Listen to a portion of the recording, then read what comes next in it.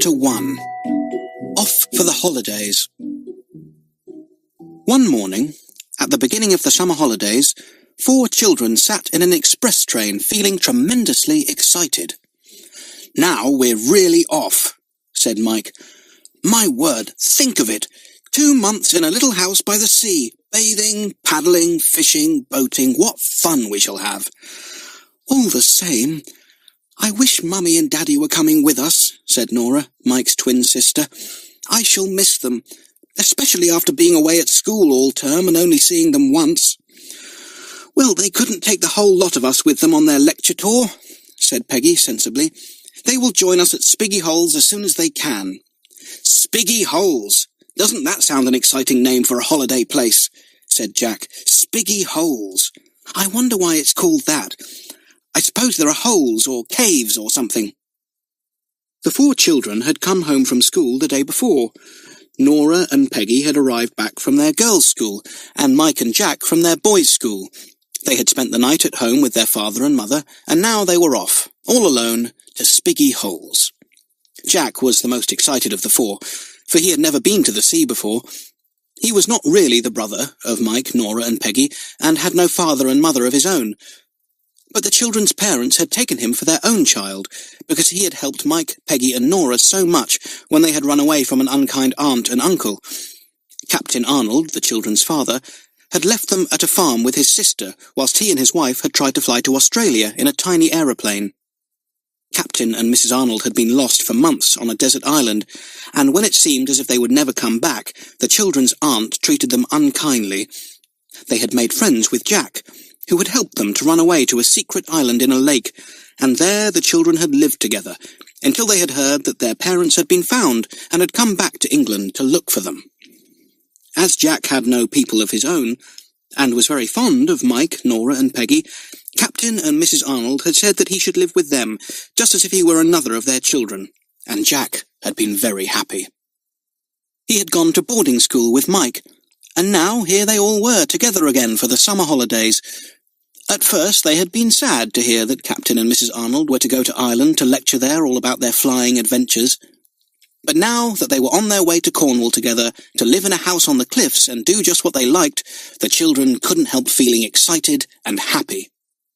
"Who's going to look after us at Spiggy Holes?" asked Jack. "Someone called Miss Dimity," said Nora. "I don't know anything about her, except that Mummy says she's nice." "Miss Dimity," said Peggy. "She sounds sort of timid and mouse-like. I shall call her Dimmy." The others laughed. "You wait till you see what she's like," said Mike. "She might be tall and strict and have a loud voice." The train roared on and on. Jack looked at a map on the wall. "I say," he said, "it looks as if Spiggy Holes isn't so very far from our secret island. I wonder if we could go over and see it. Dear little secret island. I expect it's looking grand now." "It's a good distance," said Mike, looking at the map. "About 40 miles, I should think." "Well, we'll see." "I'd just love to see our secret island again." "Let's have our lunch now," said Peggy, undoing the luncheon basket. "Look what Mummy's given us." There were chicken sandwiches, tomato sandwiches, biscuits of all kinds, lemonade to drink, and apples and bananas. "Jolly good," said Mike, taking his share of the lunch. "Mummy's great. She always knows what we like." "How long is it before we get to Spiggy Holes?" asked Nora, eating her chicken sandwiches hungrily. "We get to the nearest station at 4:30 this afternoon," said Mike. "But that's 6 miles from Spiggy Holes. There's to be a car or something to meet us." The time passed rather slowly. They had their books to read, and they played games of counting the signal boxes and tunnels. But long before 4:30 came, they all felt tired, dirty, and hot. "I'm going to sleep," said Nora, and she put her feet up on the seat. "Sleep," said Mike scornfully. "I couldn't possibly go to sleep now." All the same, he was fast asleep in a few minutes. So were they all, whilst the train thundered along through the sunny countryside, rushing under bridges, past stations, and through tunnels at a tremendous speed. The children only awoke as the train was slowing down in a station. Mike leapt up and looked out of the window. "I say, our station is the next one," he yelled to the others. "Wake up, you sleepyheads, wake up! Get your things down from the rack, and make yourselves a bit tidy. You look dreadful." So they all cleaned themselves up, and got down their things. They were just ready when the train slowed up again, and it was time to get out. They jumped out, one after the other. Mike called to a porter, "We've 2 trunks in the van. Will you get them out, please?" The porter ran to do so. Jack wandered out into the yard to see if any car had come to meet them, but there was none. Only a sleepy brown horse stood there, with a farm wagon behind him. A farm lad stood at his head. "Are you Master Arnold?" he said to Jack. "I'm meeting a party of 4 children to take them to Spiggy Holes." "Oh, good," said Jack. He called to the others. "Hey, Mike, Nora, Peggy, there's a wagonette here to take us all. Hurry!" The porter wheeled out the 2 trunks. The children piled themselves and their belongings into the wagonette and grinned at the farm lad, who looked a jolly sort of fellow. He got up into the driving seat, cracked his whip, and off they went trundling over the 6 miles to Spiggy Holes. It was wonderful country that they passed through. The sea lay on one side, far down the cliff, as blue as the sky above. The cliffs were magnificent, and the coast was very rocky. Here and there the sea splashed around enormous rocks and washed them with white spray. On the other side were fields and hills. Poppies blazed by the roadside, and blue chicory flowers shone as brightly as the sky. The children were thrilled with everything. "Hope the weather keeps on being sunny and warm like this," said Mike. "I shall live in a swimsuit." "So shall I," said the others at once. The horse trotted on. The children could hear the sound of the waves breaking on the shore far below. They were driving along a high, winding cliff road, and the sea wind blew hard in their faces. It was a very pleasant breeze, for the sun was hot and still high in the sky. "What's our house called?" Mike asked the farm lad who was driving.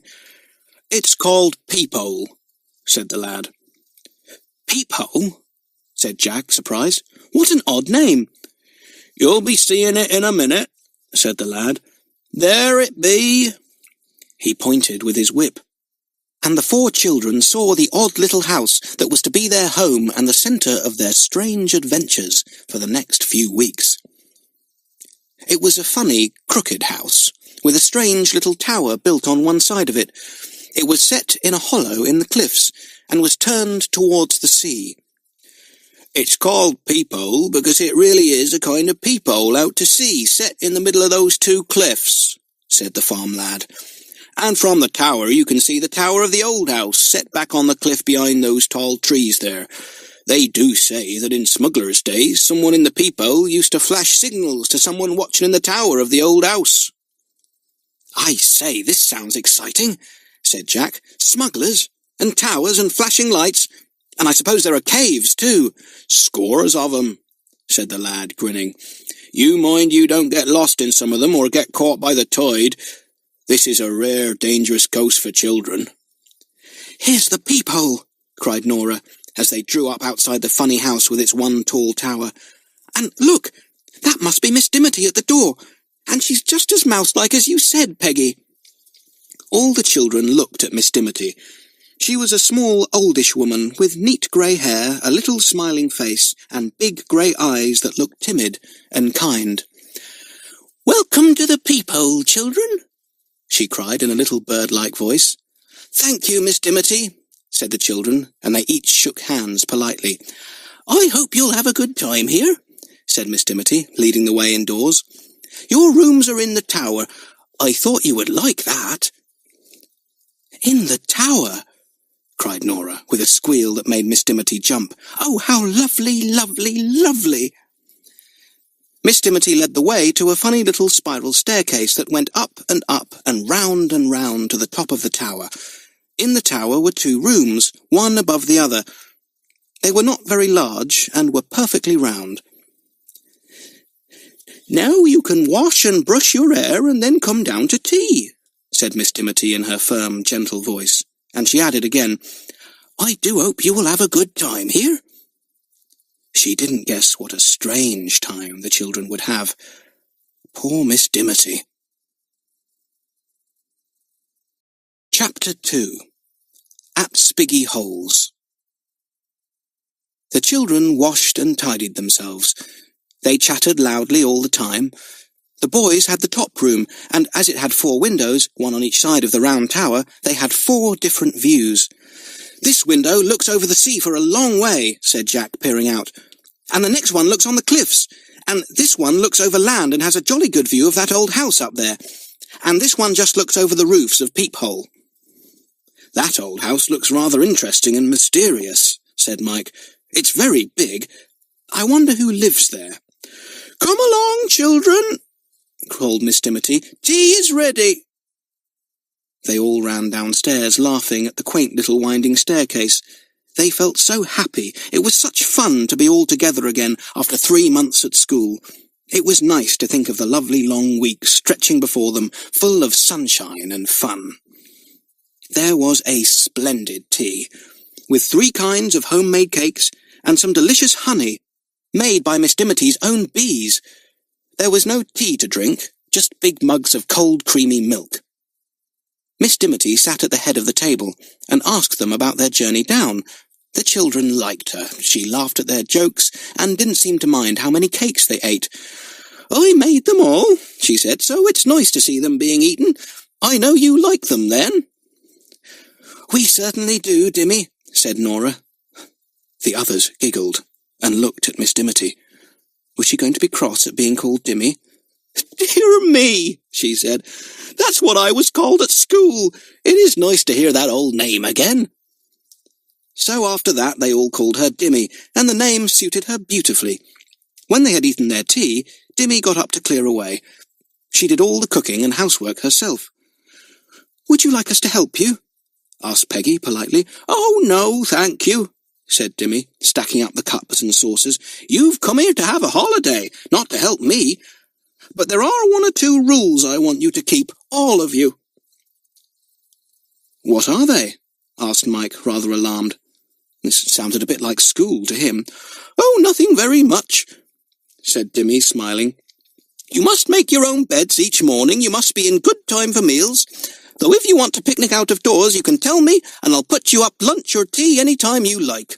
And the third thing is something your mother asked me. That is, you must be in bed by 8:30. "All right, Dimmy," said Mike. "We'll keep the rules. We've all got watches, so we know the time. Now, can we go and explore a bit?" "Yes, go out for an hour, then come back in time for bed," said Dimmy. "I'll unpack for you if you like." "Oh, goody," said Peggy, pleased. "Thanks very much. Come on, you others." They all trooped out of the house and ran to the path that led down to the beach. It was a steep path, made of steps that were cut into the rock itself. "It winds down like our tower staircase," said Mike. "Isn't it a steep cliff? And I say, just look at the colour of the sea. I've never seen such a blue." The sun was sinking in the west. To the east, the sea was deep blue and calm. To the west, it was full of a dancing golden light. The children laughed for joy and jumped down the last steps to the golden sand. It was studded with shells of all sorts. "I'll be able to make a fine collection of shells," said Mike, who loved to make collections of all kinds of things. "I say, look at those caves," suddenly said Jack, and he pointed to the cliff behind them. The others looked. They saw big and small holes in the cliffs. "Let's go and see them," said Nora. She ran up to the cliff and peered inside one cave. "Ooh," she said, "it's cold and dark in there." She was right. It was. The sunshine could not get inside the deep caves, and they felt damp and mysterious. "I wonder how far they go back," said Mike. "It would be fun to bring a torch and see." "We'll do that one day," said Peggy. "Now, what about a paddle? Come on." They took off their sandals and splashed into the water. It was warm. They danced about in glee and played catch in the water. Nora fell over and soaked her dress. Peggy squeezed it out and then looked at her watch. "Oh, goodness, it's time we went back," she said. "We must hurry. Come on." They ran back to the cliff and climbed up the steep narrow path in the rock, panting and puffing, for they were not yet used to it. Then down the garden they ran to the side door of Peephole. Miss Timothy was setting a simple supper for them of green lettuce and brown bread and butter and barley water. "Good old Dimmy," cried Mike. "Oh, this is a lovely place, Dimmy. There are dozens of caves down there on the beach." "I know," said Dimmy. "They are called the Spiggy Holes, after a famous smuggler called Spiggy, who lived 150 years ago. He used to live in that old house higher up the cliff.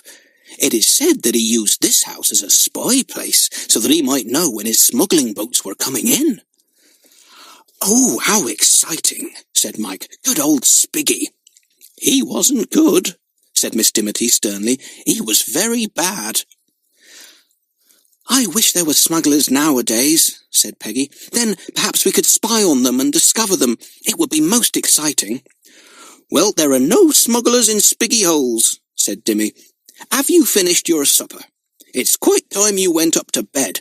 I suppose you can be trusted to wash and clean your teeth and all that without me seeing that you do?" "Dimmy, dear, do you suppose that our teachers at school come and see that we do all that?" said Jack. "It may surprise you to know that we are all of us over 5 years old." "It doesn't surprise me at all, you cheeky boy," said Dimmy, poking him with a spoon as he ran by her. "Go along with you." They all went upstairs giggling. "Dimmy is a good sort," said Nora, as she undressed in her little round tower room with Peggy. "She likes a bit of fun. Oh, I do like this funny bedroom with its 4 windows, don't you, Peggy?" "Yes," said Peggy, "but the boys have got the best room, so high up like that. Let's go and say good night to them." They slipped on their dressing gowns and climbed the winding stairs to the boys' room. Both the boys were in bed. "We've come to say good night," said Peggy. "Isn't this a lovely place to stay in, Mike?" "Lovely," said Mike with a huge yawn. "I like a room where the sun shines in from dawn to dusk and has 4 windows to peep through." Peggy went to the window that looked up the cliff away from the sea. "That old house looks spooky," she said. "I don't think I like it. Do you see its big tower, Mike? It is just like this little one, but taller and bigger.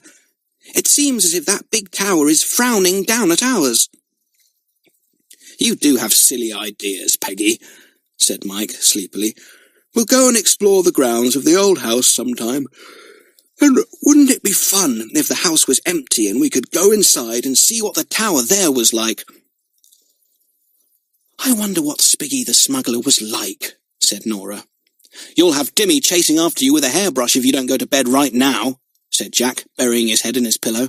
"I can't think why you are so wide awake. Do go to bed." "All right," said Peggy. "Good night. See you tomorrow, sleepyheads." She and Nora slipped down the winding stairs into their own room. They got into bed. They were tiny little beds, but very comfortable.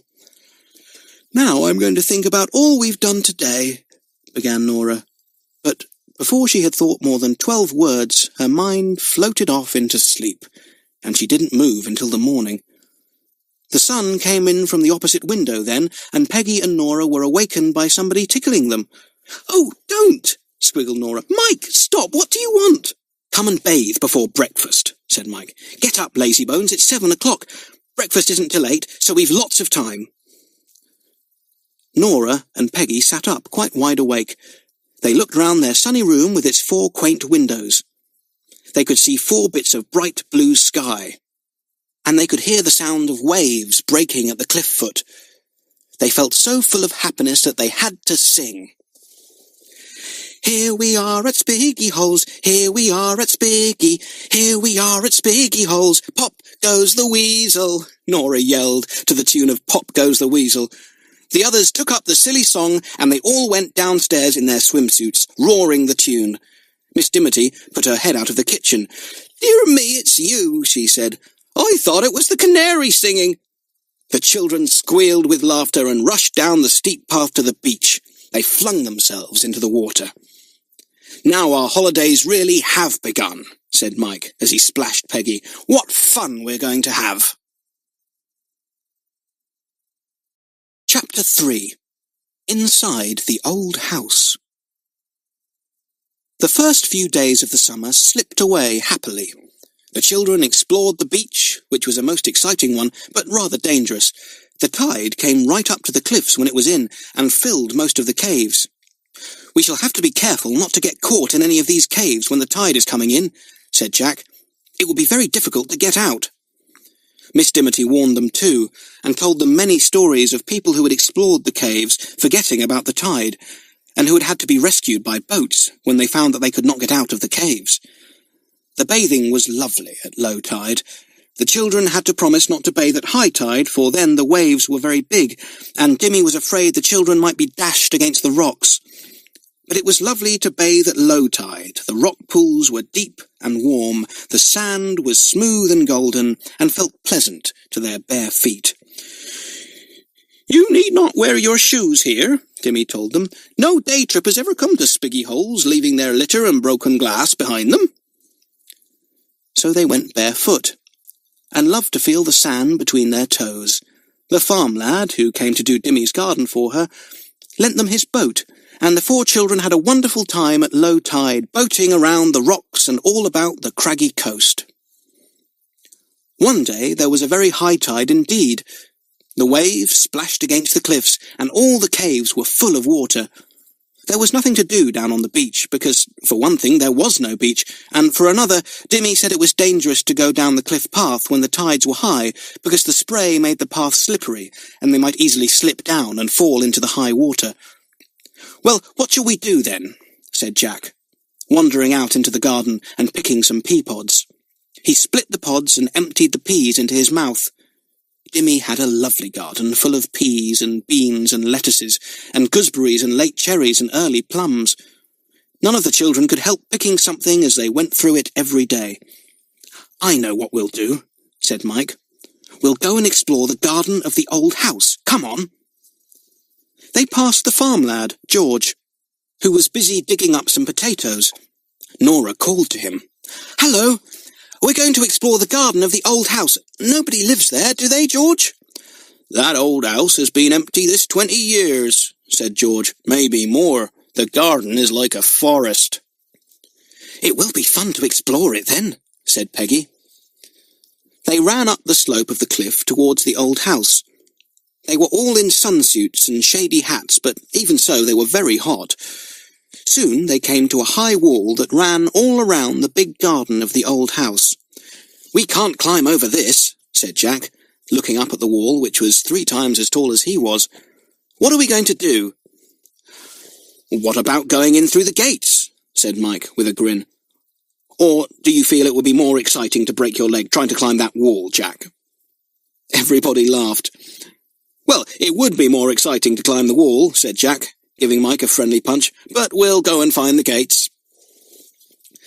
The gates were locked, but the children easily climbed over them. They jumped to the ground on the other side. There was a long, dark drive in front of them, winding its way below tall, overhanging trees to the front door.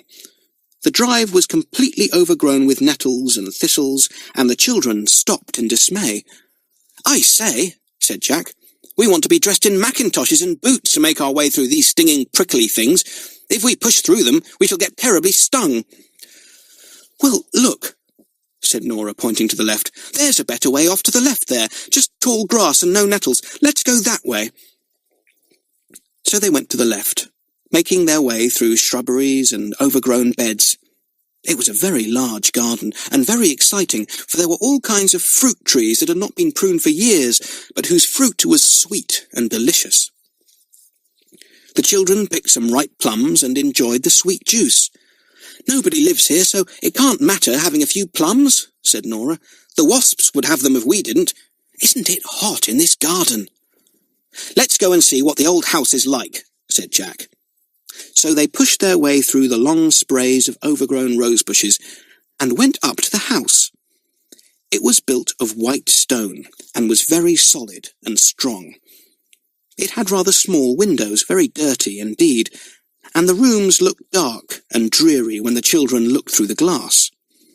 They came to the round tower built onto one side of the house, just as the tower of Peephole was built onto Miss Dimity's house.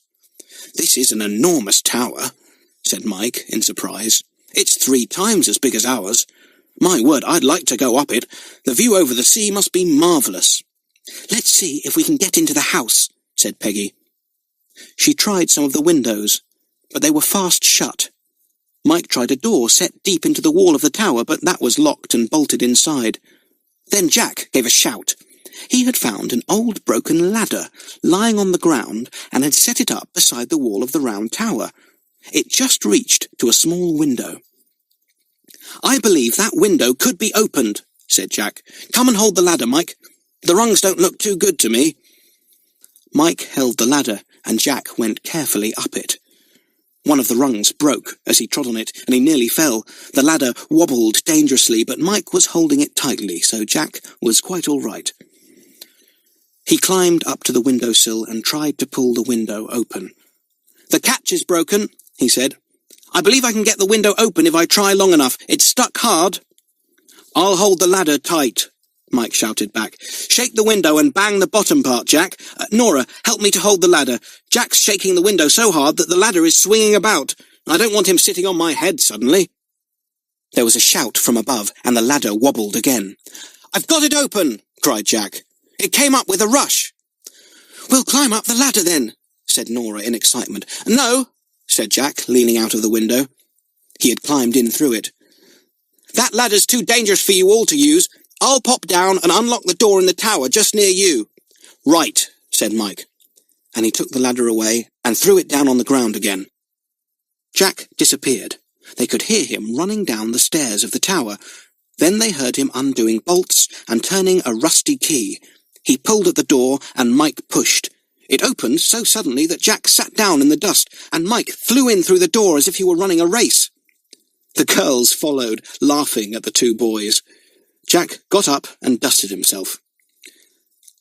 "Let's go up the tower first," he said. "Look at the walls. They seem about 4 feet thick. My word, they knew how to build in the old days."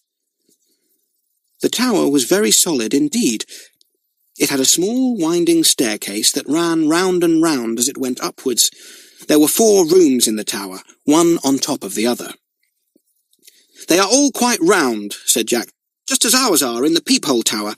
I say, what a magnificent view you get over the sea from this top room." The children stood in silence and looked out of the window over the sea. It shimmered there for miles in the sun, purple-blue with tiny white flecks where the water washed over hidden rocks.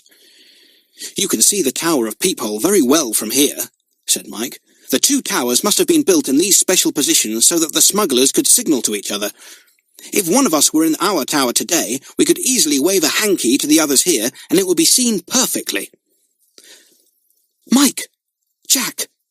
I can hear something," said Nora suddenly. She had very sharp ears. The others looked startled. "Whatever do you mean, Nora?" said Jack. "I can hear things too, the birds singing and the faraway sound of the sea." "I don't mean those," said Nora. "I am sure I heard voices." "Voices? In an old empty house that hasn't been lived in for years?" said Jack, laughing. "I tell you I did," said Nora. She suddenly pointed out through one of the tower windows. "Just look down there," she said. "You can see the front gate from here. Look at it." The others looked, and their eyes opened wide in surprise. "The front gate is open," said Mike, "and it was fast locked when we climbed over it. Nora is right. She must have heard somebody." "Perhaps it's somebody come to look over the house to buy it," said Nora. "Oh, dear. We oughtn't to be here, I'm sure. And I wish we hadn't eaten those plums now. Let's go, quickly." The others could hear the voices very clearly now, too. Jack looked alarmed. "I believe they're in the tower already," he said. "They must have come into the house by the front door and gone round to the tower." "They are coming up the stairway," whispered Peggy, her hand half over her mouth. "Shh! Don't talk any more. Maybe they won't come right up to the top." The voices came clearly up the stairway. One was a man's, and one was a woman's. "This tower is the very place," said the man's deep voice, which did not sound quite English. "Nobody would ever guess," said the woman's voice, and she laughed. It was not a kind laugh. The strangers went into the room below the top one, and the woman exclaimed at the view. "Isn't it marvellous, and so lonely, too? Not a house within miles except that little one down there. It's called the Peephole, isn't it? And the old farmhouse 4 miles off. It's just right for us, Felipe." "Yes," said the man. "Come along, we've seen all we need." The children breathed a sigh of relief. So the people weren't coming up to their room after all. "Well, I'd very much like to see the view from the topmost room of all," said the woman. "Also, that's the room we'd use, isn't it?" "Very well, come along then," said the man. "But hurry, please, because we haven't long." The footsteps came up and up. The children didn't know what to do, so they simply stood together and waited for the small but strong door to be opened. It swung inwards, and they saw a golden-haired woman looking at them, and a man with very dark skin behind her. "Well," said the woman in astonishment and anger, "what are you doing here?" "We just came to have a look at the garden and the tower of the old house," said Jack. "We are staying at the Peephole." The man came into the room and scowled at them. "You've no right to get into empty houses. We are going to buy this house, and if we catch any of you in the house or garden again, we'll give you a good hiding. Do you understand? Because we mean it. Now, clear out." The children were frightened. They tore down the winding staircase and out into the sunlight without a word. They had seldom been spoken to like that before.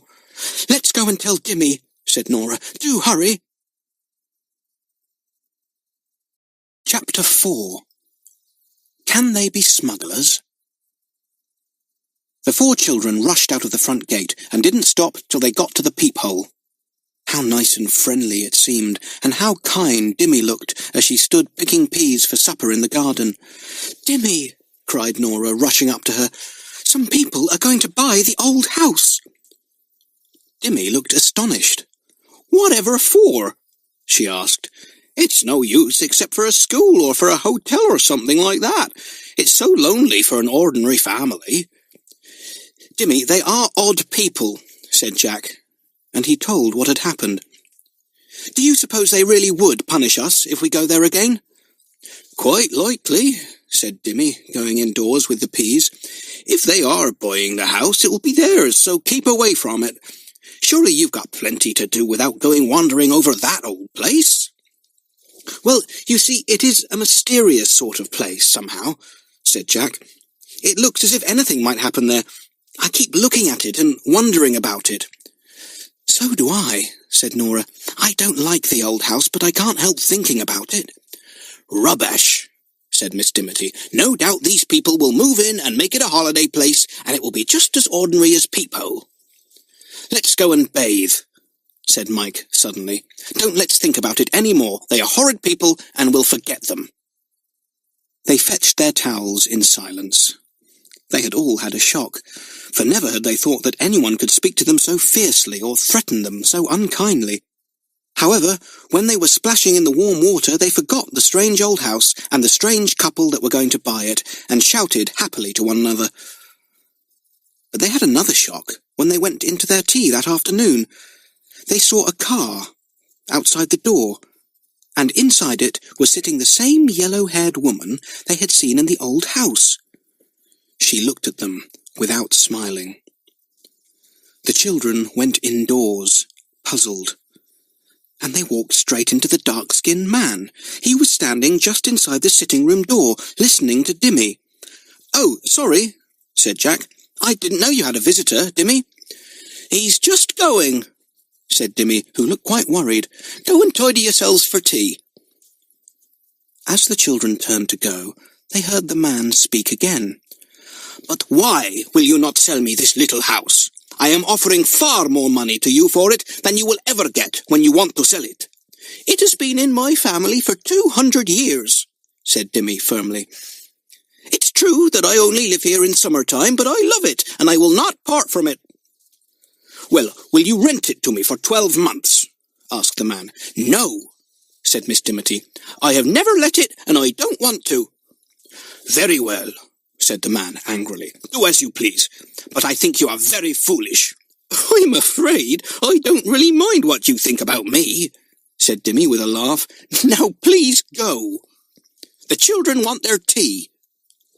"Oh, the children. Yes, that reminds me," said the man sternly. "Keep them out of the old house from now on, or they will get into serious trouble. I am not going to have badly behaved children running all over my house and grounds." "They are not badly behaved," said Dimmy. "And they didn't know you were going to buy it till today. Good day." She showed the man out of the door. He went to the car, frowning, started it with a great noise, and roared off down the country lane. "Sort of fellow who likes a car to sound like 100 aeroplanes," said Mike in disgust, looking out of his tower window. "You know, Jack, there's something funny about that man. Why does he want to buy the old house, and the peephole too? Do you suppose he's going to do something that he wants no one to know of? This would be a marvellous place to do a bit of smuggling, for instance." "People use aeroplanes for that sort of thing nowadays," said Jack. "No, I just can't imagine what he's going to do here. But I'd dearly like to find out. And if Mr. Felipe, or whatever his name is up to something funny, I vote we find out what it is." "Yes, let's," said Nora excitedly. She and Peggy had come up to the boys' room to brush their hair. "I feel as if something's going to happen, don't you?" "I do, rather," said Jack, though it all may turn out to be quite ordinary. "Children, are you never coming down to tea?" called Miss Dimity. "I suppose you don't want any jam scones today." "Yes, we do, yelled the children, rushing down the winding stairs. "Is there cream with them?" There was. Dimmy poured out their milk and handed round the new scones thickly spread with raspberry jam. "Dimmy, who was that man?" asked Jack. "He said his name was Mr. Felipe Diaz," said Dimmy, eating a scone. "Fancy him, thinking I'd let him have the peephole. I certainly wouldn't sell my old home to a person like Mr. Diaz." "We think he's up to no good," said Jack, taking a second scone. "And if he is, Dimmy, we are going to find out what's wrong." "Now don't you do anything of the sort," said Dimmy at once. "He's a man of his word, and if he says he'll punish you if you trespass on his grounds, you may be sure you'll get into trouble if you disobey. Keep away from the old house. Don't even peep over the wall." The children said nothing. They didn't want to make any promises because they never broke a promise, and it would spoil things if they had to promise Dimmy never to go near the old house. They ate a huge tea, and not a single scone or cake was left. "You made too few scones, Dimmy dear," said Jack, getting up. "Oh, no, I didn't," said Dimmy. "You ate too many. I am just wondering whether I shall bother to think about supper for you. I am sure you couldn't possibly eat any more today." The children laughed. They knew Dimmy was only teasing them. "We're going out in George's boat," said Jack. "Why don't you come with us, Dimmy? We'd love to have you." Dimmy shook her head. "I've plenty to do," she said. "Go off and enjoy yourselves, and see if you can possibly get an appetite for supper." The children shot off to get George's boat. He kept it tied to a rough little wooden pier in a cove nearby. He used it for fishing, and it was a good, strong little boat. "George, did you see anything of the people who were going to buy the old house?" asked Jack, eagerly. "Yes," said George, who was mending his fishing lines. "They came and asked me to tidy up the garden a bit, and to get a couple of women from the nearest village to scrub down the house. And they wanted to know a tidy lot about the coast around here." "Did they? What for?" asked Mike. "That's what I'd like to know," said George with a laugh. "That man's up to no good, I reckon. He wanted me to sell him my boat too, when I told him it was the only one hereabouts." "Oh, George, you didn't sell it to him, did you?" cried Jack in dismay. "Of course not," said George. "I wouldn't part with my boat, not for £100. I don't think they wanted the boat to use themselves, though. I just think they didn't want me rowing round about this coast for a bit." "George, do you think they are smugglers, then?" cried Mike. "I thought smugglers used aeroplanes, not boats, nowadays." "They've got some little game on," said George, packing up his nets neatly into the bottom of the boat. "But I'm not going to help them by selling my boat. I'm going to keep my eyes open." "So are we, George, so are we," cried the 4 children excitedly. They told him all about their adventure in the old house that day. George listened. He got into his boat, which was floating by the side of the little jetty, and beckoned to the children to get in. "You come along with me and I'll show you something," he said. They all tumbled in, and Jack and Mike took an oar each. George had 2. They rowed out on the calm sea, bumping a little on the waves that ran round the rocks here and there. "We've got to row a good way," said George. "I reckon we can just do it before supper. Right round the cliff there, look, and beyond it, and then round the next crag too. It's a goodish way." It was lovely on the sea in the evening. The children took turns at rowing. The sun sank lower. The boat rounded the big cliff, went across the next bay, and rounded a great craggy head of rock that stood well out into the sea. Beyond that, the cliff fell almost down to sea level before it rose again. George took the boat well out to sea then, and suddenly he pulled in his oars, shaded his eyes with his hand, and looked over the land to the northwest. "Now you look over there," he said, "and tell me what you can see." The children looked. Jack gave a shout. "Why, we can see the topmost window of the old house from here, and we can see the topmost window of our own tower too. The cliffs seem to fall away in a more or less straight line from here, and the towers can just be seen." "Yes," said George. "And in smuggling days a ship could come and anchor out here, right out of sight of Spiggy Holes, and could come in at night when a light shone in those towers. Old man Spiggy used to light the lamp when it was safe, and it used to wink out at the smuggling ships here, and in they'd ride on the tide, unseen by anyone." "It does sound exciting," said Jack. "Do you suppose Mr. Felipe Diaz is going to use the tower for the same thing, George?" "Oh, no," said George, "but we'll keep our eyes open, shall we?" "Yes, rather," cried all the children, and rowed back to supper as fast as they could. Chapter 5. The Light in the Tower. The next few days the children kept a sharp eye on the old house. They saw smoke rising from 2 of the chimneys and guessed that women were at work cleaning the big place. George also went up and tried to clear the weeds from the drive, and he told the children that the new people were coming in the very next week. "They seem in a mighty hurry to come in," he said. "Why, that place wants painting from top to bottom, and they're not going to have anything done except that the big boiler is to be put right." The children bathed and paddled, fished and boated as much as ever, but the day that the new people moved into the old house, all 4 of them went to hide themselves in an enormous oak tree that grew not far from the gates. They climbed up into the tree, settled themselves down on 2 broad branches, leaned comfortably against the trunk of the tree, and sat there, whispering and waiting. Presently, a large removal van came along the road, and then another. But that was all. "Funny," said Jack in surprise. "Only 2 vans of furniture for that enormous house? They must just be furnishing a small part of it." The vans moved in through the gates, stopped in front of the house, and the men began to unload. Then the big car belonging to Mr. Felipe Diaz came tearing along, and just under the tree where the children hid, it had to stop, to allow a tradesman's van to pass out of the gates. In the car was Mr. Diaz, the yellow-haired woman, a chauffeur as dark as Mr. Diaz, and a sleepy-eyed young man who lolled back in the car, talking to the woman.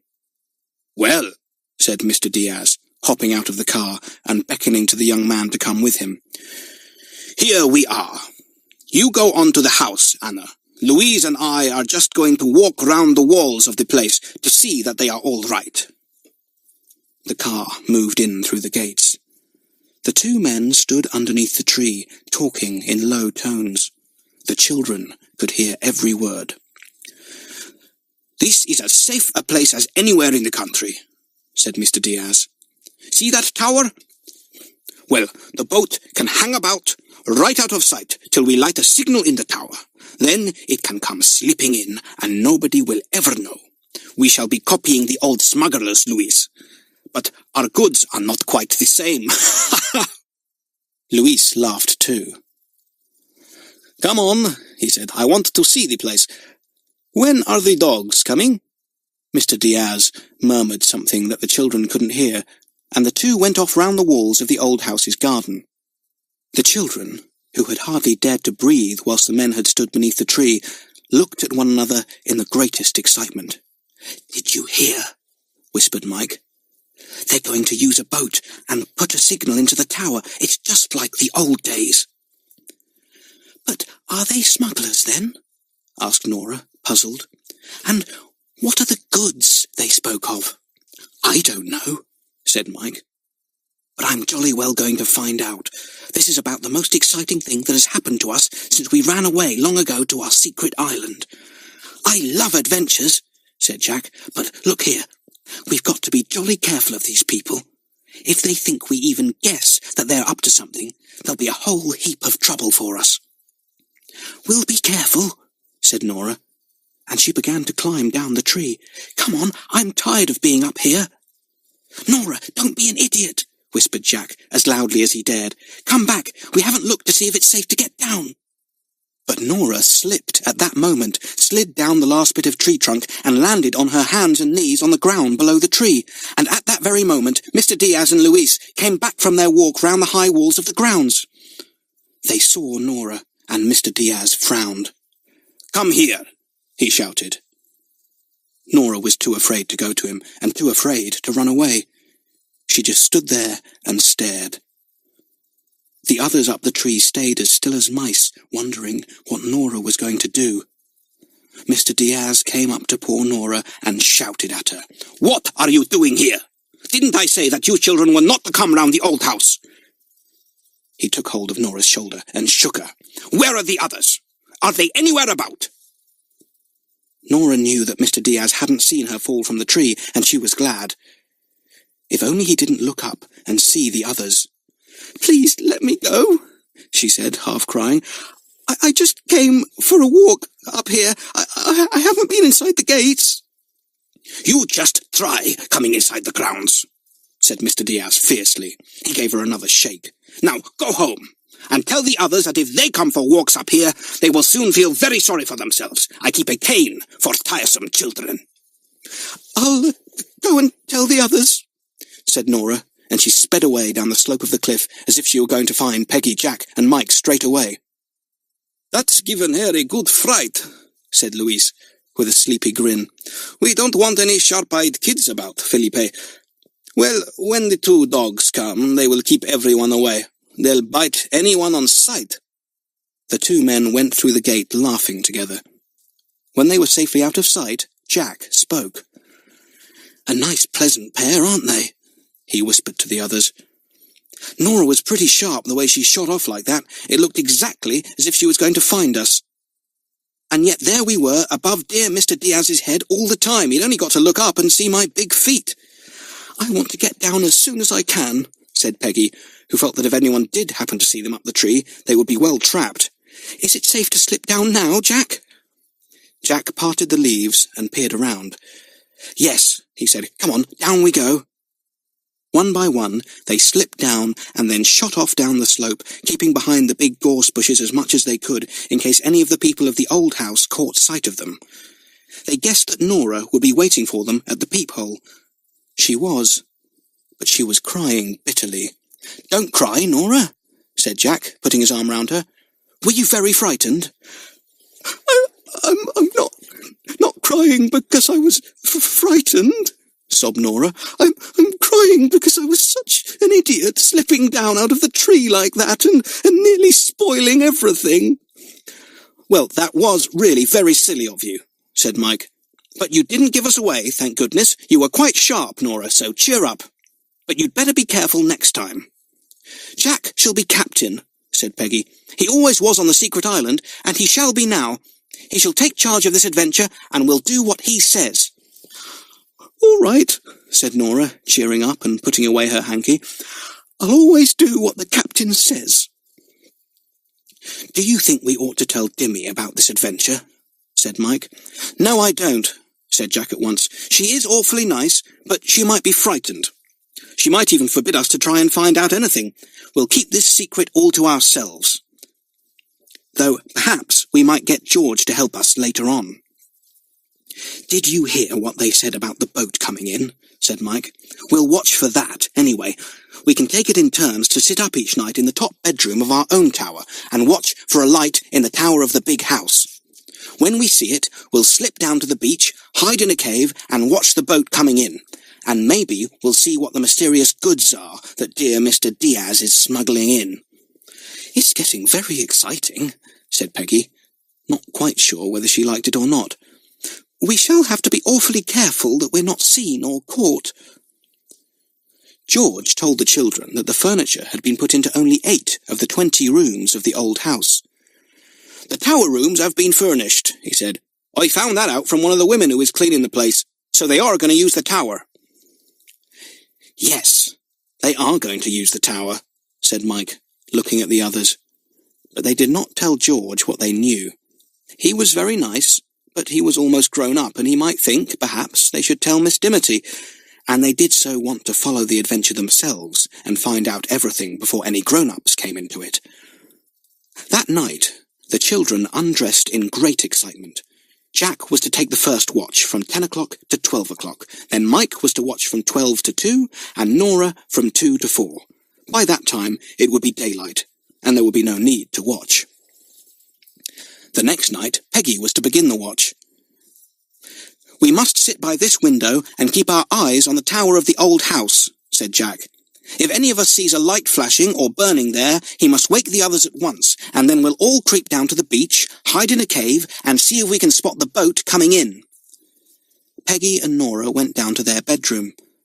They found it difficult to go to sleep. Mike got into bed and talked to Jack, but they both fell asleep very soon. Jack had set the alarm clock to wake him at 10. Ring!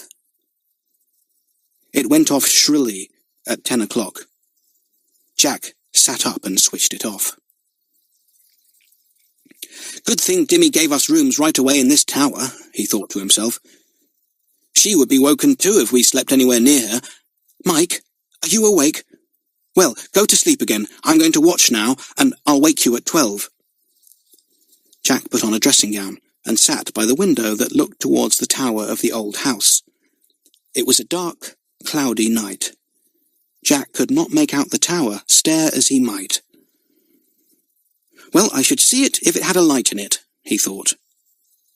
An owl hooted in a distant wood.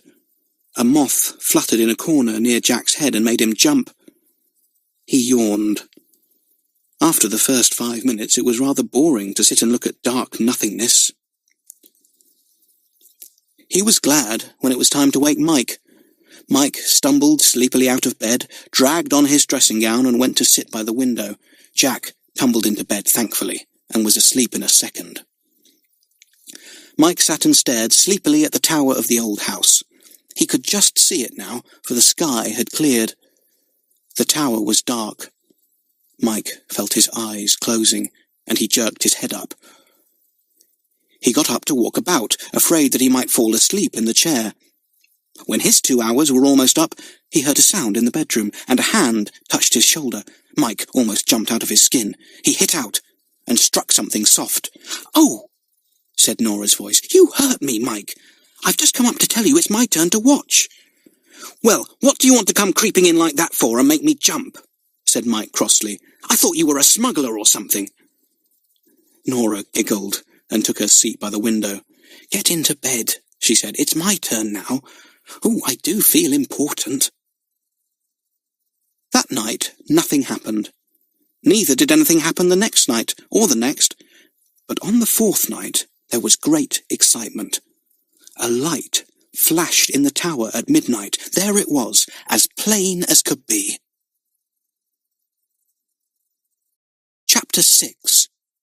A Strange Discovery. It was Peggy who first saw the light flashing in the tower of the old house. Mike had had the first watch that night, and Peggy had come up from her room about 1 minute before midnight to take her turn at watching. She whispered a few words to Mike and took her seat by the window. "There hasn't been a sign of anything," Mike said in a low voice, and he threw off his dressing gown to get into bed. "This is the 4th night we've watched. It's a bit boring, I think. Do you suppose that—" But just at that moment, Peggy gave such a loud squeal that Mike jumped. "Mike! Oh, look, Mike! There's a light in the tower! It's just come this very moment!" Mike ran to the window, almost falling over a chair on the way. Jack awoke at the noise. "Yes," said Mike. "It's a light! Jack! Jack, come and look!" Jack jumped out of bed and ran to the window. Sure enough, there was a light in the distant tower, a light that dipped and flashed and dipped and flashed. "They are signalling," said Jack in excitement. "The boat must be standing out to sea watching for the signal right beyond that rocky crag we sailed round." "Shall we get on our things and slip down to the beach?" said Mike, so excited that he could hardly stand still. "Yes," said Jack. "Peggy, wake Nora. There's no hurry, because if that light has only just shone out of the tower, it will take some time for the boat to get round to Spiggy Holes. We've plenty of time to dress properly." Peggy flew down the winding staircase to tell Nora, who was still sleeping soundly. Peggy shook her, and Nora woke up in a hurry. "Nora, the light's in the tower. Hurry and get dressed, because we're all going to creep down to the beach and hide in a cave to watch," said Peggy.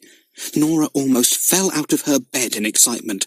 They put on their clothes in the dark, for Jack had forbidden lights of any sort in their tower in case they should be seen from the old house. "If we can see their light, they could see ours," said Jack. "True, Captain," said Mike, and dressed himself at top speed. He put on both his socks inside out and buttoned up his coat wrong, but who minded?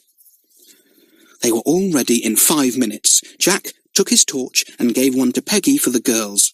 They all crept down the staircase, out of the little tower door, and down the garden path, where the smell of honeysuckle came to them. "Nora's got on her bedroom slippers," said Peggy with a giggle. "She couldn't find her others." "Shh," said Jack sharply.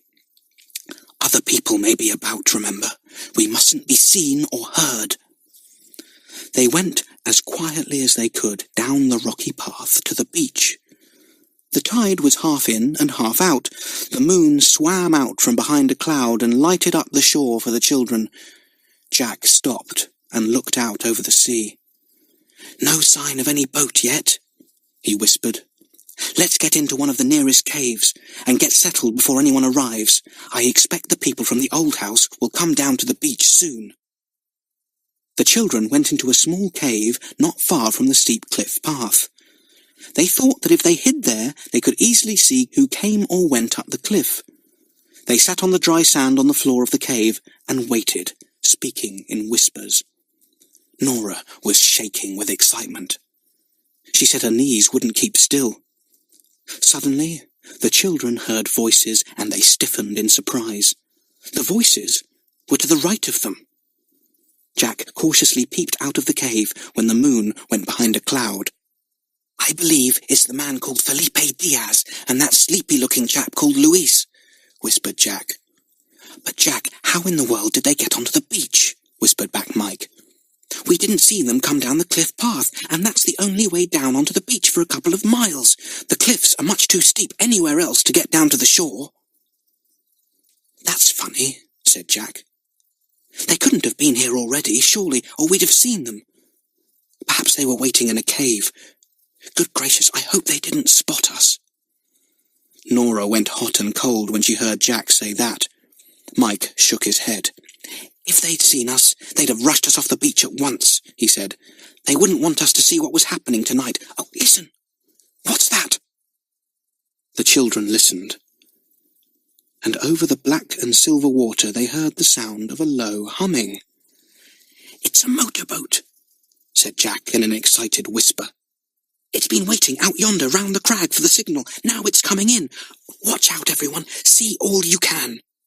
The children stood up and craned their necks round the rocky edges of the cave. The moon came out for a moment, and, coming nearer and nearer to the shore, a large motorboat could be seen, glinting in the moonlight. Its hum was loud in the stillness of the night. It shut off its engine and ran gently into the little cove where George kept his boat. The children could no longer see it.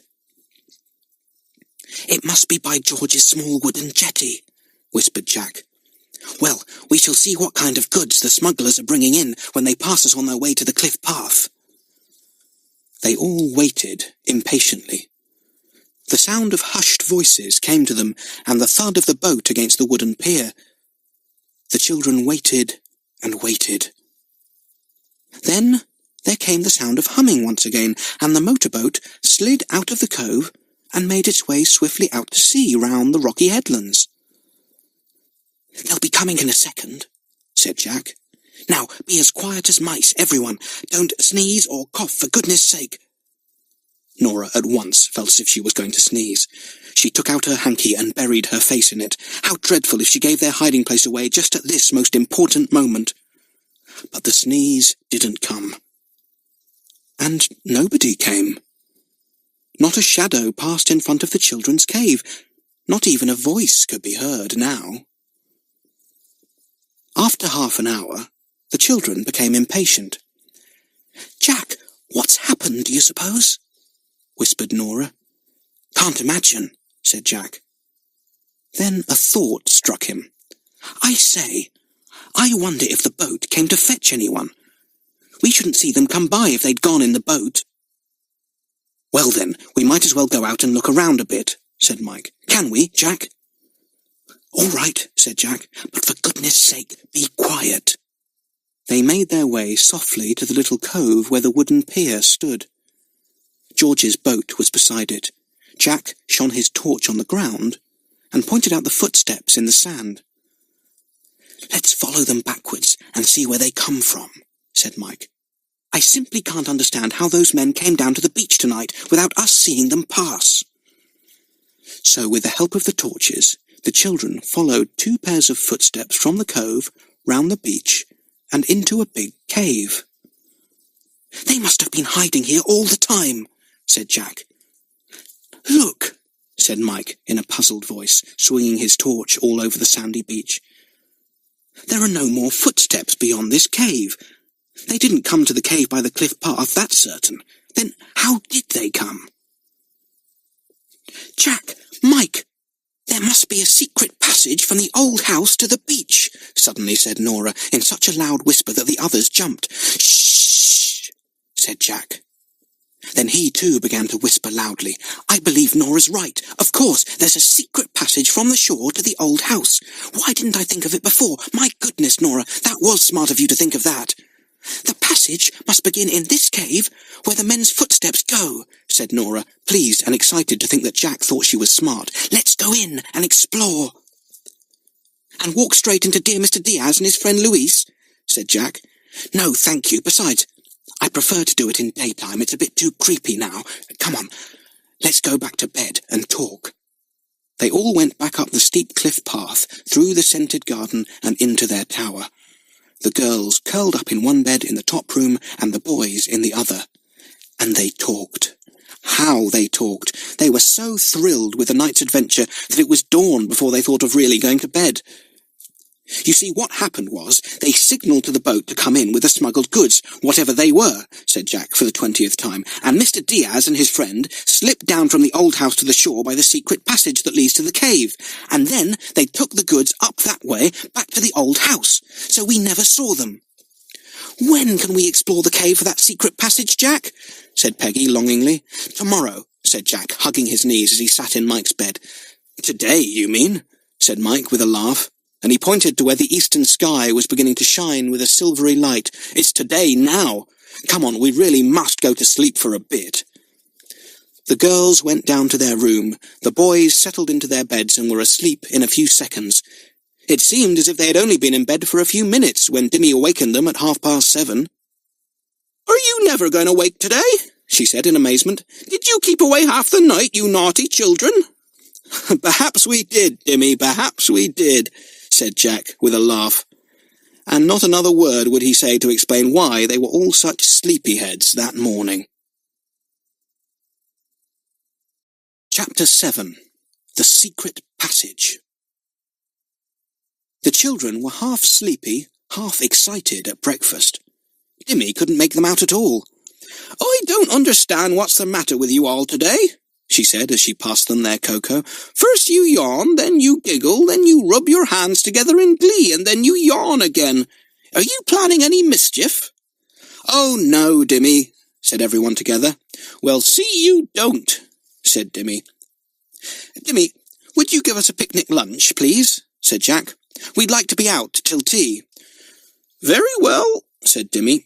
"You shall have some little veal and ham pies that I made yesterday, some ginger cake, and some ripe plums and lemonade. Will that do? Oh, and you can have some hard-boiled eggs too, if you like." "Lovely," said everybody.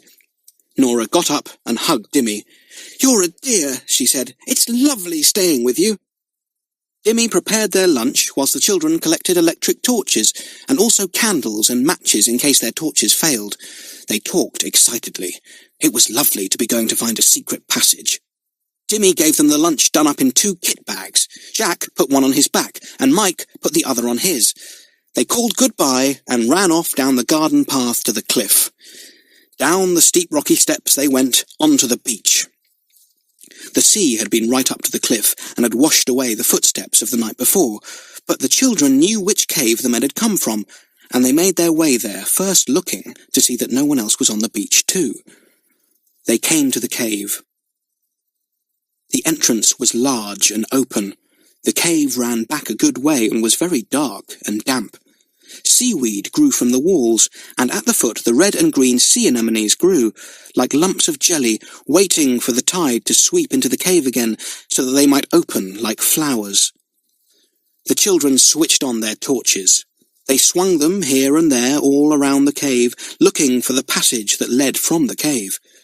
At first, they could find nothing at all. "It's nothing but walls, walls, walls," said Mike, flashing his torch round the damp rock that made the sides of the cave. "And at the back it just ends in rock too. Oh dear. I wonder if after all there isn't a passage." "Look here!" shouted Jack suddenly. "What's this?" He held his torch fairly high up one wall. The children crowded round eagerly. They saw rough steps hewn in the rock, and they could see that the seaweed that grew around had been bruised and torn. "See that seaweed?" said Jack excitedly. "Well, somebody has trodden on that. That's the way, up there. Come on, everybody." With their torches flashing, the children tried to climb up the steep rocky steps in the cave wall. They were slippery, and it was very difficult. Suddenly, Peggy caught sight of something that looked like a black worm hanging down the wall, and she shone her torch on it. "Here's a rope," she said. Look, it must be to pull ourselves up by." The others stared at the rope. Mike caught hold of it. It hung down from a black hole at the top of the rocky wall, and as he pulled it, it held firm. "Yes, that's what it is," said Mike. "It's fastened to something overhead, and is meant to help anyone using this cave. I'll go up first with the rope's help, and you others can follow." It was easy to get up the slippery rocky steps with the rope to help them. Mike swung himself through the dark opening at the top of the sloping wall. He shone his torch around. He was in another cave, but much smaller. A few boxes and barrels lay around, empty and half-broken. Mike called down excitedly. "This has been used by smugglers in the olden days. There are still the old boxes here that must have brought the brandy and silks and things that the smugglers hid. Come along, you others." One by one they scrambled up. Jack kicked the boxes. They were all empty. "Unpacked by smugglers years and years ago," said Jack. He shone his torch round the cave. "Where do we go from here?" he wondered. "Ah, look! Is that a door or something over there?" "Yes," said Mike, who was the nearest. "A good solid oak door, too, fitted with bolts. I say, what a shame if it's locked." He tried it, but it was not locked. It swung heavily into the cave, showing behind it a narrow passage cut out of the rock itself. "Here's the passage," cried Mike in the greatest excitement. "I say, isn't this thrilling?" "Mike, don't make such a row," said Jack. "We don't know if anyone is coming down the passage or not, and if they should be, they'll hear us easily. Let me go first. My torch is the brightest." He went up the dark, damp passage. It was so low in places that the children had to put down their heads in case they were bumped. The passage wound round and in and out, always going uphill, sometimes quite steeply. After a while, it was not cut out of the rock, but out of sand and soil. It was quite dry by the time they had gone a few 100 yards. Except for the noise that their feet made now and again, the children were perfectly quiet. Presently, they came to a wider piece of the passage, and this widened out so much in a few moments that it became a kind of underground room. Here were more boxes, larger ones and much stronger looking. All were empty. "Think of the old-time smugglers sitting here and having a feast, opening the boxes and barrels, selling the goods, going off again in the middle of the night," said Peggy, looking round. The children could imagine it all very well. "Aren't we nearly up to the old house now, Jack?" asked Nora. "We seem to have come a long way, always going uphill." "I think we must be very near," said Jack in a low voice. "That oak door over there in the corner must lead into the cellars, I should think." "Let's open it and see," whispered Mike. He took hold of the iron handle of the door and pushed gently. It opened outwards, and Mike looked through it. There was a flight of stone steps beyond, leading steeply upwards. The children went softly up them. There were 18 of them. At the top, Jack swung his torch around. They were in a dark, underground cellar, set round with shelves. Empty bottles stood in rows, barrels stood in corners. "This is the cellar of the old house, I'm sure," said Jack. "And look, there are the steps leading into the house itself."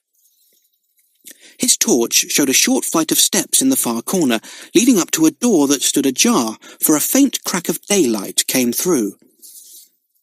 "You stay here, and I'll slip up and see if I can hear anything," said Jack. The others stayed as still as mice. Jack went quietly up the steps. He swung the door a little farther open and listened. He could hear nothing. He peeped through the door. A large stone-floored scullery lay beyond the door. Nobody seemed about at all. Jack tried to remember where the tower would be. Of course, it would be quite near the scullery. Maybe a door would lead from the scullery into the tower, so that servants could take the meals there when necessary. Jack slipped through the door and took a quick look round. Yes, there was a little stout door at the end of the big scullery, just like the door through which the children had gone into the tower. It must lead there. Now that he had gone so far, Jack felt as if he must go farther. He tiptoed through the scullery and tried the little tower door. It opened. He slipped through and ran up the winding stairs of the tower. He went right to the top, and when he got there, he stopped in amazement. He could hear somebody crying inside the top room of the tower. It sounded like a child. Jack tried the door, but alas, that was locked. He knocked softly. The person inside stopped crying at once. "Who is it?" said a voice. But just as Jack was going to answer, he heard the sound of voices. Someone was coming up the tower stairs. What was Jack to do? He couldn't hide in the room at the top, but perhaps there was time to hide in the room below, if only they didn't come there. He slipped quickly down the stairs and into the room below, which was roughly furnished with a rug and a chair and table. Jack hid behind the door. The voices came nearer as the people came up the winding staircase.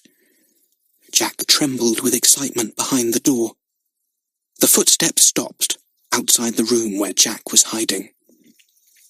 "I'll just see if I left my papers in here," said the voice of sleepy-eyed Louise.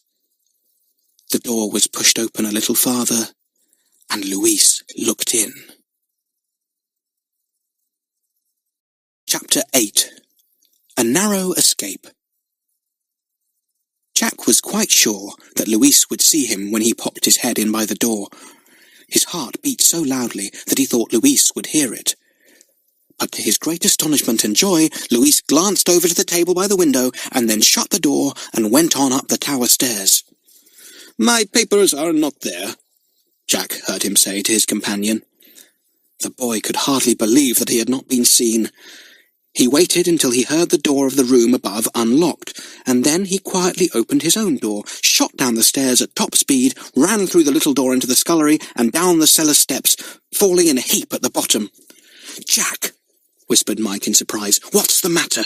What a long time you've been." "I was nearly caught," said Jack, panting. "Tell you all about it in a minute. Let's get out of this cellar down into that underground room. Hurry!" They all climbed down the 18 steps to the underground room. They were longing to know what had happened to Jack. "Let's sit down here for a minute," said Jack. They sat down on the old boxes and barrels. "I'll tell you what happened," said Jack. "I tiptoed through the scullery to the door that leads into the tower from here, and I slipped up the winding staircase to the top. But the top door was locked, and there was somebody crying behind it." "Crying?" said Nora in surprise. "Is there a prisoner in the tower, then?" Must be, said Jack. And it sounds like a boy or a girl, too. Isn't it mysterious? Perhaps they're not smuggling silks and things then, but have got a prisoner, said Peggy seriously. Perhaps it was the prisoner they brought in last night by that motorboat and took through the secret passage to the tower. I think you're right, Peggy, said Jack. Now we'll have to find out somehow who it is. Well, I should think the prisoner will look out of the tower window sometime, said Nora. We could borrow Dimmy's binoculars and keep watch, couldn't we? Then we should see what sort of a prisoner it is. Good idea, Nora, said Mike. We could easily take it in turns to keep watch for that. I feel jolly hungry, said Peggy. Isn't it about time we had our lunch? All this exploring has taken ages. What's the time, Jack? Jack looked at his watch. It's getting late, he said. We'll go back to the beach and eat our lunch there. Come on. We don't want to eat in this dark, dismal room. They went back to the secret passage. It was easier going down it than up. Bending their heads down every now and again, the children made their way down it, stumbling over the rough, rocky path underfoot. Nora's torch had no more light showing in it, so she walked close behind Jack, trying to see by the light of his. At last, they came to the cave that was over the shore cave. The rope hung down through the hole that led to the steps down the cave wall. Jack got hold of it. He began to climb down, but he hadn't gone far before he gave a shout of dismay. I say, what do you think's happened? What? Cried everyone anxiously. Why, the tide's come in whilst we've been exploring, and the shore cave is full of water, shouted Jack. It's almost up to the roof of the cave. We can't possibly get down this way.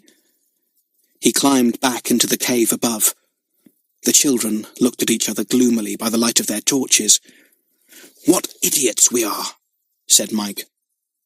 We never thought about the tide. If we had thought, we'd have known it was coming in, and we'd be nicely caught by it. It won't be out of this cave for ages. What are we going to do? Said Nora. I'm so hungry. Can't we eat our lunch now? It's damp and cold in here, said Jack with a shiver. We shall all get chills if we sit in this cave. We'd better go back to that underground room. At least it's dry there. We can light our candles and eat our food by their light. Our torches won't last much longer if we use them such a lot. So back they toiled up the secret passage till they came to the underground room. And there, where many a time the smugglers had sat and feasted and smoked, the four children undid their kit bags and took out all the delicious things that Dimmy had put in for them. Veal and ham pies had never tasted quite so good, and as for the ginger cake, the children could have done with twice as much.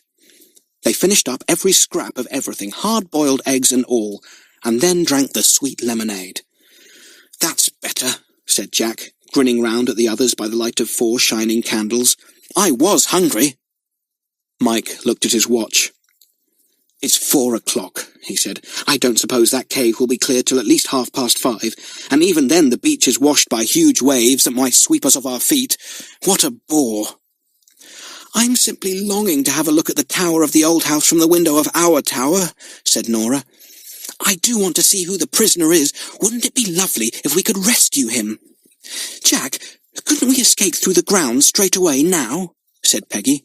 If we went up into the cellars again, and into the scullery, and down the tradesman's entrance to the back gate, we could easily get home in 10 minutes, instead of waiting for hours for the tide to go out of the cave. Well, we'd have to be jolly careful, said Jack, who also didn't want to wait for hours for the tide. I'll go first, as usual, and see that all's clear. They all went up the 18 steps into the cellar. Jack slipped up the steps to the scullery. No one was there. He could hear voices in the kitchen, but he guessed that the maids there were having their tea. Everything was quiet. Jack gave a low whistle, and the others came up the steps quietly. They tiptoed to the back door where a row of empty milk bottles stood, waiting for the milkman. And then they saw something that filled them with dismay. 2 big Airedale dogs were roaming about the garden. Look, whispered Jack, they'll never let us pass. I'd forgotten that they got dogs to guard the place. Nora looked as if she were going to cry. First it was the tide that stopped them, and now it was 2 dogs. Do you think they'd hurt us if we tried to slip out of the grounds? Said Peggy. No, said Jack, but they'd bark the place down, and we'd be found at once. Wait a minute whilst I think what to do. "Aye, aye, Captain," said Mike. The others waited obediently. Jack was always good at thinking of ideas when they were in a fix. "I know what," said Jack at last. "We'll go into this little wash-house here and hide behind that heap of sacks. They must call in the dogs when a tradesman comes, or they wouldn't get any goods. Well, we'll wait till someone comes, the milkman or the baker, and as soon as the dogs are called in, we will slip out. We won't go down the back path, we'll make for that tree over there and climb it. I believe we could drop onto the top of the wall from its branches and get down the other side quite safely." "Good idea," said Mike. They all crouched down in the little wash-house, first of all shutting the door so that no dog could wander inside and find them. They waited. Jack sometimes popped his head up and peeped out of the window, but no one came. Then they heard the rattling of the milkman's van down the lane, and Jack grinned at the others. "Be ready," he whispered. The milkman got down from his van and rang a bell at the back gate. At once, the two dogs set up a terrific barking. Luis appeared round the house and called them. He tied the dogs to a tree and shouted to the milkman, "All right, the dogs are tied. You can come in." The milkman went up the path with some bottles and some butter. A voice came from the kitchen. "Come right in, please." He disappeared inside the scullery. "Now's our chance," whispered Jack. "Luis is gone. The dogs are tied. Run!" The four of them ran through the wash-house door and sprinted across the grass to the tree that Jack had pointed out. The dogs saw them and began barking again, pulling at their leads as if they would break them. "Lie down and be quiet," yelled a voice from somewhere around the house. The dogs went on barking, but in a minute or two the children were safely up the tree, hidden in the branches. Still the dogs went on barking and barking. Luis appeared again and shouted at them. "Quiet, I tell you," he yelled. "It's only the milkman." But the dogs knew that it wasn't, and they barked till they were hoarse. The children waited till Luis had gone again, and then, one by one, they climbed from a branch to the top of the wall and dropped down to the other side in safety. How glad they were! How they tore down the slope to Peephole, giggling as they went. What an adventure they had had! "Secret caves and passages, and finding a prisoner, and nearly getting caught ourselves," panted Mike as they reached Peephole. "It's all too exciting for anything." "And now we've got to find out who the poor prisoner is," said Nora. "That's what I'm longing to know." Dimmy met them in the hall. "So you're back again," she said. "Did you have a good picnic? What a lovely sunny day it's been, hasn't it?" "Has it?" said the children, trying to remember.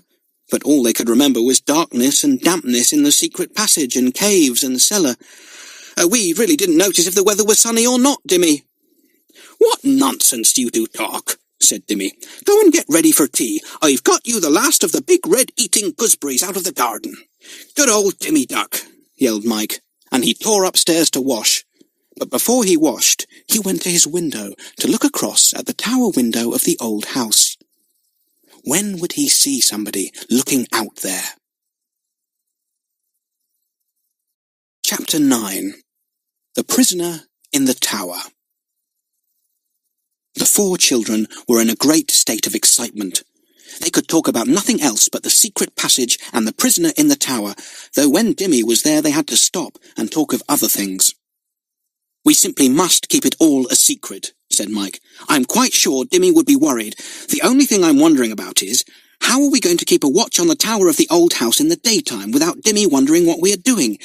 It was easy enough at night, but in the daytime it won't be so easy." "Well, we'll have to be out of our rooms whilst Dimmy is cleaning them each day," said Peggy. "But as soon as the cleaning is done, we could take it in turns to go into the top bedroom and watch without Dimmy knowing.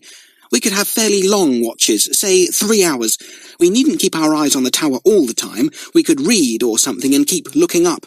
I shall do my knitting." "And I shall do my jigsaw," said Mike. "I can do that and keep looking up easily." "We'll begin tomorrow morning," said Jack. "I hope Dimmy doesn't go up to our bedroom and find one of us there. She'll think we've quarrelled or something." They took a look at the tower in the distance as they went to bed that night, but there was nothing to be seen. Nobody looked out. A dim light shone, that was all. "There must be somebody there now," said Jack, "or they wouldn't have a light. Goodness, I'm sure I shall never go to sleep tonight. My mind keeps thinking of secret caves." They did lie awake rather a long time, but at last they were all asleep and dreaming. They dreamt of caves and passages and towers and prisoners, and had just as exciting a time in their sleep as they had had in the daytime. Mike looked at the distant tower as soon as he jumped out of bed next morning, but there was no one there. Jack took a glance as he was about to go downstairs, and he gave a cry. "There's someone at the window!" Mike came rushing to see, but Jack pushed him back. "Don't go too near our window. If we can see them, they can see us. And it looks to me as if it's only Mr. Diaz." The two boys kept back a little so that no one could see them. Yes, it was Mr. Diaz, and he was looking straight at their window. "Keep quite still, Mike," he said. "He's just trying to find out how much we can see of his tower, I'm sure." Mr. Diaz drew back after a while. Dimmy rang the breakfast bell again downstairs, and Peggy came bounding up the winding staircase to find out what the boys were doing. That day, the children began their 3-hourly watches, and it was just as Peggy was taking over from Jack about 6 o'clock that evening that they first saw the prisoner. Jack had been carving a wooden boat with his penknife, sitting patiently for 3 hours at one side of the window, so that Mr. Diaz would not catch sight of him if he should happen to look out once more. Every minute or two, Jack glanced over to the distant tower, but he had seen no one there. Then Peggy came running up the stairs to take her turn at watching, and just as Jack was getting up from his chair and Peggy was picking up her knitting, they both happened to glance at the far window, and they both saw the same thing. "It's a little boy," said Jack in the greatest astonishment. "He doesn't look more than 7 or 8. "He doesn't look English," said Peggy. "Even from here he looks very dark-haired and dark-eyed." The little boy in the distant tower leaned on the window-sill. Jack took up the binoculars that lay near at hand and looked through them. He could then see the little boy looking as near as if he were in the garden of Peephole. "He looks awfully pale and miserable," said Jack, "almost as if he were crying." "Let me see," said Peggy. Jack gave her the glasses. She looked through them. "Yes," she said, "he certainly does look sad. I'm not surprised either if he's a prisoner." "Let's wave to him," said Jack suddenly. "He'll be glad to see other children." Jack leaned right out of his window and began waving violently. At first, the boy in the tower did not notice. Then Jack's moving arm attracted his attention, and he stared. Jack almost fell out of the window because he waved so hard. Peggy squeezed beside him and waved too. The boy smiled and waved back. First he put one hand out of the window, and then both, and waved them like flags. "Good, he's seen us," said Jack, pleased. "Now, the next thing is, how are we going to find out who he is?" Peggy had a good idea.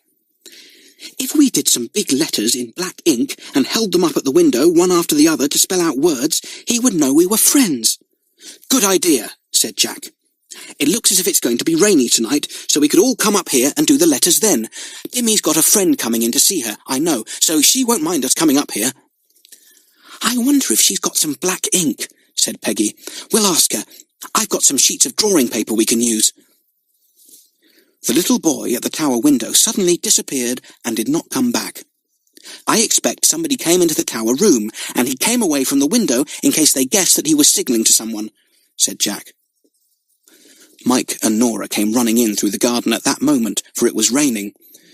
They rushed up to the bedroom at the top of their tower to see why Jack hadn't come down to the beach. When they heard about the boy prisoner in the tower of the old house, they wished they had seen him too. They were thrilled when Jack told them that they were all going to make giant black letters so that they might spell out words to the prisoner. Peggy ran to see if Dimmy had any black ink, but she hadn't. "I've only the ordinary blue ink," said Dimmy, rummaging in her desk. "But look, there's some black charcoal. Will that do instead?" "Oh, yes," cried Peggy. "Thank you, Dimmy. You won't mind if we all play in Mike's bedroom this evening, will you? You are having a friend to keep you company, aren't you?" "Oh, yes," said Dimmy. "I'll be glad to have you 4 monkeys out of my way. You do what you like up there, but have the windows open so you get plenty of fresh air." "Oh, we'll be very particular about the windows, Dimmy," said Peggy, laughing, and she ran off with the box of black charcoal. She took the big white drawing sheets from her box and went up to Mike's bedroom. She gave some to each of the children and opened the box of black charcoal. "We shall make our hands black," she said. "Isn't the charcoal nice and black, Mike? The letters we make will show up well, and the prisoner will easily be able to read them." "Make them about 1.5 feet tall and as thick as you can," said Jack, sketching out a big letter A. "I'll do the first 6 letters, you do the next 6, Mike, Peggy the next 6, and Nora the next. Whoever has finished first can do the odd 2 letters left. Look at my big A. I guess the prisoner could easily see that from his window." It was indeed a big A, nearly as high as the stool on which Jack was sitting. It was thickly done, too, and surely anyone would be able to read it from quite a distance. It did not take the children very long to finish all the letters. Peggy had done hers first, so she did Y and Z too, though she was sure they would not want to use the Z. They had kept their eye on the tower window, but the boy had not appeared again. Now, with the rainy sky, the dark was coming down. A faint light appeared in the distant tower window. For a moment, the children saw the outline of a boy's head and shoulders at the window, and then it was gone again. "We can't do any signalling till tomorrow," said Jack. "What a pity! All the letters are ready." Again, the next day, the children kept a 3-hourly watch, and about 2 o'clock in the afternoon, Jack and Nora saw the boy prisoner. He came to the window and leaned out as far as he could. "He's looking down into the grounds to make sure that nobody can see him waving to us," said Jack. "Sensible fellow." Jack waved from his window, and the boy saw him and waved back. "Now we'll do a bit of letter work," said Jack excitedly. "Give me the letters I want, Nora, please, and I'll send him a message. I hope he can read." "What message are you sending?" asked Nora. "Well, I think I'll just say, 'We are friends,'" said Jack. "Hand me the letters one by one." So Nora handed Jack the big letters drawn in black on the white paper. First a big W, then a big E, and so on. The boy prisoner watched the letters eagerly. He read the words as the letters made them, and nodded his head and smiled and waved. Then he began making letters with his fingers, but Jack could not see them so far away. He snatched up the binoculars and looked through them. The boy began his message again. He held up one finger first. "That's I," said Jack. Then the boy slanted his 2 fingers together and crossed them with his middle finger. "That's A," said Jack. Then the boy turned his hands the other way and made the letter M with 4 fingers. "M," said Jack. "I am. He has spelt out so far, Nora." The boy went on making the letters very cleverly with his fingers, and he spelt out the message, "I am a prisoner." By this time, Mike and Peggy had come upstairs to get their swimsuits, which they had forgotten. But when they saw what was going on, they sat down excitedly on Mike's bed, whilst Jack spelt out the prisoner's message. "Jack, ask him who he is," cried Nora, dancing up and down in excitement. So Jack spelt out the question with his black letters, and dear me, what a surprising answer he got. Chapter 10. The Rope Ladder. Jack had been watching the boy's answer through the binoculars. The others sat near him, waiting eagerly to know who the boy was. They could see him making letters with his fingers, but they could not see what the letters were, for, unlike Jack, they had no binoculars to help them. "Who is he, Jack? Who is the prisoner?" cried Nora impatiently. "Well," said Jack, turning to them, "he has just spelt out on his fingers that he is Prince Paul." The others stared at him in surprise. "Prince Paul?" said Peggy. "A prince? What country is he prince of?" "I don't know," said Jack. "I'll ask him. Where are the letters?" But by the time he had got the first one, Prince Paul had disappeared. He went quite suddenly, as if someone had pulled him back. Jack darted back from his own window and pulled Peggy with him. They almost fell on the floor, and Peggy was quite cross. "Don't, Jack," she began, but then she saw Jack's face, and she followed his eyes and saw what he saw. Mr. Diaz and sleepy-eyed Luis were both at the far tower window, and they were looking very hard at the children's window. Did he see us, Jack?" said Peggy, speaking in a whisper, as if she was afraid that Mr. Diaz might hear her. "No," said Jack. "We got away just in time. Maybe they went into the prisoner's room and caught him signalling, or maybe they just took him away from the window because they wanted to look out themselves. I'm sure they know this is our bedroom." "Jack, do you think we can possibly rescue that boy?" asked Nora eagerly. "And do you think he really is a prince?" "We can't rescue him by using the secret passage," said Jack, "because even if we used it, it only takes us to the cellars, and Mr. Diaz keeps the tower room locked. This is going to be difficult." "We shall have to be very careful not to be seen by Mr. Diaz at our window," said Nora. "Perhaps he already thinks we know about the prisoner." "He can't know that," said Jack. "He didn't see our messages." "I say, I've got an idea," said Mike. "What about us making a rope ladder and getting up to the tower room on it at night?" "But how could we get it up to the window?" said Nora. "Well, if we can tell the prisoner about it, he can help to pull it up," said Jack. "You know how to get a rope ladder up to a high window, don't you? First of all, you tie a stone or something heavy onto a long piece of string. Then you tie the piece of string onto a thin twine. Then you tie the twine to the rope ladder. You throw the stone up to the window, and the person there catches it, pulls up the string, pulls up the twine, and the rope ladder comes last of all. He fixes it safely to something and escapes." "That's a grand idea," said the others. "Let's try it," said Peggy. "We'll have to get string and twine and rope," said Nora. "George will let us have some," said Mike. "Let's go and ask him now," said Jack, jumping up. So down the stairs they rushed and out into the field where they knew George was working that day. George, can you let us have lots of string and twine and rope?" yelled Jack. "I dare say," said George. "What do you want it for?" "It's a secret," said Mike. "We'll tell you later on." "Well, you can go to my old boat in the cove and open the locker there," said George. "There's a mighty lot of string and stuff all tangled up there. You can have the loan of it if you want." "Oh, thank you, George," cried the 4 children, and they tore off to the cove. They found George's boat and opened the locker at one end of it. Sure enough, there was a mighty lot of string and twine and rope there that George used for mending and making fishing nets. "Goodness, it'll take some time to untangle all this," said Peggy. "Well, there's 4 of us to do it," said Jack. "We might as well sit here in the boat and get on with it now." "What shall we make the rungs of the ladder with?" said Peggy. "There's some little wooden stakes, quite strong, in Dimmy's garden shed," said Jack. "I saw them there the other day. They would be the very thing." "Oh, look, look," said Peggy suddenly in a low voice. The others looked up and saw, coming across the sand towards them, the yellow-haired woman who had been with Mr. Diaz in the car and who lived at the old house. "That must be Mrs. Diaz," said Nora. "Is she coming to talk to us, I wonder?" "Leave me to do the talking," said Jack. "She's been sent to find out how much we know, I'm sure." Mrs. Diaz came slowly over to them, holding a big sunshade over her head. She nodded to the children. "You are very busy," she said. "What are you doing?"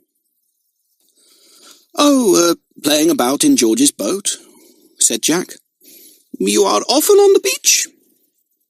asked the woman, putting down her sunshade. "You play all the time here?" "Nearly all," said Jack. "We can't when the tide is in." "Have you seen these exciting caves?" asked Mrs. Diaz, pointing to the caves with her sunshade. "Have you ever been in any, I wonder?" "Oh, we don't like them because they are dark and damp," said Jack. "Have none of the other children any tongues?" asked Mrs. Diaz in a slightly sharp voice. "They're rather shy," said Jack. "I'm their captain, anyway, so I do the talking." "Oh," said Mrs. Diaz. She made a pattern in the sand with her sunshade point. "How long are you staying at Peephole?" she asked. "Oh, not long," said Jack. "Your bedrooms are in the tower, aren't they?" asked Mrs. Diaz, looking straight at Jack. Jack looked straight back. "Yes," he said, "they are." "Can you see the old house from your bedrooms?" asked the golden-haired woman. "I'll look and see when we get back tonight," answered Jack. Just then, the children heard the sound of Dimmy's tea bell, and they scrambled up, glad to be able to get away from the strange woman's questions. Mike took a bundle of the rope with him, meaning to go on with the untangling of it at Peephole, but Jack signalled quietly to him to leave it, so he put it down. "Goodbye," said the children politely, and ran over the sands at top speed. "Jack, you were clever at answering those awkward questions of hers," panted Mike. "I don't know what I would have said if she'd asked me if I could see the old house from our bedroom window." "Jack said he'd look and see when we got back tonight," giggled Peggy. "How did you think of that answer, Jack?" "You know, they suspect us of knowing about their prisoner," said Jack. "They'll be on the lookout now more than ever. I guess we shan't be able to do much more signalling to the prisoner boy." "Why did you make me leave the bundle of rope behind?" asked Mike. "I thought if I took it with me that we could undo it and get on with the ladder here in our bedroom after tea." "But, Mike, Mrs. Diaz is sure to guess we're up to something if you go lugging bundles of rope about," said Jack. "We'd far better go back and get it after tea." "You're right as usual, Captain," said Mike. So after tea they went back to the boat to get the rope, and took it up to their room. The tide was in, and there was nothing to do on the beach. It would be fun to make the ladder. "What are you all doing up there?" called Dimmy in surprise. "Aren't you going out this evening?" "No, Dimmy, we've got a secret on," called back Nora. "You don't mind, do you?" "Not a bit," said Dimmy, and went back to her washing up. The children worked hard at the rope. Soon they had a great deal of it untangled, and they found that it was a good strong rope, knotted here and there. They chose 2 long lengths, and then Mike went down to get the little stakes from the shed. He soon came back with them. Jack showed the others how to knot the ends of the stakes firmly to the side of the rope ladder. The stakes were the rungs. Soon the ladder took shape under their hands. "Doesn't it look fine?" cried Peggy. "I'm simply longing to use it. Do let's use it tonight, Jack." Chapter 11. Jack has an adventure. "We can't possibly use the rope ladder tonight to rescue Prince Paul," said Jack. "For one thing, there are those fierce dogs. They would never let us get into the grounds at night. They would bark the place down." "Oh, gracious, I forgot the dogs," said Nora in dismay. "What can we do, then?" "The only thing to do is to make friends with the dogs," said Jack. The other 3 stared at him. None of them felt that they wanted to make friends with the 2 big dogs. Jack grinned. "Don't look so scared," he said. "I'll be the one to make friends. Animals are good with me. Until I met you and came to live with you, I lived on a farm, and I know all about animals and their ways." "Oh, Jack," said Nora, "you're marvellous. Will you really make friends with those dogs?" "It's the only thing to do," said Jack, "and I'm going to begin tonight. As soon as those dogs will let me pass in as a friend, I'll be able to take the rope ladder in some night and get Prince Paul down." "How are you going to make friends?" asked Mike. "I'll get some meat and biscuits from Dimmy," said Jack. "She will think you're hungry all of a sudden," said Mike with a grin. Dimmy was surprised to hear that Jack wanted some meat and biscuits that evening. She had given the children a good supper of stewed raspberries, cream, and homemade bread and butter, and as Jack had had 3 helpings, she really couldn't believe that he now wanted meat and biscuits. "I think you must be going to have a midnight feast in your room," she said. "Well, for once in a way, I'll let you have it." Jack chuckled and winked at the others. "It's for a midnight picnic, all right," he said, "but not in my bedroom, Dimmy." Dimmy didn't hear the last bit, for she had gone out of the room. She made Jack some ham sandwiches and gave him a bag of biscuits. He was pleased. "Thank you," he said. "That's jolly good of you, Dimmy." "Well, if you feel ill tomorrow, it'll be your own fault," said Dimmy with a laugh. She really was an awfully good sort. When it got dark, Jack put the sandwiches and biscuits into a bag and said goodbye to the others. They wanted to come too and wait outside the wall, but Jack wouldn't let them.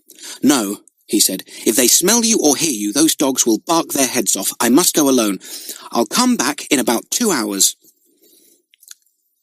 He slipped down the winding staircase and out into the garden without Dimmy seeing him. He set off quietly up the cliff towards the old house, which loomed up large and dark against the night sky. He could quite well see the round tower on one side of it, and at the top was a faint light. "I suppose poor Prince Paul is up there trying to read or something," said Jack to himself, feeling sorry for the little prisoner all alone in the tall tower. "How I wish we could rescue him quickly." He soon came to the wall.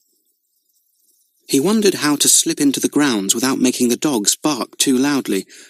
They were always loose at night and might come rushing at him if he went in by the gate. And then a lucky thing happened. One of the maids came up the lane and turned in at the back gate, quite near to where Jack stood. At once, the two dogs rushed up and began to bark madly at the woman. She was used to them, however, and spoke sharply. "Don, Tinker, be quiet! Don't you know me yet?" A voice called from the house. "Is that you, Anna?" "Yes, sir," answered the woman. "It's only me they're barking at." "That was Mr. Diaz's voice," said Jack to himself. "Now's my chance. If I slip in now and the dogs go on barking, Mr. Diaz will simply think it's because of Anna, and maybe I can make them stop barking in a little while." He slid in silently at the back gate like a black shadow. Both the dogs heard him and smelt him and set up a great barking again. "Quiet!" roared Mr. Diaz. "Quiet!" The dogs paused in their barking. Mr. Diaz only said "quiet" when the visitor was a friend. The pause was enough for Jack. "Don, Tinker," he said in a low voice, and then he sat himself down on the ground beside a thick bush. The dogs heard their names and pricked up their ears. Don barked loudly again. Tinker looked as if he wanted to rush at Jack, but this boy was sitting down like a friend. It was strange. Jack made no movement. He knew from his life on the farm that animals and birds are afraid of sudden quick movements, even from a friend. His heart beat loudly, for he was not at all sure that one or both of the dogs might not attack him. Don barked again. Tinker ran up to Jack and sniffed at him. Jack sat perfectly still. The dog smelt the meat sandwiches and the biscuits and tried to get his nose in the bag. Both dogs were underfed because Mr. Diaz thought they would be wide awake then if they were hungry and would not sleep as well as a properly fed dog does. "Good dog, Tinker, good dog," said Jack in a very low voice. The dog sniffed hungrily at the bag. Jack slowly and cautiously undid it. Don, the other dog, would not come near. He stood at a distance, very suspicious, growling softly. "Growl all you like," thought Jack, "but don't start that dreadful barking again. I don't want Mr. Diaz out here looking round." Tinker took a ham sandwich from Jack's hand. It was gone at a gulp, for the dog was very hungry indeed. He sniffed for another. Jack slowly put out his hand to the dog's head and patted it gently. The dog was not used to being kindly treated and was surprised. He gave Jack's hand a quick lick. "We're getting on," thought the boy. He gave Tinker another sandwich, and that was swallowed at once. Don smelt the meat from where he stood. He decided that if Tinker was friendly to this strange boy, he could be too. And also he badly wanted that nice-smelling meat. So he ran up, still growling softly. But Jack knew it was a pretend growl, and he chuckled to himself. He gave the hungry animal a sandwich, and then another. The dog swallowed them both. There were only 2 more left, so Jack gave the dogs 1 each. Then he stood up and took a few cautious steps towards the tower. The dogs did not seem to mind. They could now smell Jack's biscuits, and they kept close to the boy as he walked. Tinker was very friendly indeed, and licked Jack's hand when he found it near his nose. Don would not do that, but he no longer growled. Jack walked to the foot of the tower and looked up. He gave each dog a biscuit, and wondered if by any chance the door at the foot of the tower was unlocked. If it was, dare he run up the winding stairway and try to talk to the prisoner? Maybe he could even unlock the door and get the boy out. But no, the dogs would not know Prince Paul and might bark, and then they would both be caught. He tried the door. It opened. Jack listened. No one seemed to be about at all. The dogs pressed against him, asking for another biscuit. He threw them each one a little way off, and then slipped through the door, leaving it open. The dogs ate the biscuits, and then lay down by the door to wait for this unexpected friend to come back. They hoped he would have some more biscuits. Jack stood at the bottom of the tower stairway and listened. The stone steps were dark. Not a sound was to be heard. Jack got out his torch and switched it on. Then, making no sound, the brave boy slowly went up the steps, only using his torch at the awkward parts, for he was afraid of slipping there and making a noise. There were no lights in the rooms he passed. Only when he came to the top room did he see a streak of light under the door. He stood outside and listened. Somebody was crying inside. Jack looked for the keyhole and put his eye to it. He could see a small boy sitting at a table with his head on his hands. He was crying quietly, and the tears fell onto a page of the book in front of him. Nobody else seemed to be in the room as far as Jack could see or hear. Jack knocked very gently on the door. The boy inside raised his head. "Who is there?" he asked. "It's Jack, one of your friends," answered Jack in a low tone. "I'm one of the children you've seen waving to you in the tower. I've made friends with the two dogs, and I've slipped up here to talk to you." "Oh!" cried the boy in a voice of great delight. "Can you let me out? Is the door locked on the outside? See if they have left the key." Jack felt. He tried the door. It was locked and bolted. He could undo the bolts easily enough, but there was no key to unlock the door. It was hopeless. "I can't rescue you tonight," said Jack. "But listen, please. We've made a rope ladder that will reach your window. If you hear a stone rattling up one night that falls into your room, pick it up at once. It will be tied to a string. Pull the string and some twine will come up.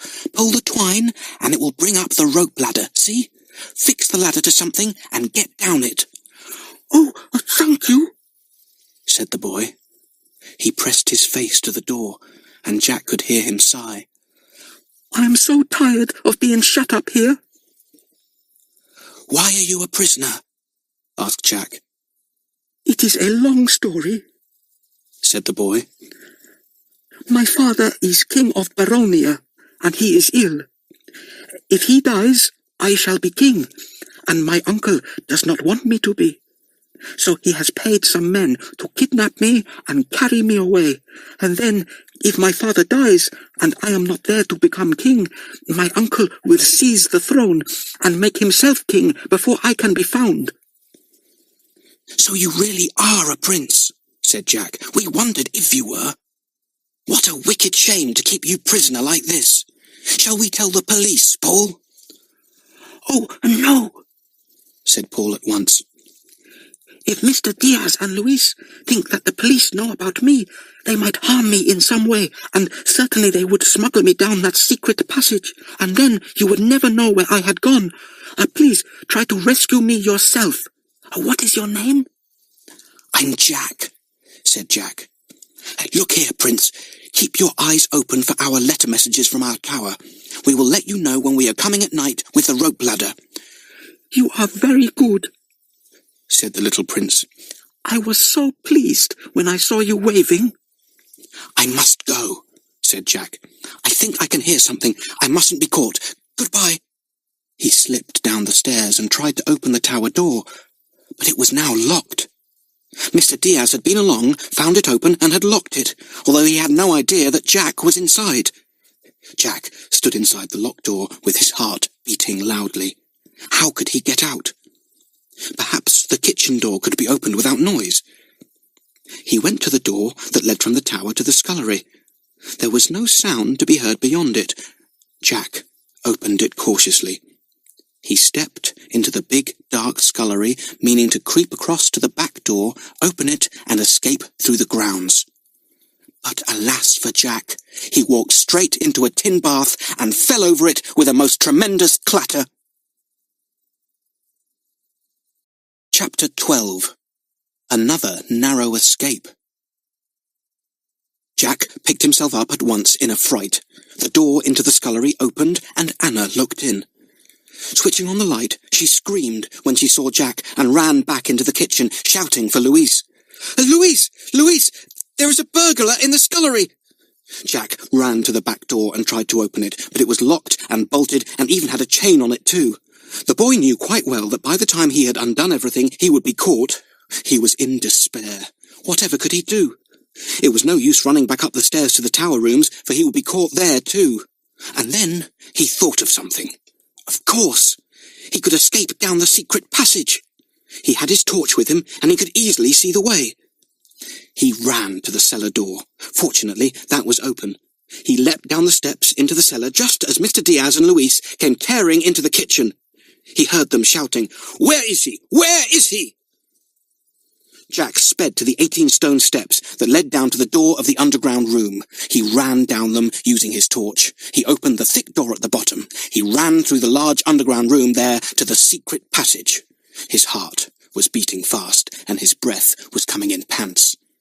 He made his way down the secret passage, bending his head every now and again when he came to the narrow, low parts. Soon he came to the damp piece, and knew that he would presently come to the small cave that lay above the large shore cave.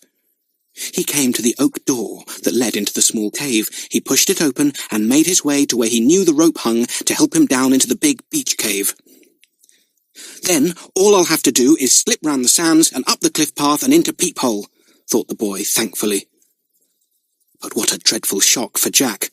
Once more the tide was in, and the water filled the big cave. He could not possibly get home that way. He would have to wait till it went out. "I only hope that they don't realize I've come down through the secret passage and come after me," thought Jack. "I would be properly caught then. But I don't see how they can think anything else. After all the doors were locked, and I didn't get out through the tower door or the scullery door, so they'll know I must have come this way. And if they remember that the tide is in, they will be able to come along and catch me beautifully." Jack really didn't know what to do. It was no use at all going back, and he certainly couldn't go forward unless he wanted to struggle with the tide in the cave.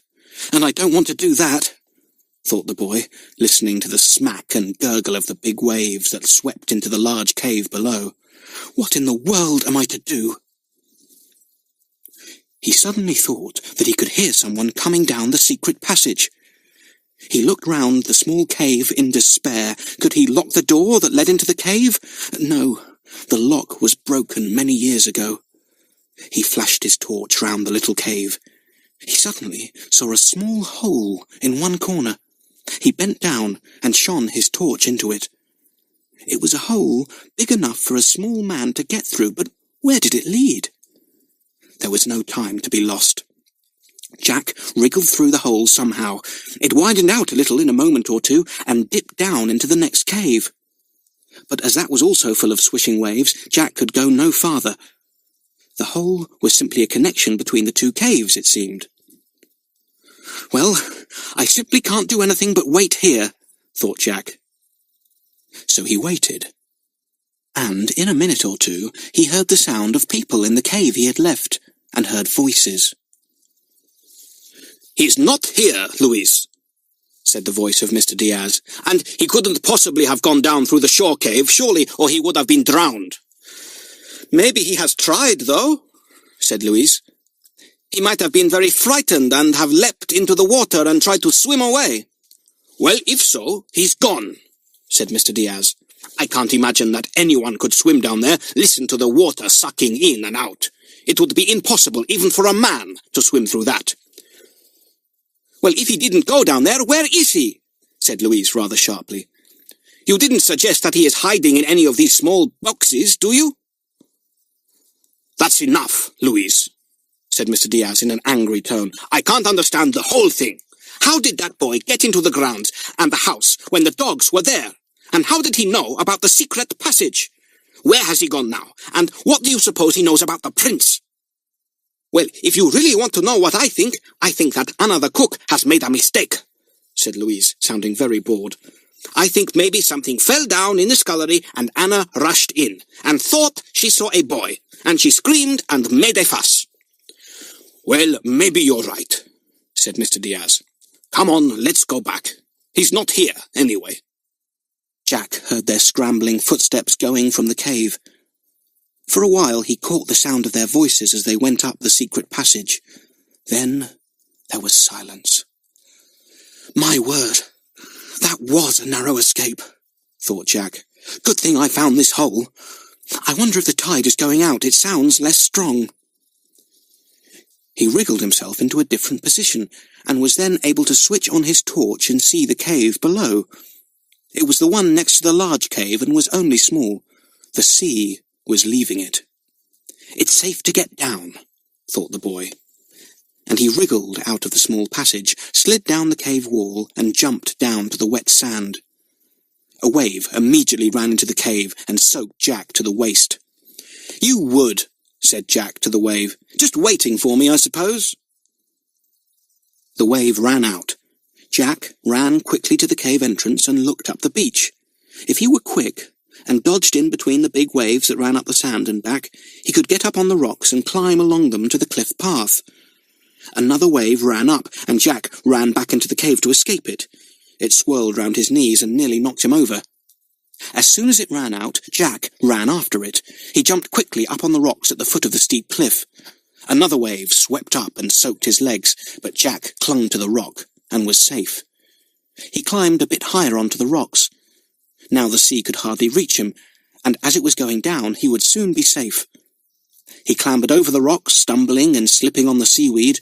He came to the cliff path and put his feet on the steps cut out of the rock. He switched on his torch and went carefully up to the top of the cliff. A wind was blowing there.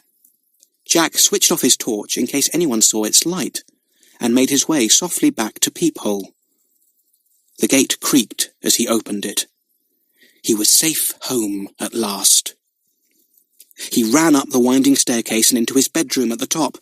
The others were there, and they crowded round him at once. Jack, what an age you've been! Were you nearly caught again? You just listen to what happened to me tonight, said Jack. I have had a time, I can tell you. My word, we had plenty of adventures on our secret island last year, but tonight's adventure was the most exciting of all. Chapter 13. A Plan to Rescue Paul. Jack told the others of his adventures that night. They listened in silence. When he came to the part about how he escaped down the secret passage to the shore and could not get down into the caves because of the tide, Nora took hold of his hand tightly. You're not to go on adventures alone any more, Jack, she said. Suppose you had been caught. We wouldn't have known where you were. Please, let us all go together in future when there is anything to be done. We'll see, said Jack. Sometimes it's impossible for the whole lot of us to go together. We'd be noticed. All the same, Nora's right, said Mike. I think we ought to go out in pairs, Jack. You have had a time. What's going to be our next move? Bed, said Jack at once. I'm so sleepy I can't keep my eyes open. We'll decide tomorrow what is to be done. The girls went down to their bedroom. Jack and Mike tumbled into their beds and were soon asleep. Once again, Jimmy had to wake them all, for they were so sleepy the next morning. You have turned into sleepyheads, said Jimmy in surprise.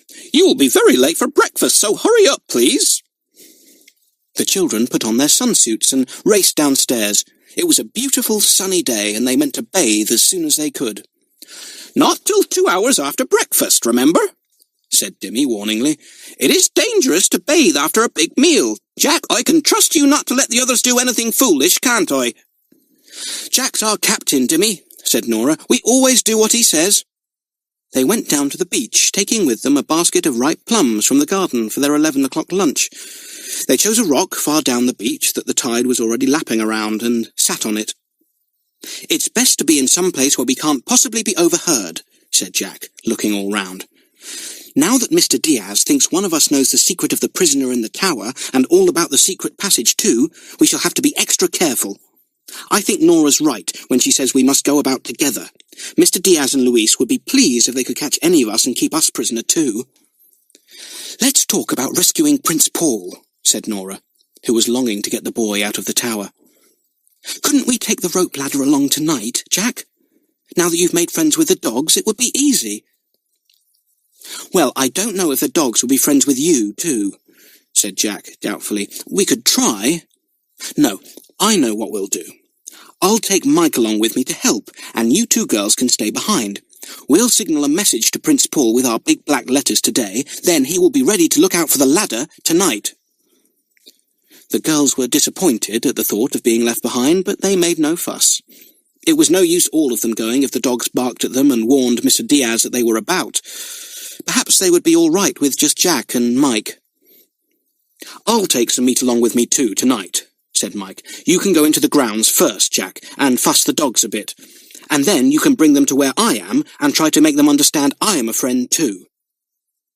So it was all decided. The rescue was to take place that night. What fun! The children were so thrilled that they could hardly talk of anything else as they ate their plums at 11 o'clock, and then dug an enormous castle on the beach to sit on when the tide came in. It came swirling up the sand and soon surrounded their great castle. They went back to Peephole early, about noon, because for one thing the sea was rough and there was very little beach to play on, and for another thing they wanted to signal to Prince Paul. They got out their big letters and went to the window. Prince Paul was in his tower, looking out. When he saw them, he waved in delight. At once, Jack began to send a message, holding out first one letter and then another. He spelt out quite a long message. Prince Paul hung half out of his window and waved as each word came to an end to show that he had read it.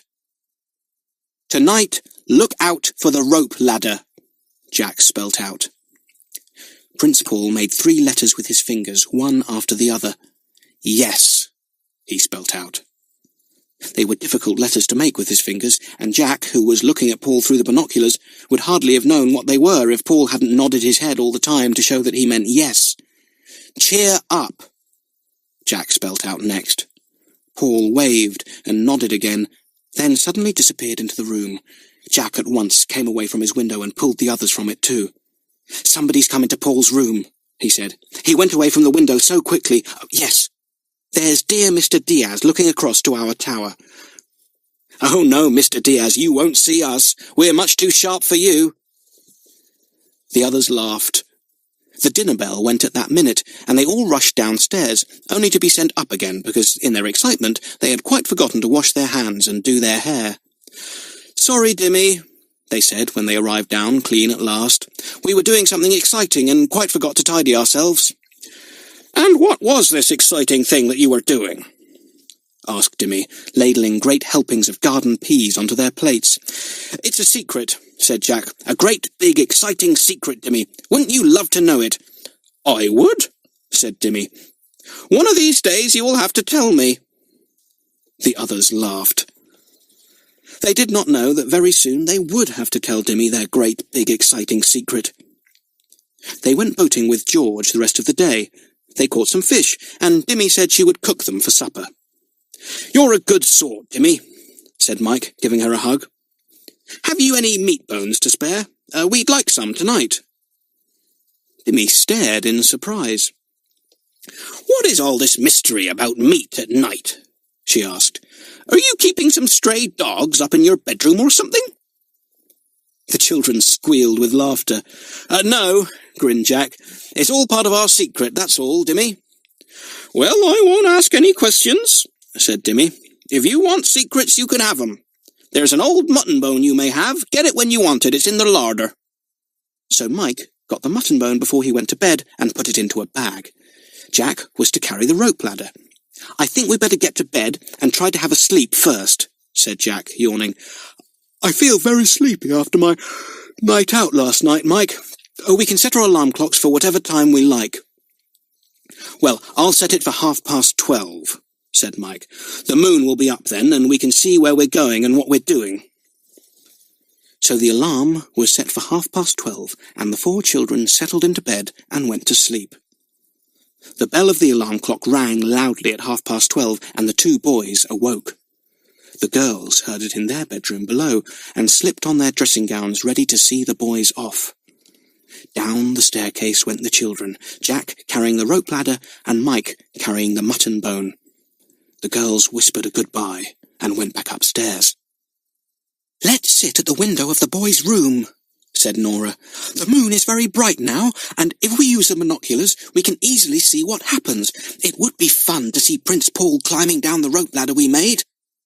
So Nora and Peggy pulled a blanket over themselves and sat at the window of the boys' bedroom, keeping a watch on the window of the tower up the cliff. They took it in turns to use the binoculars. How they wondered what the boys were doing. Mike and Jack went silently up the cliff to the old house. When they got there, Jack whispered to Mike to stay outside the back gate, whilst he went in to see if the dogs remembered him. He slipped in softly. Tinker and Don were roaming about loose as usual. They smelt him, and Don growled softly. Tinker came running up and licked his hand. Good dog, said Jack in a low tone. He patted Tinker and then went softly to Don. Don sniffed round him, remembering the ham sandwiches and the biscuits that this boy had brought with him last time. Jack took hold of the dogs' collars and led them to the back gate, outside which Mike was waiting. The dogs growled when they saw Mike, but they did not bark. Mike held out the bone to them. They were very hungry, and they took the bone at once. They let Mike pat them. This boy seemed to be a friend of Jack's, so they were not going to bark at him. They lay on the ground, growling, and worrying at the big bone. "Come on," whispered Jack. Mike went with him to the bottom of the tower. A faint light shone at the top. Mike picked up a smooth round stone and took aim at the tower to warn Prince Paul they were there. The windows of the tower were open. Mike hoped to goodness he wouldn't smash the glass and waken everyone. However, he was good at throwing, so the stone went through the open window and landed neatly inside. At once, Prince Paul appeared at the window. "Hello," he said in a low voice. "I'm ready." Jack got hold of the stone to which the piece of string was firmly tied. It had a hole through the middle, and the string was knotted through it. Jack took aim at the window. The stone flew up in the air, carrying the length of thin string with it. It missed the window and fell down again. Jack picked it up. Once more he aimed. And this time the stone went right through the open window, just missing Paul, and landed on the floor. Paul picked up the stone. He pulled at the string, and it came up to the window, pulling the strong twine behind it. Then Paul pulled at the twine, and the rope ladder began to unravel itself from Jack's hands and slip silently up the wall of the tower. "There goes the ladder," whispered Jack in excitement. "Paul's got it. He's only got to fix it firmly to something and escape down it." Mike pulled on it gently. It felt tight to his hand. "Paul's fixed it," he whispered. "It feels quite firm. I hope he gets a move on and comes down at once." But Paul didn't come. The boys waited and waited, but nobody came down the rope ladder. Whatever could have happened? Chapter 14. Mike is caught. "Why doesn't Paul come?" wondered Jack impatiently. "What a time he is! Surely the ladder is safe now." Mike peered up. The moon shone brightly on the tower of the old house, and the rope ladder hung against the wall quite straight and firm. "It's funny," said Mike. "Do you suppose he doesn't dare to risk himself down our ladder?" "Can't imagine what he's doing," said Jack. "We can't stand here all night. I do wish he'd hurry." The 2 dogs came running up. They had finished their bone. They nosed round the 2 boys, licking their hands. Jack patted them. "Don't you bark at Paul when he comes down the ladder," he warned them. "He's a friend of ours, so don't you dare make a sound. Do you hear, Tinker? Do you hear, Don?" The dogs wagged their tails. They did not understand what Jack was saying, but they liked to hear him talking to them. Jack looked impatiently up the ladder once more. He shook it, but still nothing happened. "I'll climb up softly and see what's up," said Mike at last. "He may be waiting for one of us to tell him how to climb down." "All right," said Jack. "I'll hold the ladder as firmly as I can. Good luck." Mike began to climb the rope ladder. He went up the side of the tower in the bright moonlight like a little black shadow. The girls at Peephole could see him quite well through the binoculars. They were puzzled to think why Mike should go up the ladder instead of Prince Paul coming down. Mike went up and up. At last he came to the window where Prince Paul had taken in the top of the ladder. He put his head cautiously above the windowsill, caught sight of a little boy sitting on a couch at the far side of the room looking very scared, and then a voice said, "Got him." And Mr. Diaz leaned out of the window and took firm hold of poor Mike. Mike did not dare to struggle, for he was afraid of falling down the ladder. He had to let himself be hauled into the tower room. Mr. Diaz stood him on the floor and then quickly pulled up the rope ladder, jerking it roughly from Jack's hands below. "And now we have 2 prisoners," said the soft, sleepy voice of Louise. And Mike saw that he was there too, standing behind Mr. Diaz. Mike said nothing. He just stood there, looking angry. He glanced at Prince Paul. The little boy called out to Mike, "I would have warned you, but I dared not. They came into the room and saw me fixing the ladder, and they made me sit over here whilst they waited to see if you would come up." "And he came up," said Mr. Diaz, "and here he can stay. And tomorrow, Louise, we will board up this window so that neither Paul nor this inquisitive boy can signal to the other tiresome children. They must do without his company until Friday, when we take Paul somewhere that is not crowded out with curious children who get themselves into trouble through poking their noses into somebody else's business." "You will have to miss a little of your holiday," said sleepy-eyed Louise to Mike. "But Paul here will welcome your company, I am sure. Maybe this will teach you not to interfere another time in what is no business of yours."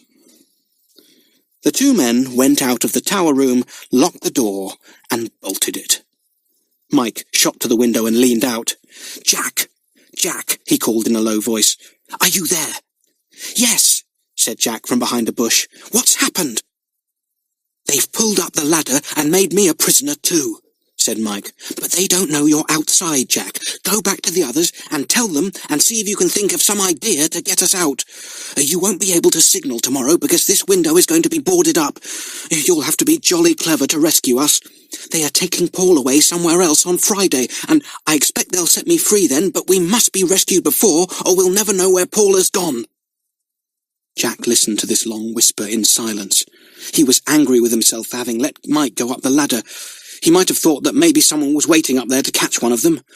"All right, Mike, old chap," he said. "I'll get you both out somehow. Cheer up. I'm going back now." He slipped through the bushes to the wall. He climbed up a tree whilst the dogs whined below, sad to see him go, and then dropped onto the top of the high wall. He jumped from there to the ground, took a quick look round to see if anyone was about, and then tore off in the moonlight to Peephole. The girls were waiting for him, both in tears, for they had seen all that had happened through their binoculars. "Oh, Jack! Oh, Jack!" wept Nora. "How can we get poor Mike back? Oh, why did you let him go up? We could see somebody waiting at the side of the window and we couldn't warn you." "It was bad luck," said Jack gloomily. "I was an idiot to let him go up. Somehow I never thought of anyone lying in wait for one of us up there." "What are we going to do now?" asked Peggy, wiping her eyes. "We'll have to get Mike back somehow. What will Dimmy say tomorrow morning when he doesn't go down for breakfast?" "Cheer up," he said. "After all, we do know where Mike is, and we've only got to go to the police, and they'll get him back for us." "There's only one fat old policeman here, and he doesn't belong to Spiggy Holes," said Peggy. "And anyway, we can't get him in the middle of the night." "I want to tell Dimmy," said Nora suddenly. "We will have to tell her tomorrow morning anyhow, and I want to tell her tonight. I can't go to sleep unless we tell somebody grown-up about Mike being caught." "But we can't wake Dimmy in the middle of the night," said Jack. "We'd better wait till the morning. Mike will be all right tonight. There's a bed in that tower room. I saw it through the keyhole last night." "I want to tell Dimmy," wept poor Nora. "I do want to tell Dimmy." The little girl felt that if only she could tell somebody grown-up, something could be done. Grown-up people were powerful. She even had an idea that Dimmy might march up to the old house straight away and demand that Mike should be set free. "Well, we'll go and wake Dimmy and tell her now if you feel you must let her know tonight," said Jack, who secretly felt as if he would like to tell her as soon as possible too. "She may have a good idea." So down the winding staircase of their little tower went the three children, through the tower door into the kitchen, and then up the carpeted staircase to Dimmy's bedroom. They knocked on the door. "Who's that?" said Dimmy's voice. "It's us," said Nora.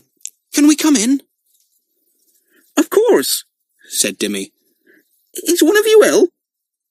The children opened the door. Dimmy switched on the light and sat up in bed and looked at them. Her hair was in 2 long plaits over her shoulder, and she somehow looked different, but very kind and anxious. "Where's Mike?" she said. "Is he ill?"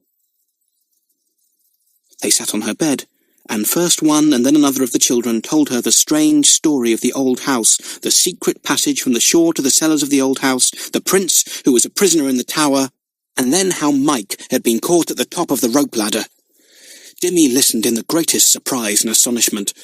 She asked them questions. She exclaimed in amazement. She groaned with horror when she heard about Mike. "Well," she said, when the long story was finished, "so that was your great secret, and a most extraordinary one, too. I have wondered what those people up at the old house were up to.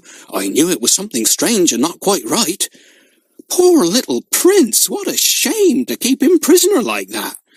I read in the paper how he had disappeared and no one knew where he was, but little did I think he was so near." "How are we to get Mike back?" asked Nora, much happier now that Dimmy knew everything. "And Paul, too. He must be rescued before Friday." Dimmy thought for a long time. Then she said something that set the children's hearts beating with excitement. "My grandfather once told me that there was a secret way between Peephole Tower and the tower of the old house," she said. "It was often used by the old-time smugglers when they wanted to get unseen from one house to the other. If we could find it, we could reach the towers of the old house easily and fetch back the 2 boys without anyone knowing." "Oh, Dimmy!" cried the 3 children, their eyes shining brightly. "We must find it! We must! We must!" "Well, we will hunt for it tomorrow," said Dimmy, "and I think we must get George to help us, because it will mean using a good deal of strength to find a passage that has been unused and hidden for years. As far as I remember, my grandfather said that a great stone had to be swivelled round in the wall of our tower, and certainly none of us could do that. George is very strong, and he can keep a secret too." After talking for a little while longer, the children were sent off to bed. Before they got into bed, they were very much cheered by seeing Mike at the lighted window of the old house tower, waving to them in the moonlight. He seemed quite cheerful, and Nora and Peggy were very glad to see him. "Good old Mike," said Jack, getting into bed. "I hope he won't be too miserable." "So do I," said Nora. "And oh, I do hope we find the hidden way between our tower and the other tower.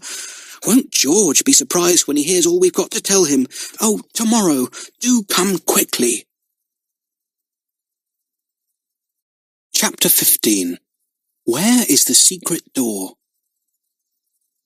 The next morning, when Jack rushed to the window to look at the tower of the old house, he found that Mr. Diaz had kept his word.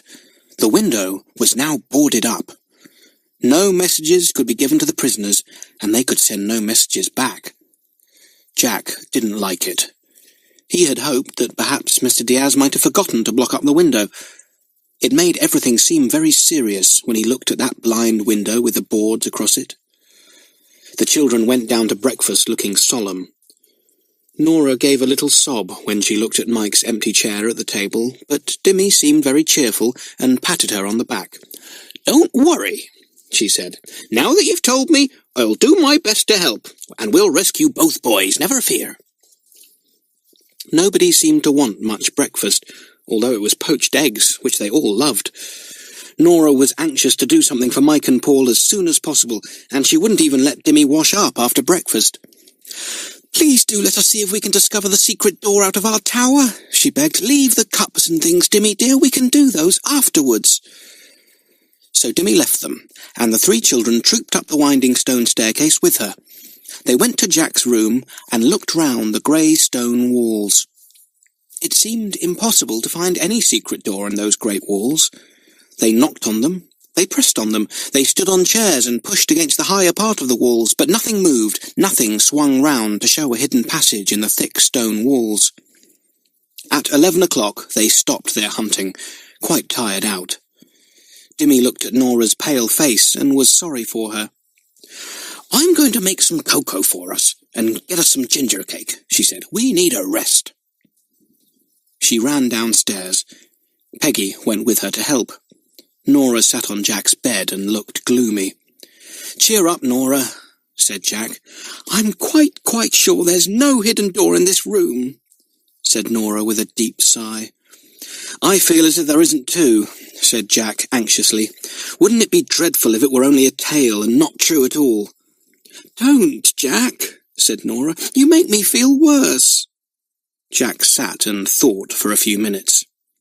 "I wonder if by any chance Dimmy has any old maps of Spiggy Holes in that big bookcase of hers downstairs," he said. "If she has, one of them might show where the hidden door is." Dimmy came into the room at that minute, carrying a big jug of milky cocoa. Peggy followed with a dish of brown gingerbread. Everyone felt quite cheered by the look of it. "Dimmy, I suppose you've no old books about Spiggy Holes or old maps, have you?" asked Jack, munching his gingerbread. Dimmy looked surprised. "Why didn't I think of that before?" she said. "Of course, there are 2 or 3 old books about this place belonging to my great-grandfather. I believe they are very valuable. They are locked up in the big bookcase downstairs." Jack almost choked over his cake in delight. "Let's get them," he said, jumping up. "Finish your cake and cocoa," said Dimmy. "Then we'll go downstairs and look for them." How the 3 children swallowed down their cocoa and gingerbread in their eagerness to rush downstairs to find the old books. It wasn't more than a minute or 2 before they were all in Dimmy's rather dark little drawing room, watching her while she unlocked the big old-fashioned bookcase there. She moved aside some of the books on the top row, and behind them were some very old books carefully covered in thick brown paper. "There they are," said Dimmy. "This one is called Spiggy Holes, a record of smuggling days, and this one is called Tales of Smugglers, and Spiggy Holes is mentioned several times. This one is only an old cookery book, and this is a diary kept by my grandfather." The children pounced eagerly on the first 2 books. The girls turned over the pages of Spiggy Holes, and Jack looked hurriedly through Tales of Smugglers. Look, here's a map of the secret passage we know," cried Peggy suddenly. All the others crowded round her and peeped at the book she was holding. She laid it flat on the table. She pointed to a page on which was drawn a small map, showing Peephole and the old house and the shore. From the shore cave to the old house, the secret passage was shown, winding its way through the cliff underground to the cellars of the old house. "But there's no way shown from Peephole to the old house," said Jack in disappointment. He was right. There was no hidden path between the 2 houses on the map. Eagerly, Nora turned the pages to see if another map was shown, but there was none. The 2 books were a great disappointment. Peggy, who was a good reader, hurriedly read through both of them to see if she could perhaps find anything written about the way between the 2 towers, but not a word was said. "It must have been just a tale," said Nora in disappointment, closing the books. "I feel sure it wasn't," said Dimmy, puzzled. "I remember so well how my grandfather told me about the secret. I wonder if he says anything about it in his old diary. He kept it when he was a boy, and it wasn't found until a year or 2 ago. The ink has faded, and it was so difficult to read that I didn't try more than a few pages. It was all about his days as a boy." "Dimmy, let me have it," said Jack. "I will go away by myself and try to make it all out. It will take me a little time, but I'll use my magnifying glass to help me read your grandfather's tiny writing." Dimmy gave the little paper-covered diary to Jack. He slipped off upstairs with it, and the two girls looked at Dimmy. "What shall we do?" asked Nora. "I don't feel like bathing or digging without Mike here." "Then you can just come and help me to wash up those breakfast things and make the beds and dust and get dinner ready," said Dimmy briskly. "It will do you good to think of something else for a while." "It won't," said Peggy dismally. But Dimmy was right. Both girls felt much better about things when they set to work to wash up and to dust. Dinner time came. Peggy went up to fetch Jack. He was huddled in a corner with his magnifying glass, trying to read every word of the old diary. "Dinner time," said Peggy. "Have you found anything interesting, Jack?" "No," said Jack. "It's all about how he goes fishing and boating. He must have been a nice sort of boy. He was a great one for playing tricks on people, too. It says here how he put a toad into his aunt's bed, and she woke the whole house up to get it out." "Naughty boy," said Peggy. "And poor old Toad. It must have hated being squashed under the bedclothes. What else does it say?" "Oh, lots of things," said Jack, flicking over the pages. "Tell Dimmy I'll be down in half a minute. I just want to finish the next few pages." So Peggy went downstairs again, and Dimmy and the two girls began their meal without Jack. They were in the middle of it when they heard a tremendous shouting, and Jack's feet came tearing down the stone staircase. The door into the kitchen was flung open, and then the dining room door flew back with a crash. The girls almost jumped out of their skin. Dimmy leapt to her feet. "Whatever's the matter?" she cried. "I found it! I found it!" yelled Jack, dancing round the room like a clown in a circus. "It's all here! There's a map of it and everything!" The girls squealed. Dimmy sank down into her chair again. She wasn't used to these adventures. Show us the map!" yelled Nora. She swept aside her plate and glass with a crash, and Jack set the old diary down on the tablecloth. "Listen," he said. "This is Dimmy's grandfather's entry for the 3rd of June, exactly 100 years ago today. He says, 'Today has been the most exciting day of my life. I found at last the old hidden passage between Peephole and the old house tower. A gull fell into the chimney of my room, and I climbed up it to free the bird. Whilst I was there, I pressed by accident on the great stone that swings round to open the passage in the wall of the tower.'" "Oh!" squealed Nora. "We can find it too." "Don't interrupt," said Peggy, her face pale with excitement. "Go on, Jack."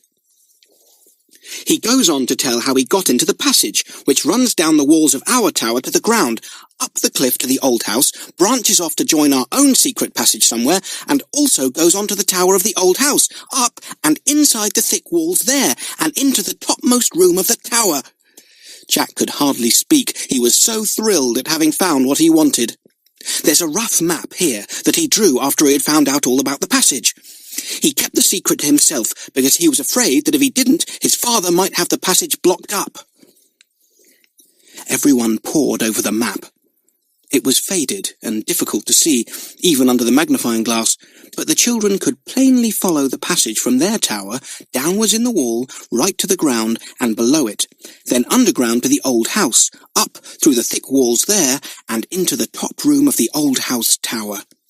"I knew I was right! I knew I was right!" said Dimmy, quite as excited as the children. "Let's go straight up and find it," said Nora. "Come on! Oh, do come on!" They all fled upstairs, tumbling over the steps in their haste. They must find that secret door in the chimney. Quick! Quick! Chapter 16. Another Secret Passage. They all rushed into Jack's bedroom at the top of the tower. But at the first look round, Peggy gave a cry. "What sillies we are! There's no fireplace here!"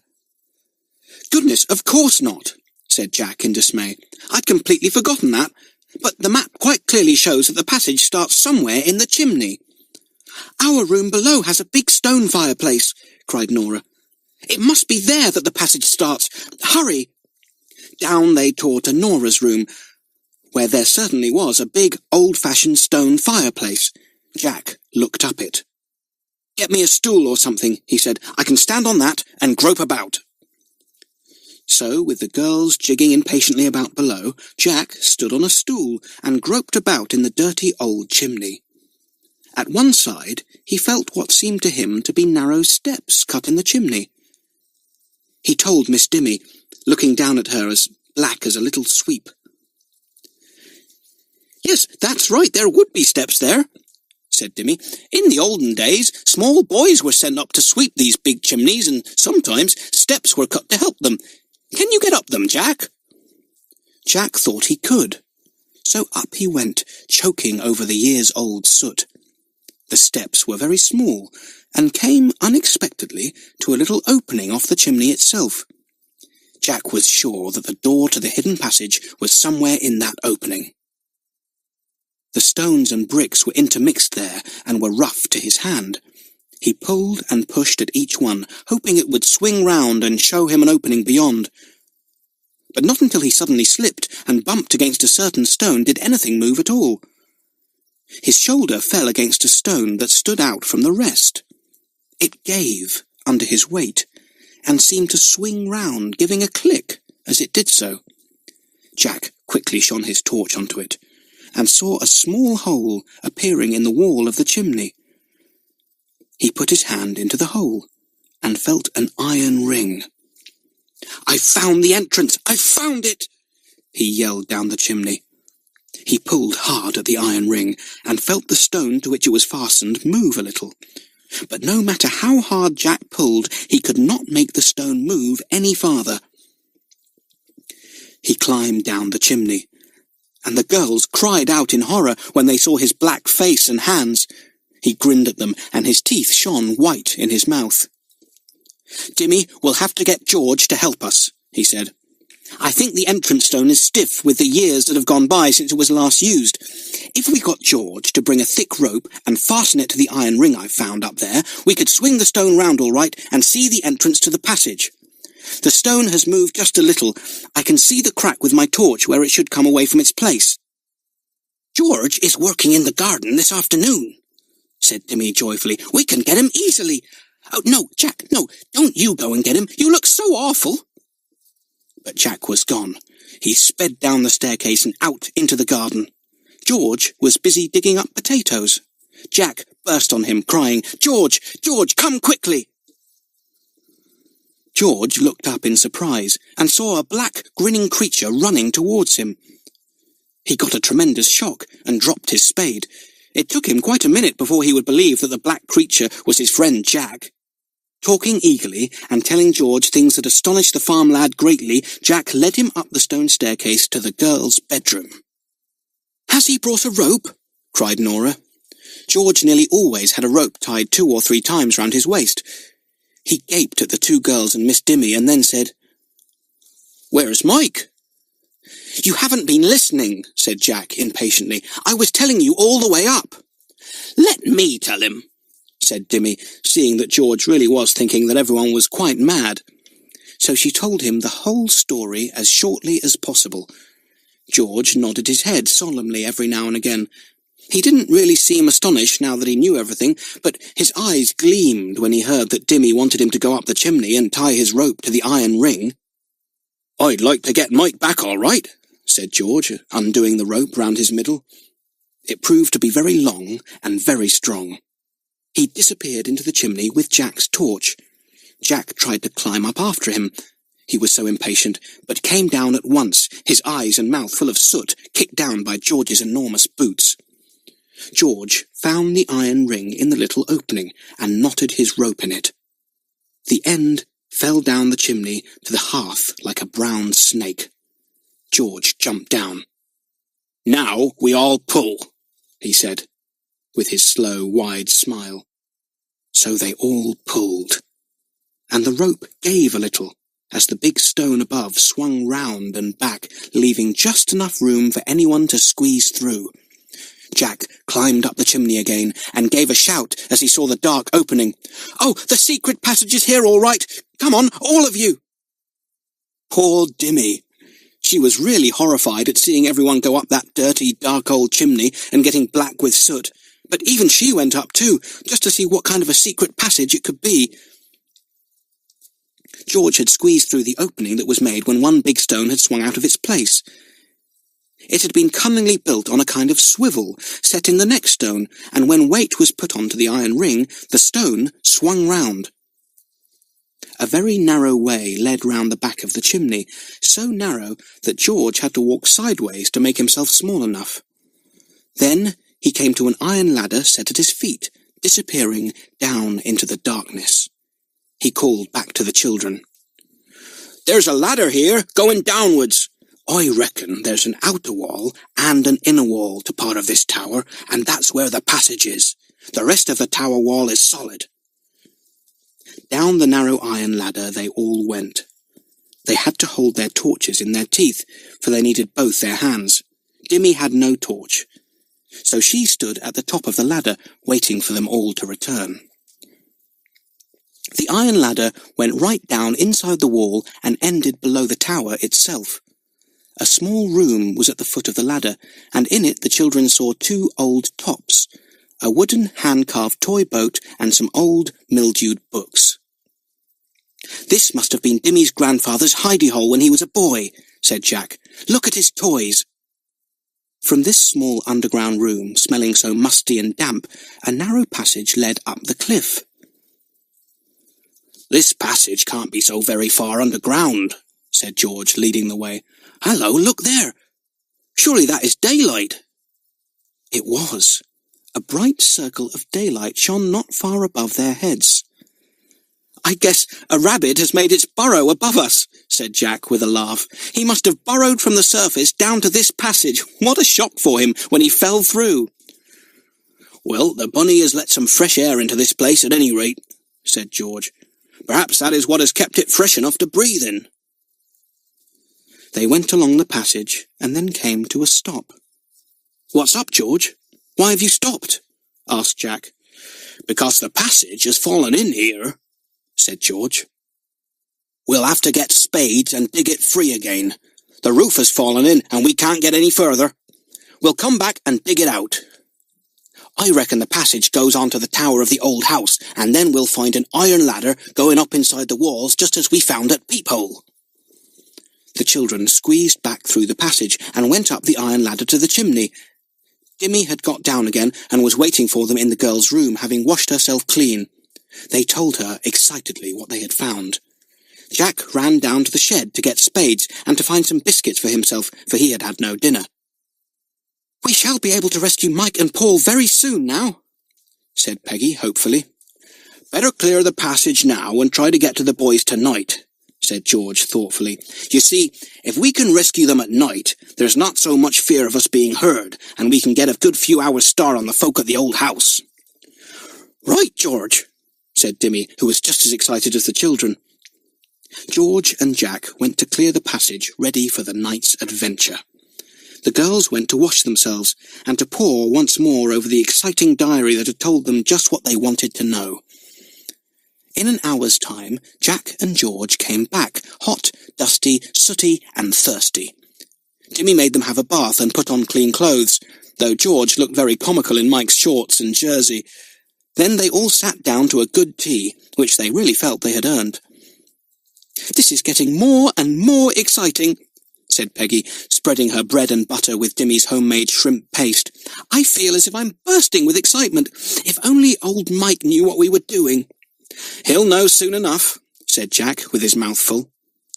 "I reckon the strange folk up at the old house will be pretty furious when they find Mike and the prince gone," said George rather solemnly. "I think you'd better all get away from here with Paul, while Miss Dimity and I tell the police and find out a bit more about this prince of yours."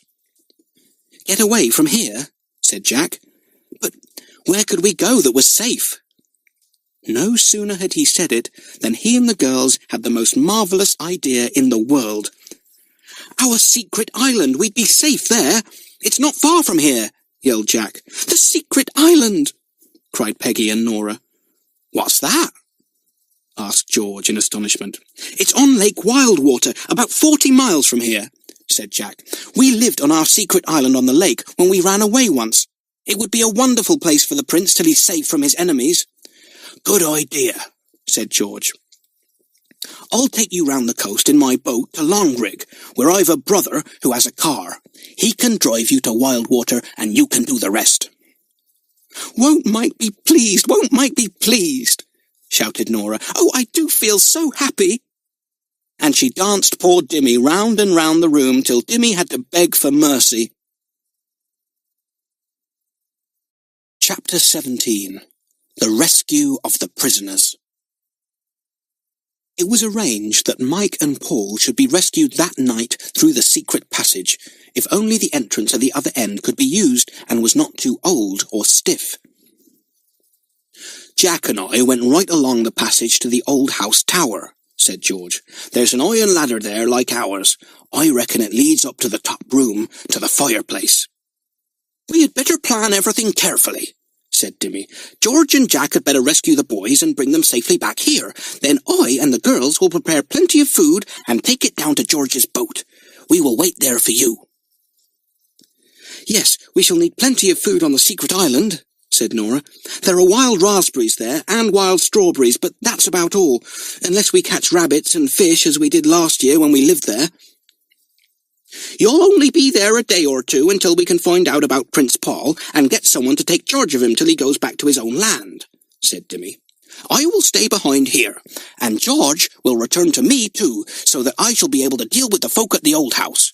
I shall simply say that you have all gone away." "Dimmy, let's get the food ready for tonight," said Peggy eagerly. "We only need food. We don't need saucepans or kettles or beds or anything like that. Everything is neatly stored away in the dry caves on the secret island, ready for when we went there again. But we shall need plenty of food for 5 people." So the 2 girls and Dimmy began to pack up all kinds of food. There was a joint of meat, 2 dozen carts, a tin of cakes of all kinds, a tin of biscuits, some tins of soup and fruit, potatoes and peas from the garden, and a basket of ripe plums.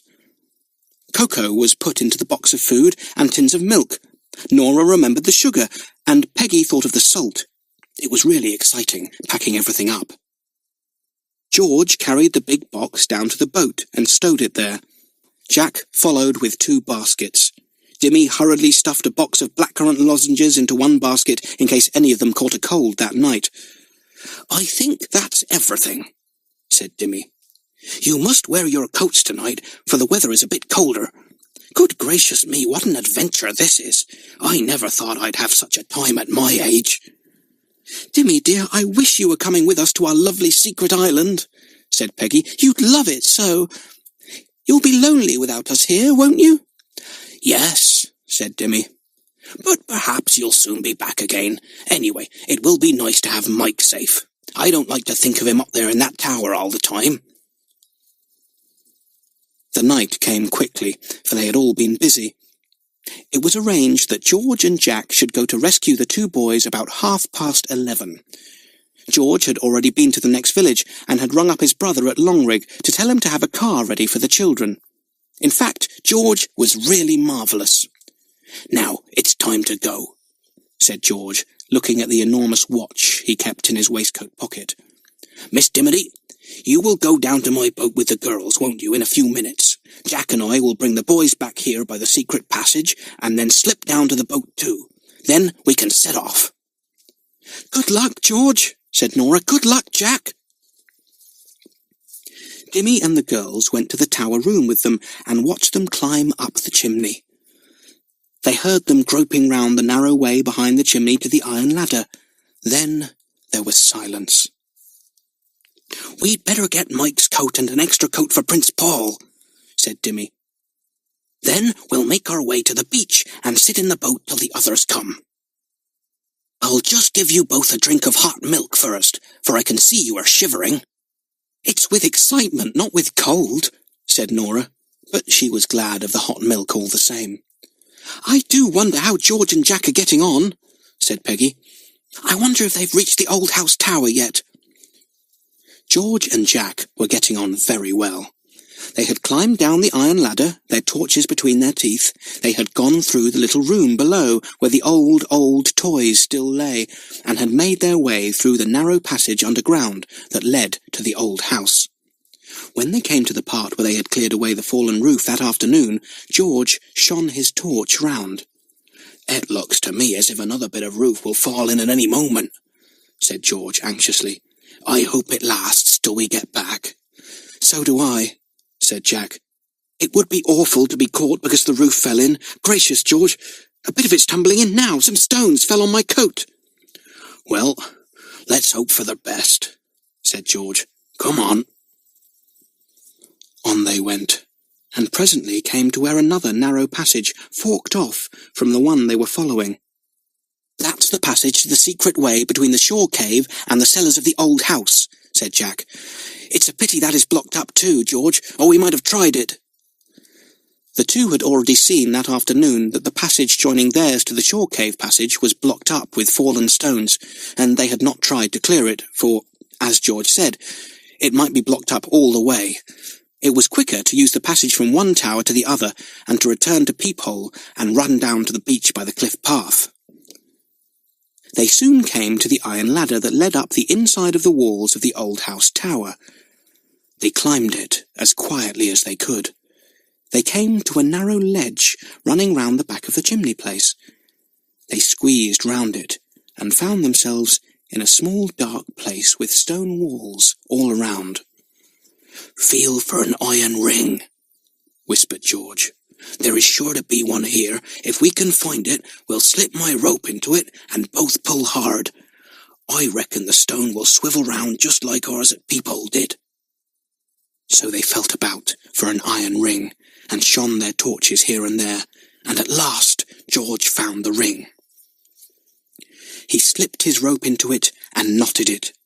Then he and Jack pulled this way and that way, and suddenly the stone in which the iron ring was set groaned a little, swung slowly round, and there, in front of George and Jack, was the entrance to the fireplace built in the top room of the old house tower. Voices came up from the room below. George and Jack stood perfectly still and listened. Mr. Diaz was speaking. "At dawn tomorrow you will come with me, Paul, and we will leave Mike here for a few days just to give him a lesson, not to put his nose into things that don't concern him. Anna will see to him and set him free next week." "Where are you taking Paul?" asked Mike's voice. "Wouldn't you like to know?" said Mr. Diaz in a mocking voice. "Yes, I would," said Mike. "You've no right to make any boy a prisoner, Mr. Diaz, and you'll get punished soon." "Be careful I don't punish you first, you impudent boy," said Mr. Diaz angrily. "Now go to bed, both of you. But you, Paul, must not get undressed, for you must be ready to come with me when I fetch you at dawn." There was the sound of a door closing. George and Jack heard a key being turned and bolts being shot into their place. Then they heard footsteps going down the winding stone staircase. "Wait a few minutes in case he comes back," whispered George, as he felt Jack move forward. They waited. They heard Mike comforting poor Paul. Jack felt furiously angry with Mr. Diaz. If only he could have him well punished. "Now," whispered George. The two squeezed themselves through the narrow opening into the chimney. Below were rough steps. They felt for them with their feet. Mike and Paul heard the noise and looked at one another in surprise. "What's that noise, Mike?" asked Paul. "A bird in the chimney, perhaps," said Mike. "Yes," came Jack's voice. "It's a jackdaw, Mike. It's Jack." Paul got such a shock that he sat down suddenly on a chair that wasn't there. Mike got a shock too, but a very unpleasant one. He ran to the chimney and peered up, only to get a mass of soot in his face. Jack, how in the world did you get there?" asked Mike, in the greatest amazement and surprise. "Are the girls with you?" "No, only George," said Jack, jumping lightly down and stooping to get out of the hearth. "Come on, George."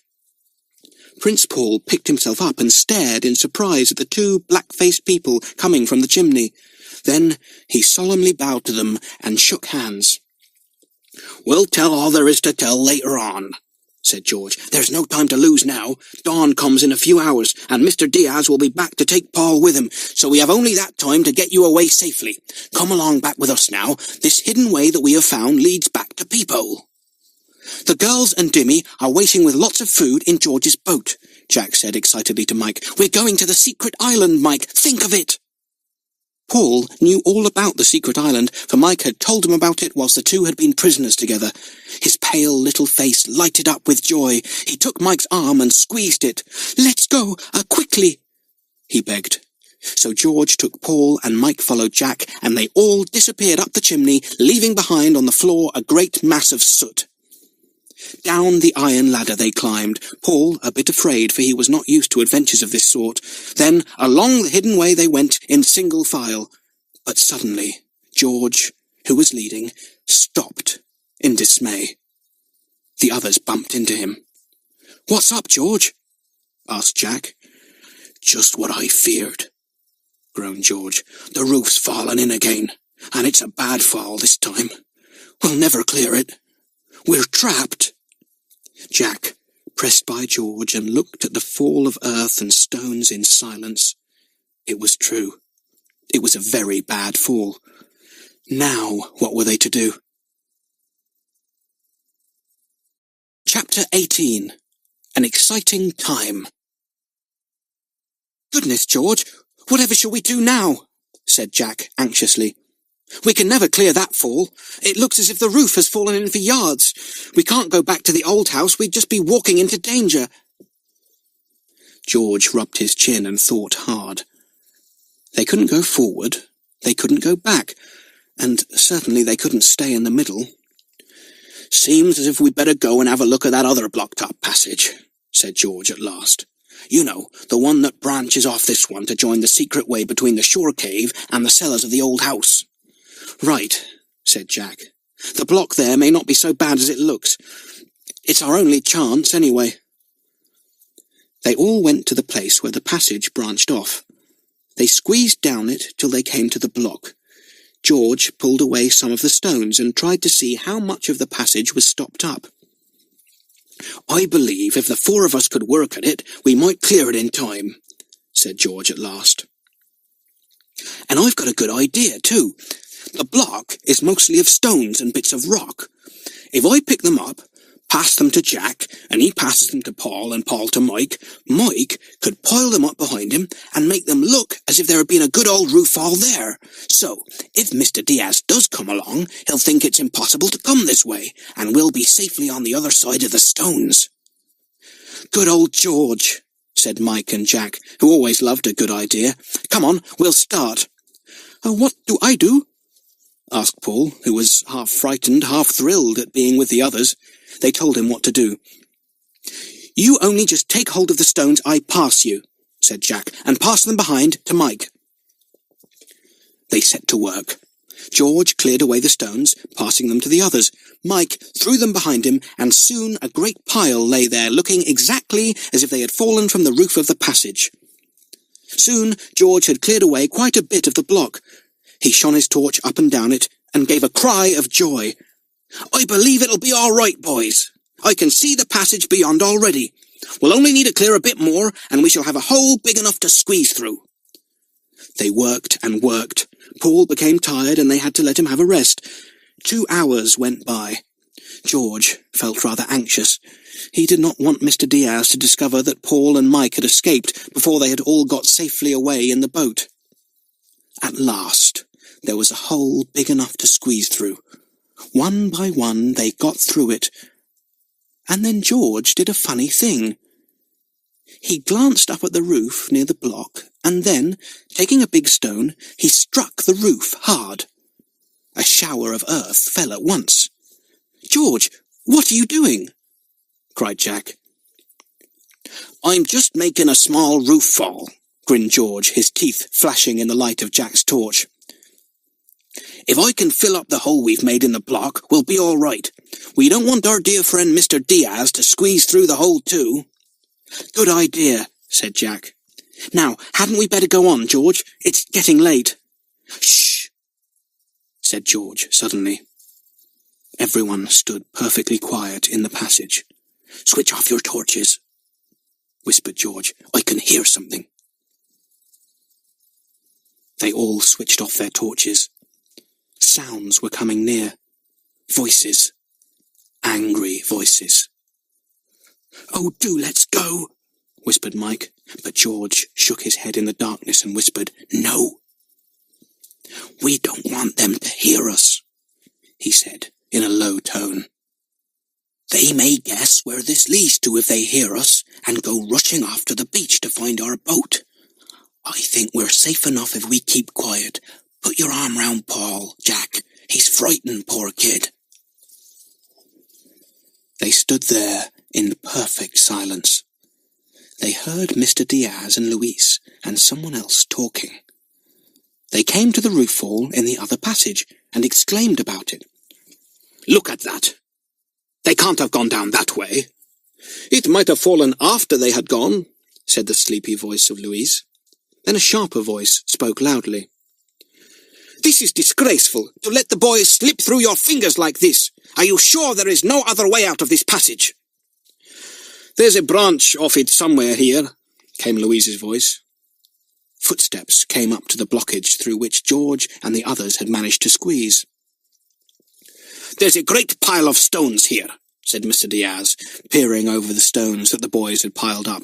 "And another roof fall or something beyond. They couldn't possibly have gone through that. No, it looks as if they escaped down that passage to Peephole, and the roof fell after they had gone through. Well, our best course is to go back to the old house and make a raid on Peephole. The boys are sure to be there." The voices and footsteps grew fainter. At last they could no longer be heard. Everybody sighed with relief. "Now we can get on," said George cheerfully. "I thought somehow they wouldn't guess we'd gone this way. And anyway, they don't know that it leads down to the passage to the shore cave. Come on." They stumbled down the secret passage, and at last came to an opening in the ground at their feet. Jack shone his torch down. "This is where our passage joins the shore passage," he cried in excitement. "We'll have to jump down into it. No wonder we didn't spot it when we used the shore passage. We didn't dream of looking for holes in the roof, did we?" They all jumped down into the passage below. Then they made their way quickly to the cave, sliding down into it, holding safely to the rope that swung there to help them. "I wonder if the girls are there in the boat all right," said Mike. The girls were there. They had been there for hours, anxiously waiting with Dimmy. They had not been able to imagine what could have happened to everyone. They had talked at first, and then had watched and waited for the boys. But they hadn't come. Then Nora had begun to worry. "Oh dear, they ought to be here now. Whatever can have happened?" "Perhaps Mr. Diaz or someone was in the room for ages with Mike and Paul," said Peggy sensibly. "Jack and George couldn't possibly rescue them if anyone was with the others." "That's true," said Dimmy. "Well, we must wait in patience. We can't do anything else. Are you two warm enough?" "I'm glad of my coat," said Peggy. "It's a funny thing, but excitement makes me feel rather cold." They waited for another hour. Now all of them were anxious and worried, though Dimmy tried not to show it. Then Nora gave a low cry. "Look, I can see the light of a torch over there in the shore cave. It must be them." It was. Jack, Mike, Paul and George hurried across the sand in silence. They were tired and stiff now, but they knew that a long row awaited them. They were pleased that everything had at last gone well. "Oh, Mike, dear Mike," said Nora joyfully, so glad to have her brother back again that the tears fell down her cold cheeks. Mike hugged her, and Peggy kissed kind old Dimmy and got into the boat with the others. It was a good thing it was a big boat. "I must say goodbye," said Dimmy hurriedly. "Don't push off yet, George. You've forgotten I'm not going with you." "Oh, Dimmy, I wish you were coming too," said Peggy, sad to say goodbye to her. "I hope you'll be all right. Anyway, George will be with you as soon as he rows the boat back from Longrig." "Goodbye, dears," whispered Dimmy. She got out of the boat. "Take care of yourselves. I'll let you know as soon as we have found out about Prince Paul and what we must do with him. Good luck." "Good luck," whispered the children. George pushed off from the little wooden jetty. The boat floated out on the water. George bent to the oars and began to row away. Soon nothing could be seen of Dimmy at all. She had vanished into the darkness. The boat went on and on over the dark, restless sea. Jack had found the second pair of oars, and was rowing too, to help George. The children spoke to one another in whispers, because George said voices carried so far over the water. "Well, we've rescued you, Paul," said Jack. "You're safe with us now. And I don't somehow think that Mr. Diaz will be able to find you on our secret island. We'll have a nice little holiday there for a few days, and oh, won't it be lovely to be back there again, all by ourselves." "Lovely, lovely, lovely," said the others, and began to dream about their island. Soon they would be there. Chapter 19. Off to the Secret Island. George rowed the boat silently over the calm sea towards the little fishing village of Longrig. Jack helped him, and the children sat quietly in the boat until George said it was safe to talk. "No one can hear you now," he said, "so talk away." And then what a noise there was as Mike told the others all that had happened when he was a prisoner with Paul. And Paul joined in excitedly, telling how he had been captured in his own father's palace and taken away to Cornwall over sea and land in ships, aeroplanes and cars. Poor Paul! He was really very glad to be with friends once more, for although he had not been very badly treated by Mr. Diaz and Louise, he had been kept a close prisoner for some time. Soon the moon came up and flooded the sea with its silvery light. The children could see one another's faces as they talked, and every time the oars were lifted from the water, silvery drops fell off the blades. "There's Longrig," said George, as they went around a cliff that jutted out into the sea. Everybody looked. The children had been to Longrig before with George in his boat, but it looked different now in the moonlight. A huddle of silvery houses set in a cove between the cliffs. "It's like an enchanted village," said Nora dreamily. "And I guess our secret island will look enchanted too tonight when we get there. Oh, I do feel so very excited when I think that we're really going there again." The children began to talk of their adventure on the secret island the year before, how they had kept their own cow there and their own hens, how they had built their own house of willows and had found caves in the hillside to live in during the winter. Paul listened and longed to see the wonderful island. They landed at Longrig. George took them through the deserted village street to his brother's garage, a tiny place at the top of the street. A man was there, waiting for them. "Hello, Jim," said George. "Here are the passengers for your trip, and mind, Jim, not a word to anyone about this. I'll explain everything to you when you come to see me tomorrow. Till then, say nothing to anybody." "Right, George," said Jim, who seemed very like his brother as he stood there, sturdy and straight in his dark overalls. "Goodbye, George, and thanks for all your help," said Jack, getting into the car with the others. "Have we got the food? Oh, yes, it's in the back. Good." "Good boy," said George. "I'm going back to Peephole now in case Miss Dimity wants a bit of help.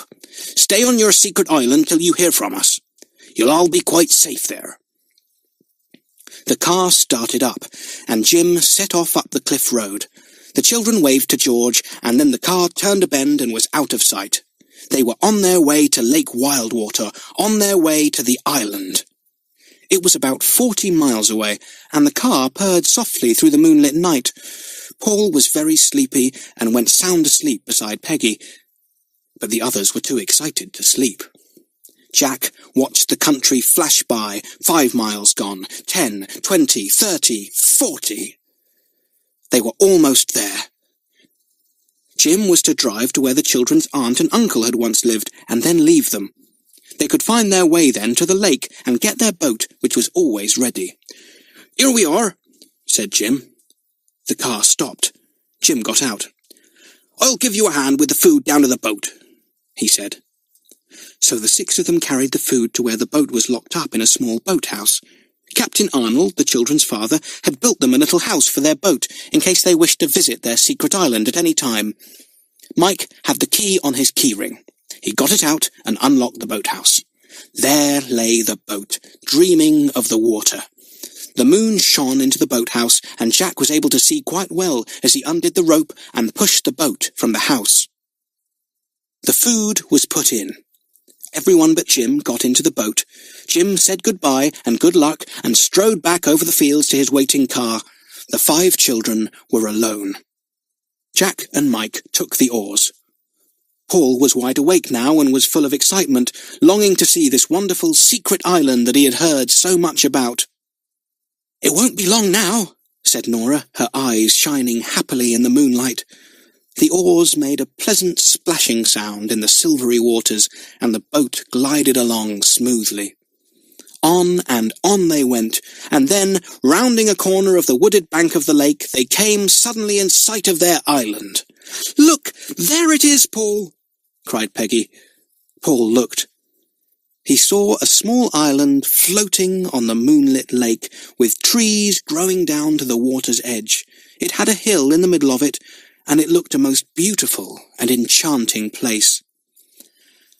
"Our secret island," said Nora softly. Her eyes full of happy tears, for she had loved their island with all her heart, and had spent many, many happy days there along with the others the year before. For a while the 2 boys leaned on their oars and looked silently at their island, remembering their adventures there. Then they rowed quickly again, longing to land on the little beach they knew so well. "There's our beach, with its silvery sand all glittering in the moonlight," cried Nora. The boat slid towards it, and grounded softly in the sand. Jack leapt out and pulled the boat in. One by one the children got out and stood on the little sloping beach. "Welcome to our island, Paul," said Peggy, putting her arm round the excited boy. "This is our very own. Our father brought it for us after our adventures here last year, but we didn't think we'd visit it this summer. We left it last Christmas, when we were living in the hill caves. They were so cosy." "Come along up the hill and find the caves," said Jack. "We are all awfully tired, and we ought to get some sleep. We'll get the rugs and things out of the cave and heat some cocoa and have a meal.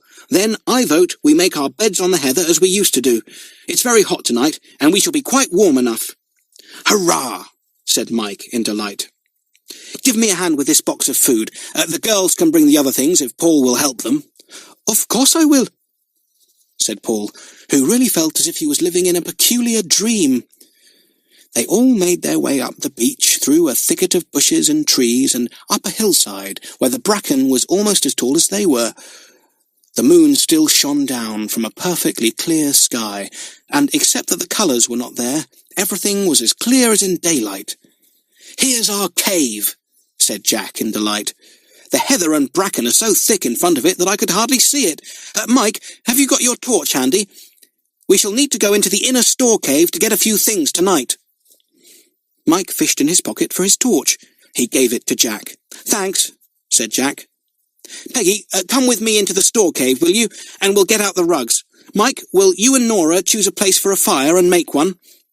We'll have to have some cocoa or something. I'm so hungry and thirsty that I could eat grass."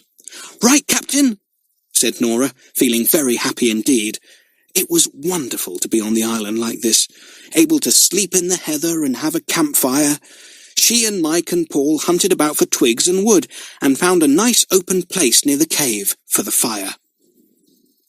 Peggy and Jack went to the back of the cave, found the passage that led into the inner cave, and crept through to the big store cave beyond, that lay in the heart of the hillside. "Everything's here just as we left it," said Peggy, pleased, as Jack shone his torch around. "Oh, there's the kettle, Jack. And I want a saucepan, too, for the soup tonight and eggs tomorrow morning. Dimmy put some into the box. Oh, look, there's the rabbit skin rug we made last year, and the old blankets and rugs, too. Bring those, Jack. We'll need them tonight." Jack piled the rugs in his arms. Peggy took the kettle and the saucepan.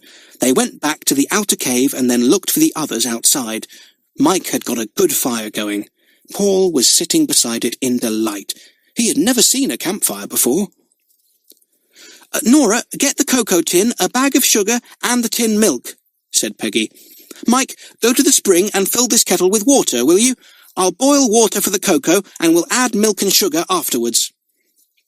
Mike went off with the kettle to the cold spring that gushed out from the hillside, and ran down it in a little stream.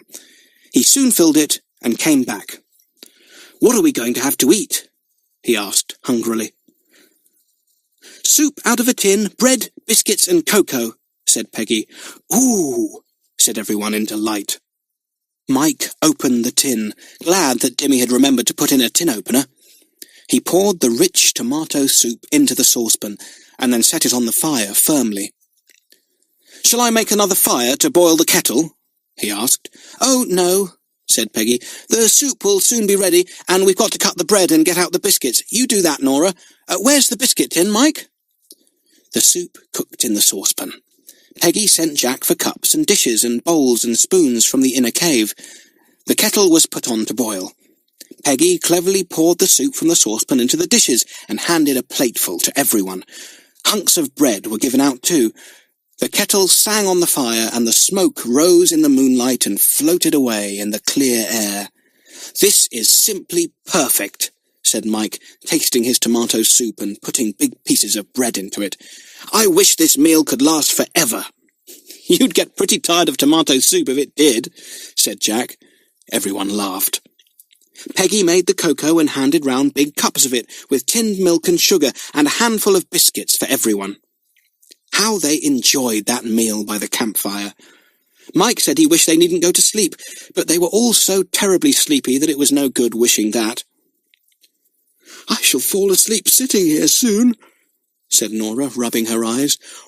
"What a nice supper that was! Come on, everyone, let's make our beds in the heather and wash the supper things tomorrow." So they spread the rugs out in the soft heather and lay down just as they were in their clothes, and in 2 seconds they were all fast asleep on the secret island, lost in happy dreams of all they were going to do the next day. Chapter 20. Peace on the Island. All night long the 5 children slept soundly on their rugs in the heather. The 3 boys were in the shelter of a big gorse bush, and the 2 girls cuddled together beside a great blackberry bush. The heather was thick and soft and as springy as any bed. The sun rose up, and the sky became golden. The birds twittered, and 2 yellowhammers told everyone that they wanted a little bit of bread and no cheese. The rabbits who had played about near the sleeping children shot off to their holes. A rambling hedgehog sniffed at Mike, and then went away too. Jack awoke first. He was lying on his back, and he was very much astonished when he opened his eyes and looked straight up into the blue sky. He had expected to see the ceiling of his bedroom at peephole, and he saw sky and tiny white feathery clouds very high up. And then he remembered. Of course, they were on the dear old secret island. He lay there on his back, looking up happily at the sky, waiting for the others to wake. Then he sat up. Far below him were the calm blue waters of the lake. It was a perfect day, sunny, warm, and calm. Jack looked at his watch, and stared in surprise, for it was 9:30. "9:30, said Jack in amazement. "How we have slept! I wish the others would wake up. I'm jolly hungry." He got up, cautiously, and slipped his few clothes off. He ran down to bathe in the lake. The water was delicious. He dried himself in the hot sun and dressed again. He went to the spring and filled the kettle for breakfast. Then he busied himself in making a fire. Mike awoke next, and then Peggy and Nora together. Paul still slept on. The girls were full of joy to find themselves on the secret island, and they flew down to bathe in the lake with Mike. When Paul awoke, they asked him if he too would like to have a swim, but he shook his head. "I can't swim," he said. "And I don't want to bathe in the lake. I just want to stay here with Jack." They got breakfast.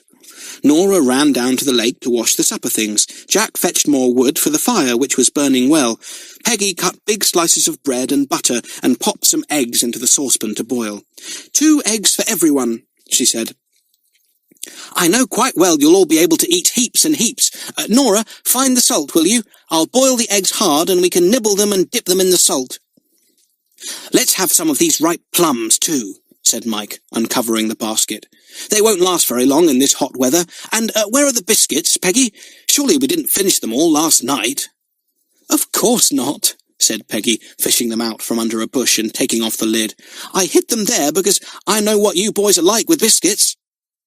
They sat round in the heather, eating their hard-boiled eggs, thick slices of bread and butter, ripe plums and biscuits, and drinking cocoa that Peggy had made for them. "I don't know why, but we always seem to have the most delicious meals on our secret island," said Mike. "They always taste nicer here than they do anywhere else." "Paul, don't you want your second egg?" asked Peggy, seeing that Paul had not eaten it. He shook his head. "I am not used to your English breakfasts," he said. "At home, in my own country, we simply have a roll of bread and some coffee. But I would like to eat my egg later in the morning, Peggy. It is so nice. I have never had a hard-boiled egg before." Paul began to talk of his own land. He was a nice boy, with beautiful manners that struck the others as rather comic sometimes.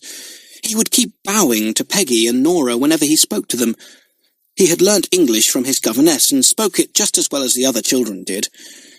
He told them about his father and mother. He cried when he spoke of his mother, who did not know where he was. Peggy and Nora felt very sorry for the little prince. They comforted him and told him that soon his troubles would be over. "You are so lucky not to have to be princes or princesses," he told the children. "You can have a jolly time and do as you like. But maybe it will happen to me again some time or other. There are many people who do not want me to be king when my father dies." "Do you want to be?" asked Jack. "Not at all," said Paul. "I would like best of all to live with you 4 children and be an ordinary boy. But I am unlucky enough to have been born a prince, and I must do my duty." "Well, stop worrying about things for a little while," said Peggy. "Enjoy your few days here on our secret island. It will be a real holiday for you. Jack will teach you to swim, and Mike will teach you how to make a campfire. You never know when things like that will be useful to you." The children all felt rather lazy after their late night. Peggy and Nora washed up the breakfast things, and Peggy planned the lunch. The children had eaten all the ripe plums, and Peggy wondered if she should open a large tin of fruit. She would cook some potatoes and peas, too, and they could have some of the meat off the cold joint they had brought. "What about picking some wild raspberries as we used to do last year?" asked Nora eagerly. "Don't you remember the raspberry canes on the other part of the island, Peggy? They were simply red with delicious raspberries. We'll go and see if there are any still ripe," said Peggy. "But first, let's see if Willow House is still in the little wood beyond the beach." The children had built a fine little house of willow branches the summer before, which had sheltered them well on wet or cold days and nights. They all went running down the hill to see if Willow House was still standing. They squeezed through the thick trees until they came to the spot where Willow House was, and it stood there, green and cool, inviting them to go inside. "But the whole of Willow House is growing," cried Peggy. "Every branch has put out leaves, and look at these twigs shooting up from the roof. It's a house that's alive." She was right.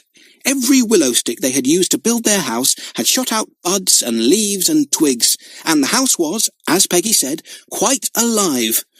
Inside the house, long twigs hung down like green curtains. "Dear little willow house," said Peggy softly. "What fun we had here, and how we loved making it, weaving the willow twigs in and out to make the walls. And you made the door, Jack. And do you remember how we stuffed up the cracks with heather and bracken?" The others remembered quite well. They told Paul all about it, and he at once wanted to stop and build another house. "No, we don't need one," said Jack. "We can sleep out of doors now, and if rain comes, we'll just sleep in the cave."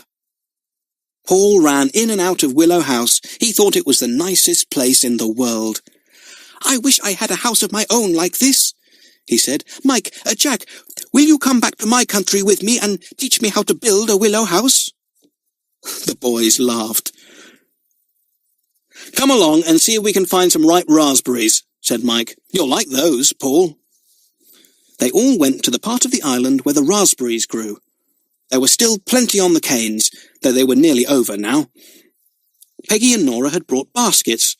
Soon they had the baskets half full, and their mouths were stained with pink. As many went into their mouths as went into the baskets. "It's 1 o'clock," said Mike, looking at his watch. "Good gracious, how the morning has gone!" "We'll go back and have dinner," said Peggy. So back they all went in the hot sun, feeling as hungry as hunters, although they had eaten so many raspberries. They had a lovely dinner. Cold mutton, peas, potatoes, raspberries, and tinned milk. Mike brought them icy cold water from the spring, and they drank it thirstily, sending Paul for some more when it had finished. Paul wanted to do jobs too, and Peggy thought it was a good idea to let him. The sun had caught his pale little face that morning, and he was quite brown. "What shall we do this afternoon?" asked Paul. "I feel sleepy," said Peggy, yawning. "Let's have a nice snooze on the heather. Then we could have a bathe before tea and a jolly good meal afterwards." It was a lovely, lazy day they had, and they thoroughly enjoyed it after all the alarms and adventures of the last week or two. Jack began to teach Paul to swim, but he was not very good at learning, though he tried hard enough. They had tea, and then they went boating on the lake in the cool of the evening. "We might try a bit of fishing tomorrow," said Jack. "It would be fun to have fried fish again, Peggy, just as we did last year." "Do you suppose we are quite safe here?" asked Paul anxiously, looking over the waters of the lake as they rowed about. "Of course," said Jack. "You needn't worry, Paul. No one will come to look for you here." "If Mr. Diaz knew about your secret island, he might come here to seek me," said Paul. "Hadn't we better keep a watch, in case he does?" "Oh, no," said Jack. "There's no need to do that, Paul. Nobody would ever find us here, I tell you." "Where did you used to watch when you were here last year, and were afraid of people coming to look for you?" asked Paul. "There's a stone up on the top of the hill where we used to sit, among the heather," said Jack. "You get a good view all up and down the lake from there." "Then tomorrow I will sit and watch there," said Paul at once. "You do not know Mr. Diaz as well as I do, and I think he is clever enough to follow us and to take me prisoner again. If I see him coming in a boat, there will be time to hide away in the caves, won't there?" "Oh, yes," said Jack, "but he won't come. Nobody will guess you are here with us." But Paul was nervous, and when the next day came, he ran off by himself. "Where's he gone?" asked Jack. "Oh, up to the hilltop to watch for his enemies," said Nora with a laugh. "He won't see anything, I'm sure of that." But Prince Paul did see something that very afternoon. Chapter 21. The Enemy Find the Island. Prince Paul was sitting on the top of the little hill that rose in the middle of the island. He was quite sure that his enemies would try to find him, and would think of coming to the children's secret island. He sat there for 2 or 3 hours, watching the lake around the island. It was very calm and blue. Paul yawned. It was rather boring sitting there by himself, but the other children wouldn't come, for they said there was no fear of enemies coming so soon. Paul saw Mike and Jack far below at the edge of the water. They were getting out the boat to go and fish. The girls came running down to join them. They had already asked Paul to come, but he wouldn't. He was really afraid of water, and it was all that the others could do to get him in to bathe. Paul stood up and waved to the others. They waved back. They didn't like leaving him alone, but really they couldn't go and sit up there for hours. Besides, Peggy had said that if they caught some fish, she would fry them for supper, and that really sounded rather delicious.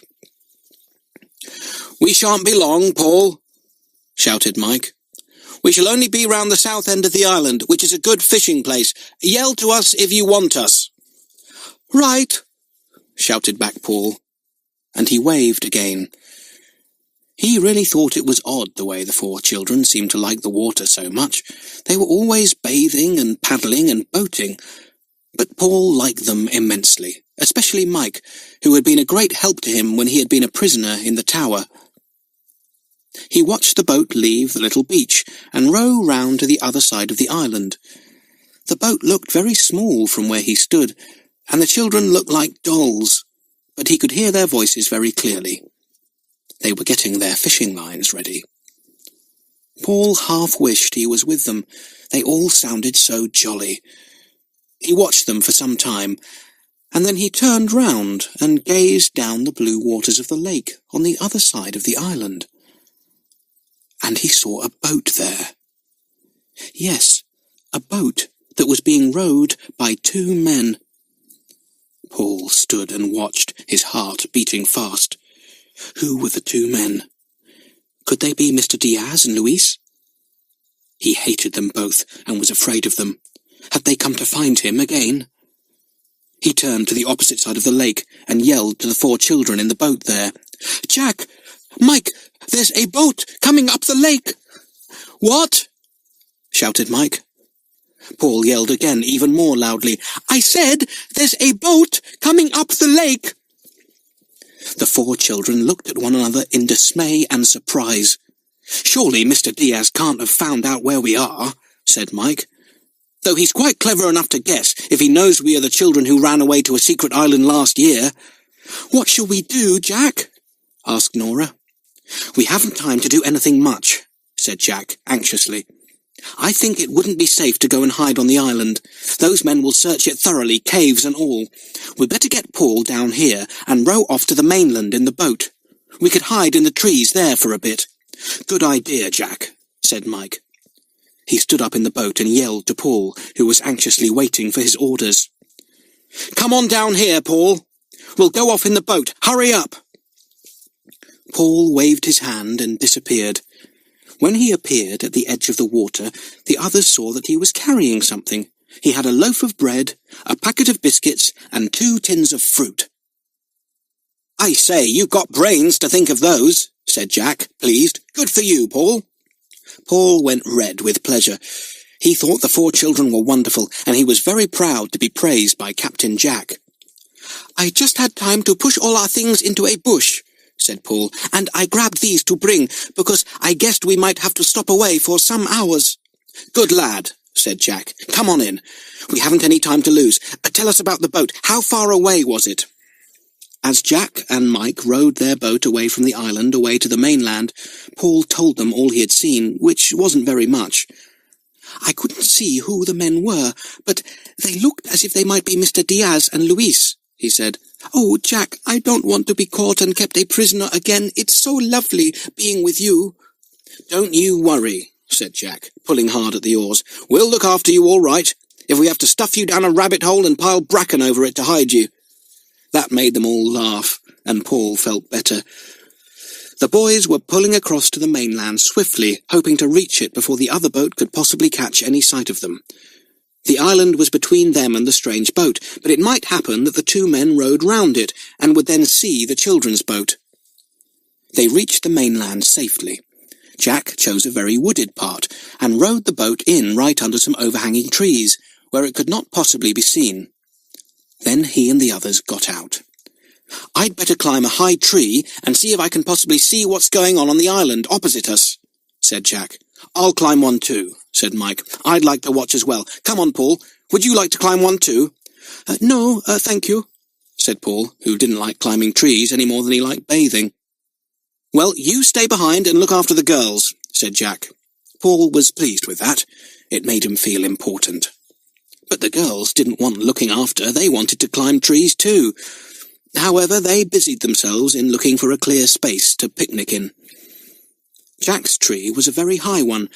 He could see the island quite well from it. He suddenly saw the boat coming round one side of the island, and he knew who the 2 men were. "Yes, it's our dear friend Mr. Diaz and his sleepy helper Louise," thought Jack to himself. "They must have missed seeing the little beach where we usually land, and they've come round to the other side of the island. Well, that means we can keep a jolly good watch on them." Mike and Jack watched the boat from their perches up in the trees. The 2 men landed and pulled the boat onto the shore. They stood and talked for a while, and then they separated and went off round the island. "I'm afraid they won't find us," Jack called softly to Mike, who was at the top of a tree nearby. "And unless they find the things we brought with us that Paul so cleverly stuffed into a bush, they may not even think we've been to the island." "It was a good idea of yours to come across to the mainland, Jack," answered Mike. "We're safe enough here. We could even make our way through the woods and walk to the nearest town if we had to." "Look, there's one of the men at the top of the hill," said Jack. Mike looked. The hill was not near enough to see if the man was Mr. Diaz or Luis, but it was certainly one of them. He was shading his eyes and looking all down the waters of the lake. "Good thing our boat's hidden," said Mike. "I wonder how long they're going to hunt round the island. I don't want to spend the night in these woods. There's no heather here, and the ground looks very damp." The boys watched for 2 hours, and then they began to feel very hungry. Mike left Jack on watch and climbed down to the girls, who had been picking a crop of wild strawberries, small and very sweet. Paul was with them, and he ran to Mike and rained questions on him about the men in the boat. Mike told him all he had seen. "But what I really came down for was to say we'd better have something to eat," he said. "I'll clean the fish we've caught, Peggy, and light you a small fire. You can cook them then on some hot stones and we'll have a meal." He cleaned the fish they had caught and made a fire. "I hope the men on the island don't think our smoke is anything to do with us," he said. They had a meal of cooked fish, bread, biscuits, and wild strawberries. Then Mike went up his tree again to watch, and Jack came down and had his share of the meal. It was really rather fun. The children enjoyed their dinner and wished there was more of it. "But we must keep the 2 tins of fruit and the rest of the bread and biscuits for later on in the day," said Peggy, putting them safely aside under a bush. "Thank goodness Paul had the brains to bring what he could. We'd only have had the fish to eat if he hadn't." Jack and Mike took it in turns to watch from a tree the rest of the day. They saw no more signs of the 2 men on the island, but they knew they had not left because their boat was still there. When it began to get dark, and the boys could no longer see clearly from their perches in the trees, Jack wondered what was the best thing to do. He climbed down and talked to the others. "We'd better have another meal," he said, "and finish the rest of the food. I'm afraid we shall have to spend the night here." "We could sleep in the boat," said Nora. "That would be more comfortable than the damp ground here. There are 2 old rugs in the boat too, and Peggy and I have explored a bit and found where a great mass of bracken grows. We could collect it before it's quite dark and use that for bedding in the boat. It will be fairly soft for us." "Good," said Jack. "Show us where the bracken is, Nora, and Paul, Mike and I will carry armfuls to the boat. Peggy, will you get a meal?" "Right," said Peggy. It was dark to get a meal under the trees, but the little girl did the best she could. She opened the tins of fruit. Paul even had been sensible enough to snatch up the tin opener. She cut the rest of the bread into slices and put 2 biscuits for everyone. That was all there was. The boys and Nora came back with armfuls of bracken. They set it in the boat. Then they went back to where Peggy was waiting. Jack had his torch in his pocket, so they were able to see what they were eating. They shared the fruit in the tins, ate their bread and biscuits, and drank the fruit juice, for they were very thirsty. "And now to bed," said Jack. "Bed in a boat. What strange adventures we have, but all the same, it's great fun." Chapter 22. Mike's Marvellous Idea. The children made their way to where the boat was tied to a tree. It was now piled with sweet-smelling bracken. Jack had taken up the seats, so that the whole of the boat was a bed. The 2 girls got in and cuddled down, and then the 3 boys settled themselves too. It was a bit of a squeeze, but nobody minded. They wrapped the 2 old rugs round them and talked quietly. The lake water lapped gently against the boat, saying lip, lip, lip, all the time. It was a pleasant sound to hear. An owl hooted in a trembling voice not far off. "Ooh, ooh, ooh, ooh, ooh." Paul sat up in a fright. "Who's that?" he said. Mike pulled him down. "It's only a bird called an owl, silly. Don't sit up suddenly like that, Paul. You pull the rug off us." Paul lay down again and cuddled up to the other 2 boys. He was glad that the noise was only made by a bird. The moon came up soon, and shone down through the black branches of the trees above. The water of the lake turned to silver. "Lip, lip, lip," it said all the time against the boat. Nora listened to it and fell asleep. Peggy lay on her back and looked at a star that shone through the trees, and suddenly fell asleep too. Paul was soon asleep, but Mike and Jack talked quietly for some time. They couldn't imagine what Mr. Diaz and Louise were going to do next. If they stayed long on the island, the children couldn't go back there, and as they had no food, this was serious. On the other hand, if they tried to make their way through the thick woods nearby, they might get quite lost. "If only we could make Mr. Diaz and Louise prisoners, just as they made you and Paul, it would be grand," said Jack. "Then we could do what we liked." Mike lay silent for a moment. Then he made such a peculiar noise that he really frightened Jack. "Mike, what's up?" said Jack in alarm. "Are you ill?" "No," said Mike in a very excited voice. "It was only that I suddenly got such a marvellous idea I wanted to shout, and I only just stopped the shout in time. That was the funny noise you heard, me stopping the shout. But, oh, Jack, I've really got the most wonderful idea." "What is it?" asked Jack in surprise. "Well, it was you saying that you wish we could make Mr. Diaz and Louise prisoners that really gave me the idea," said Mike. "I know how we could. If we could only get their boat away from the island tonight, they wouldn't be able to leave, and they'd be prisoners there." "Mike, that's a most marvellous idea," said Jack. "It solves all our difficulties. You really are a clever chap.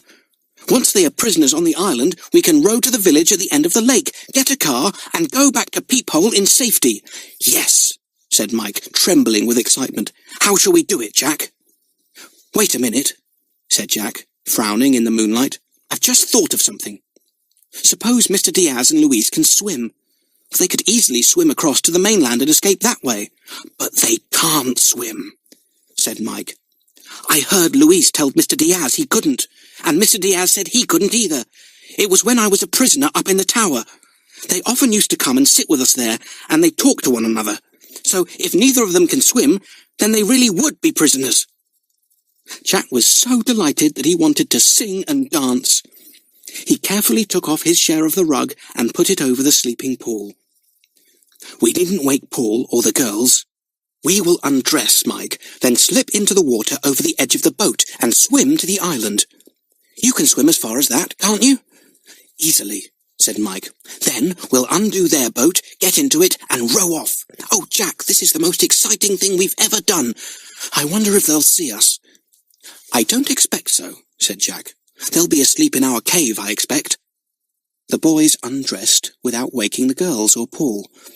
They slid into the water over the side of the boat and swam off into the moonlit lake, only their two dark heads showing on the calm, silvery surface.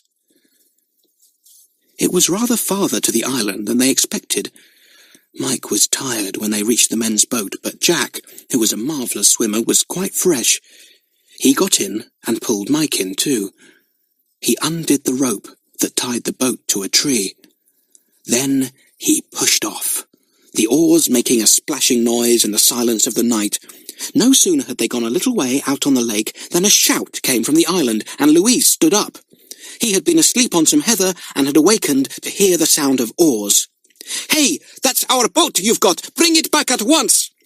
"We'll bring it back some day," yelled back Jack in delight. "You just bring it back now, at once!" yelled Louise, suddenly realizing that he and Mr. Diaz would not be able to leave the island at all without a boat. "You wicked boys!" "Goodbye, dear friends," shouted Jack, seeing Mr. Diaz suddenly appearing down the hill. He had been sleeping in the cave and had awakened at the noise of shouting. "See you some day soon." The two men were quite helpless. They could neither of them swim. They had no boat. They could do nothing but shout angrily, and that was no good at all. The boys simply laughed and waved to them. When they reached their own boat, feeling rather cold and shivery, for they had no clothes on, they found the girls and Paul wide awake and rather scared. Peggy threw the boys their clothes and called out to know where they had been and what all the noise was, and where they had got the other boat. "Can't you guess?" cried Nora. "They've taken the enemy's boat, and now they are prisoners on our secret island. Hurrah! Oh, Jack, what a marvellous idea! We were so scared when we woke up and found you two gone, but we might have guessed you were off on some wonderful idea." "It was Mike's idea," said Jack, dressing quickly. "It's one of the best ideas he's ever had. It worked beautifully, too. Mr. Diaz and Louise are angry as can be, but they can't do anything about it. As soon as it's light, we'll row to the village at the end of the lake, get a car, and go off to Peephole to see what Dimmy and George have done. and Mr. Diaz and Louise can have a nice little holiday on the island." Everybody laughed. They felt sure they would never be able to go to sleep again that night, but after a while they began to yawn, and before the moon had begun to slide down the sky, they were all fast asleep once more, with Mr. Diaz's boat tied safely alongside their own. They woke when the stars had gone and the moon had slipped away. The sun was coming up in the east, and the lake looked peaceful and blue. Not a cloud was in the sky. "Goodness, I am hungry," said Peggy, "and we haven't got a single thing to eat." Mike grinned. He put his hand into his pocket and brought out a large packet of chocolate. "I kept this till this morning, thinking it would come in very useful," he said. "We'll share it, and then we'll have to wait till we get to the village at the end of the lake for breakfast." "Good old Mike," said everyone, delighted to see the chocolate. It had nuts in it and was most delicious. They sat in the early morning sunshine, munching it and giggling whenever they thought of Mr. Diaz and Louise. "There they are at the edge of the lake, trying to see us," said Peggy. "Well, they'll see us soon enough when we row out. What shall we do with their boat, Jack?" "We'll leave it tied up here," said Jack. "It will be safe enough." So they left the extra boat behind, untied theirs, and rowed out onto the lake. Mr. Diaz and Louise saw them at once and shouted, but the children took no notice at all. They rowed steadily away from the island down to the village at the end of the lake. When they got there, they tied up the boat and stepped out onto the sandy shore. They made their way to the village and soon came to a baker's shop. They bought warm new bread and some jam tarts. They went to the grocer's and bought 1/2 pound of butter, some potted meat to spread on their bread, and some biscuits and chocolate. They also bought some ginger beer, and then sat down by the roadside to eat a peculiar but very delicious breakfast. Jack and Mike lent their pocket knives to everyone to spread the potted meat and butter on thick slices cut from the new loaf. How lovely it tasted! Then they ate the jam tarts and the biscuits, munched the chocolate, and drank the ginger beer. They felt much better after their meal, and Jack looked about for a garage. There wasn't one, but at that moment a bus rattled up and stopped nearby. The children went to ask if there was any bus that would take them near Spiggy Holes. "My bus starts off again in 10 minutes' time," said the driver. "I go as far as Cliftonside, and you can get a bus there to Spiggy Holes." The children were pleased. They got into the bus and waited for it to start. It set off at last and rumbled down the country lanes for an hour until it arrived at Cliftonside. Out tumbled the children, and they went to get the bus for Spiggy Holes. It didn't start for half an hour, so they went to buy some more ginger beer, for it was a hot day, and they felt very thirsty again. They arrived at Spiggy Holes at 12:30. The bus stopped a mile away from Peephole, and the children took a shortcut across the fields. "We'd better just keep a watch out in case anyone else is looking for Paul," said Jack. "You never know." So they kept a lookout and walked beside the tall hedges to hide themselves till they got to Peephole. And what a surprise they had when they got to the field opposite Peephole, for there on the grass was an aeroplane. It was painted a bright blue and had silvery edges that shone in the sun. The children stopped in the greatest surprise. Nobody was in the aeroplane. Nobody was about at all. They didn't know whether to go to Peephole or not. Did the aeroplane belong to the enemy, or was it a friend's? It was all very mysterious indeed. Chapter 23. Alone at Peephole. The 5 children stared and stared at the aeroplane. Paul went rather pale. "It looks like an aeroplane from my own country," he said. "Do you think my enemies have flown over here to find me? If only I knew what had happened to my father, whether he got better or not. I am very unhappy." "Cheer up, old son," said Jack. "We'll soon find out everything. I expect Dimmy has told the police to find out what's been going on in your country, and she'll tell us as soon as we find her."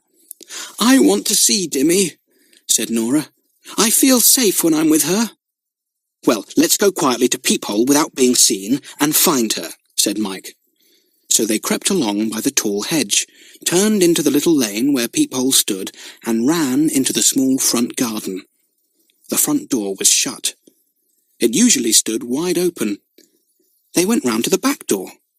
That was shut and locked too. The children stared at one another in surprise. "Has Dimmy locked herself in?" they all wondered. "What's been happening?" "All the ground floor windows are shut too," said Jack, who had been round looking.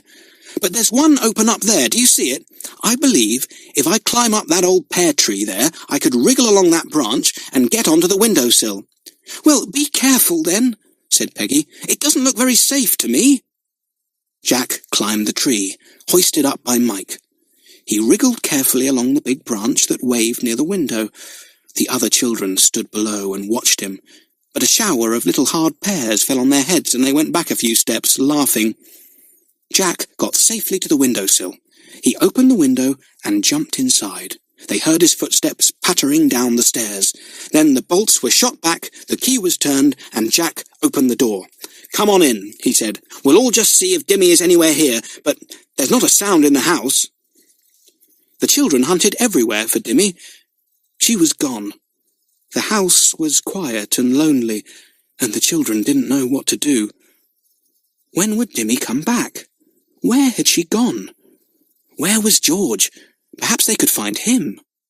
"Well, I vote we have something to eat," said Jack at last. "There's some ham in the larder, I've just looked, and some tomatoes too, and stale bread. We can pick plums from the garden as well. Come on." Over the meal, the children talked about what they should do. Should they stay at Peephole till Dimmy came back? But suppose she didn't come back? They didn't feel very safe at Peephole, so near the old house, without Dimmy or George, because perhaps somebody might find out they were there and come to catch poor Paul again. "Well, I don't think anyone has seen us come," said Jack, "and we won't light a fire, so nobody will see smoke from our chimney. We won't have any lights on tonight either. We'll all sleep together in the top room of the tower and lock the door and pile furniture against it. Then we'll be safe." "Things are getting a bit too exciting again," said Nora, who was really beginning to long for a little peace. "I wish Mr. Diaz hadn't discovered our secret island. We should have been so happy and peaceful there. I don't like Peephole without Dimmy." "I'll slip out down to the beach and see if George is anywhere about," said Jack, thinking hard. "If he is, he'll come back with me, I'm sure, and he could tell me what's happened to Dimmy, and I could tell him what has happened to Mr. Diaz and Louise." The others laughed. They liked to think of Mr. Diaz and Louise, prisoners on the secret island, not knowing when they were to be taken off. Jack slipped out of the back door, and the others bolted it after him. They decided to keep watch from the windows, to see if anyone came near. So Peggy and Paul kept a watch from the front windows, and Mike and Nora from the back. But nobody came near. Not even a dog barked anywhere. It was all very still and peaceful. The children talked to one another. Peggy found her knitting and knitted and chatted to Paul. Mike did a jigsaw puzzle with Nora, looking up every other minute to make sure that nobody was coming in through the back garden. A loud thumping on the back door startled everybody dreadfully. Mike jumped and dropped the jigsaw on the floor. He had seen nobody come into the back garden. Paul and Peggy ran in from the front room, looking quite scared. "Who do you suppose it is?" whispered Nora. "Can't imagine," whispered back Mike. "Anyway, we better all keep as quiet as possible, then maybe they'll go away." So they all kept very quiet. The thumping came again. Somebody banging on the back door with his bare fists. "Bang all you like," said Mike in a low voice. "You won't get in." "Let me in," cried a voice. And how they all jumped with joy, for it was Jack's voice. It was he who was thumping on the door. "What idiots we are," cried Mike, leaping to his feet. "We might have guessed it was Jack, but I never thought he'd be back so soon." They all tore downstairs to open the door to Jack.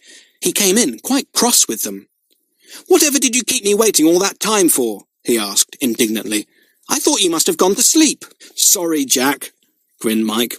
"We didn't see you come, and we didn't expect you back so soon.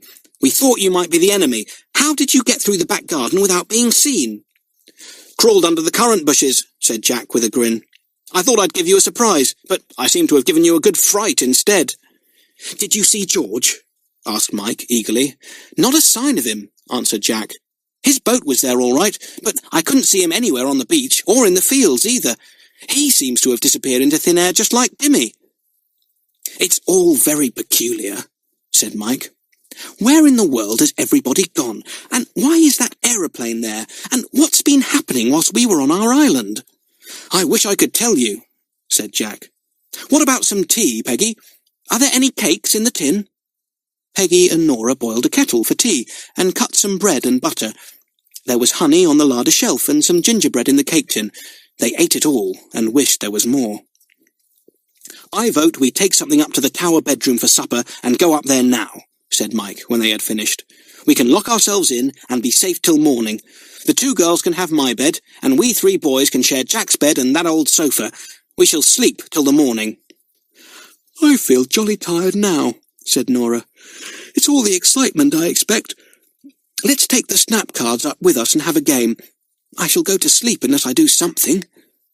So after they had washed up the tea things, Peggy collected some supper and Jack hunted for the snap cards. They saw that all the downstairs windows and doors were fastened, and then they went upstairs to the top bedroom of the tower. They locked the door and sat down to play Snap. Paul had never played Snap before, and he was dreadfully bad at it. He simply could not see when 2 cards were alike, and the others made him jump when they yelled out, "Snap!"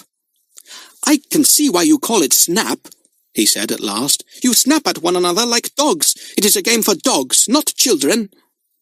That made the others roar with laughter, and it was whilst they were laughing that they heard a strange noise. They all looked up.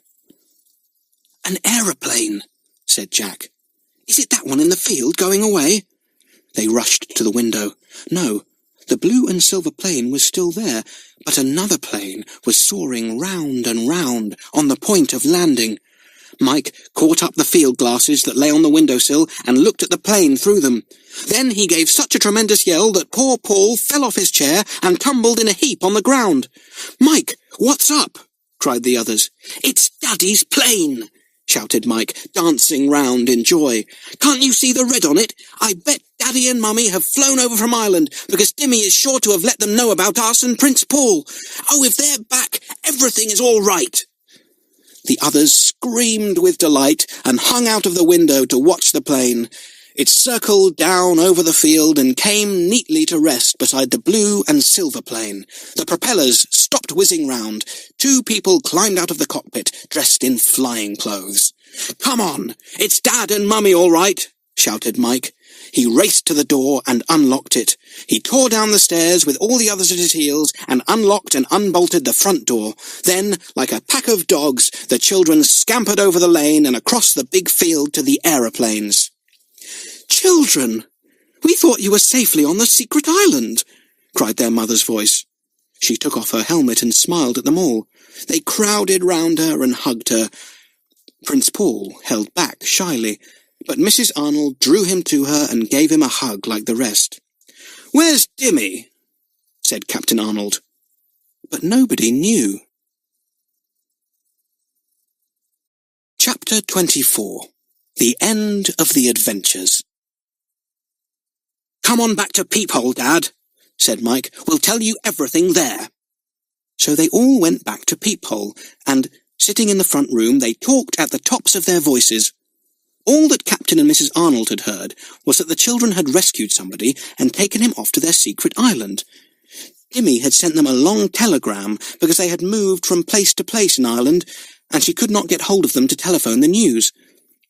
Then they had tried to telephone Dimmy, but had got no answer, so they had got into their aeroplane and flown straight over to Spiggy Holes to find out what was the matter. "And here we are," said Captain Arnold. "What about some food? I'm famished. We've got a hamper in the plane. Go and get it, Jack and Mike." The boys tore off to get it. But as they went across the lane to the field, they heard the sound of a big car coming down the road. They stopped and looked. Peephole was at the end of the lane. The road stopped just there, so whoever came down the lane must go to Peephole. Who was coming?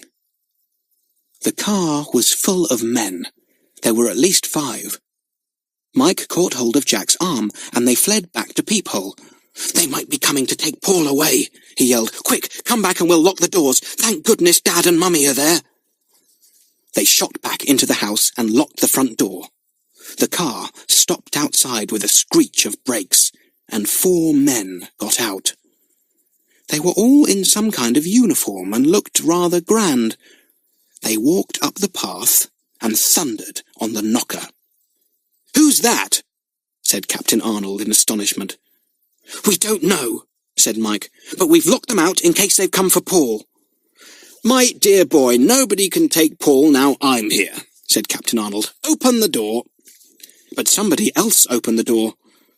Paul had been looking out of the window, and he suddenly gave a most ear-piercing yell, shouted something in a foreign language, and tore to the front door. He struggled with the bolts, yelling all the time. "He's gone mad," said Jack in surprise. "Here, let me help you, Paul, since you're determined to open the door." The door opened. Paul flew through it, flung himself at the front man, and wept tears all down his chest. The man stroked him and patted him, whilst everyone looked on in the greatest astonishment. The man put Paul down, and bowed most politely to Captain and Mrs. Arnold. "I'm Paul's father, the King of Baronia," he said. "But we thought you were very ill and nearly dying," cried Mike in surprise. "Yes, I have been ill, but now I am better, much to the grief of my enemies," said the king, in a grim sort of voice. "Paul was made prisoner and taken away whilst I lay ill, and we did not know where he was. Then your Miss Dimity informed your good English police, and they sent the message to me that you children had rescued my boy, and had taken him to your secret island." "Then is that blue and silver aeroplane yours?" cried Mike. "Paul said he thought it belonged to his country." "Yes, we flew over in it, I and my 4 friends, said the king. "We came to see Miss Dimity, that brave and good woman, and she and your friend George told us all that had happened." "But where is Dimmy?" asked Nora, almost in tears, for she really felt very anxious about Dimmy. "Miss Dimity is coming in another car," said the king. "She and George and ourselves all had to go to the police to explain what had happened. She will soon be here." And even as he spoke, another car drew up outside, and out leapt George to help Miss Dimity. She got out, looking rather pale and tired, but just the same cheerful old Dimmy. She couldn't believe her eyes when the children rushed to greet her. "I thought you were safely on your secret island," she said. "What made you leave it?" "Oh, Dimmy, it's a long story," said Mike. "Come along in. Look who's here." "Your father and mother," said Dimmy in amazement. "So the second aeroplane is theirs, I suppose. Captain Arnold, I am glad to see you. I couldn't seem to find out where you were in Ireland. What a meeting this is. Paul's father and friends, and you too, and the children." The little front room was too small to hold them all, so they went into the garden. George brought out seats for everybody, and it was a very noisy party that sat out there and talked and talked. "If only I could get my hands on Diaz and Luis, the traitors," said Paul's father angrily, as Paul told him how he had been kept prisoner. "Well, you can if you want to," said Mike, with a grin. "We've made them prisoners now. You can catch them as soon as you please." "Where are they, then?" cried Dimmy. "On our secret island, without a boat," laughed Mike. "And there they'll stay till somebody goes over and catches them." Everybody laughed in delight. It was funny to think of the 2 bad men being caught like that. "Tomorrow morning I and the policemen will go over in a boat," said the king grimly. "Diaz and Louise will be most surprised to see us. They meant to prevent my son Paul from being king after me if I died, and now that I am very much alive, they will be sorry they ever thought of such a plan." "Will you take Paul back with you?" said Mike, feeling sorry that they were to lose a boy he liked very much. "Yes," said the king, "but next term he is to come to school in your good, safe country of England, and maybe he could go to your school, Jack and Mike." "Oh, good," said the two boys, pleased. "We'll look after him." "I am sure you will," said Paul's father, clapping both boys on the back. "You've looked after him marvellously so far." "Well, what are we all going to do tonight?" said Timmy. "I'd like you all to stay with me, but Peephole is too small. I could put Captain and Mrs. Arnold in my spare room, but there's no other room, I'm afraid." "We shall go to the nearest town and stay at the hotel there," said the king. "Paul must go with us, for I feel I cannot let him out of my sight. Tomorrow we will come again, Miss Dimity. Thank you 1,000 times for all you have done." The king and Prince Paul and the 4 men in uniform said goodbye and went to their big car.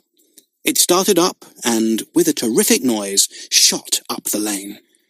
"We've forgotten all about the hamper of food," said Jack suddenly. "Let's go and get it now, Mike. I feel as if I could eat my hat." "I'd like to see you," said Mike. The two of them set off to the aeroplane. They climbed into the cockpit and found a large hamper there. They carried it between. "I thought you were safely on your secret island," she said. "What made you leave it?" "Oh, Dimmy, it's a long story," said Mike. "Come along in. Look who's here." "Your father and mother," said Dimmy in amazement. "So the second aeroplane is theirs, I suppose. Captain Arnold, I am glad to see you. I couldn't seem to find out where you were in Ireland. What a meeting this is. Paul's father and friends and you too, and the children." The little front room was too small to hold them all, so they went into the garden. George brought out seats for everybody, and it was a very noisy party that sat out there and talked and talked. "If only I could get my hands on Diaz and Luis, the traitors," said Paul's father angrily, as Paul told him how he had been kept prisoner. "Well, you can if you want to," said Mike, with a grin.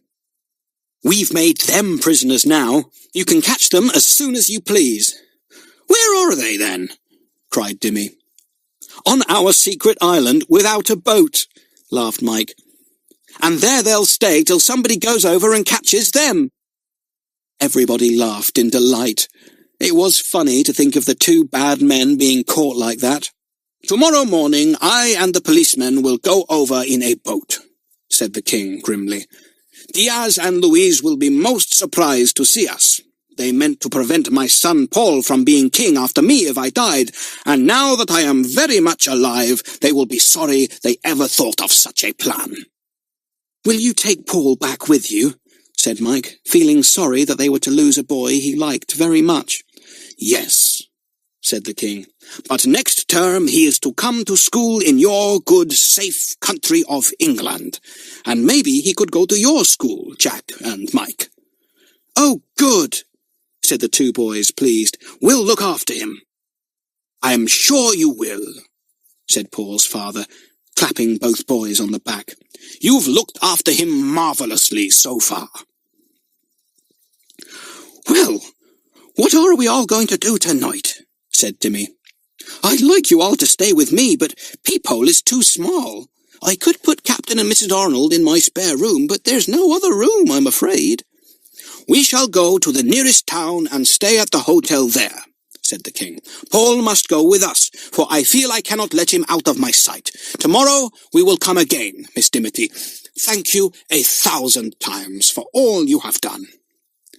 The king and Prince Paul and the 4 men in uniform said goodbye and went to their big car.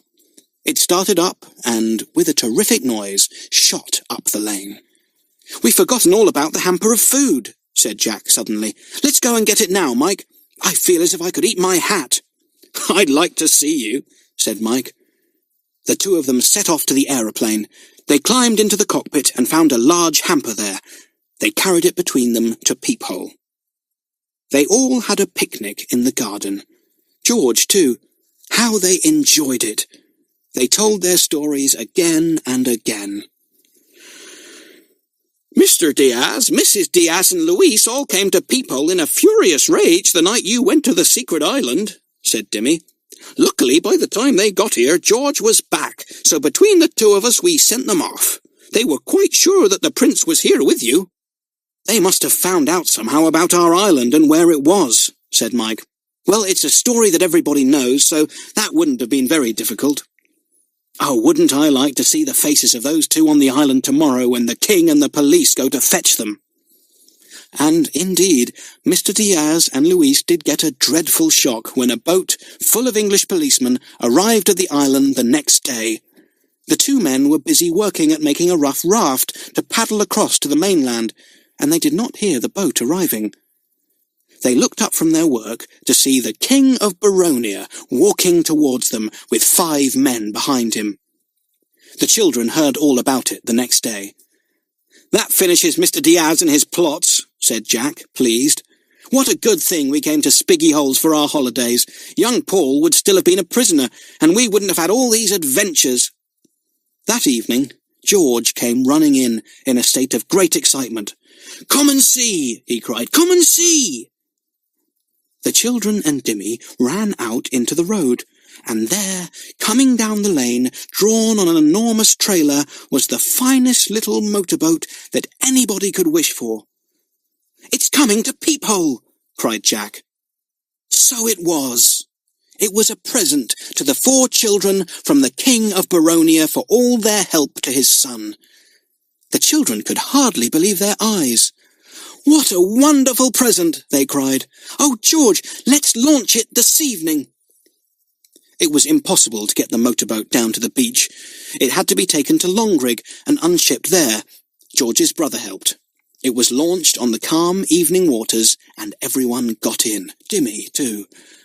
It was so easy to drive that the children could take it in turns. The motor started up with a lovely whirring sound. The little boat leapt forward. Mike swung her out to sea, feeling as proud as could be. A motorboat of their own. How lucky they were. Now they're off.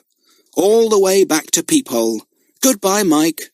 Goodbye, Jack. Goodbye, Nora and Peggy. You deserve your good luck, and we loved all your adventures. Maybe we'll hear more of them another day. Goodbye. Goodbye.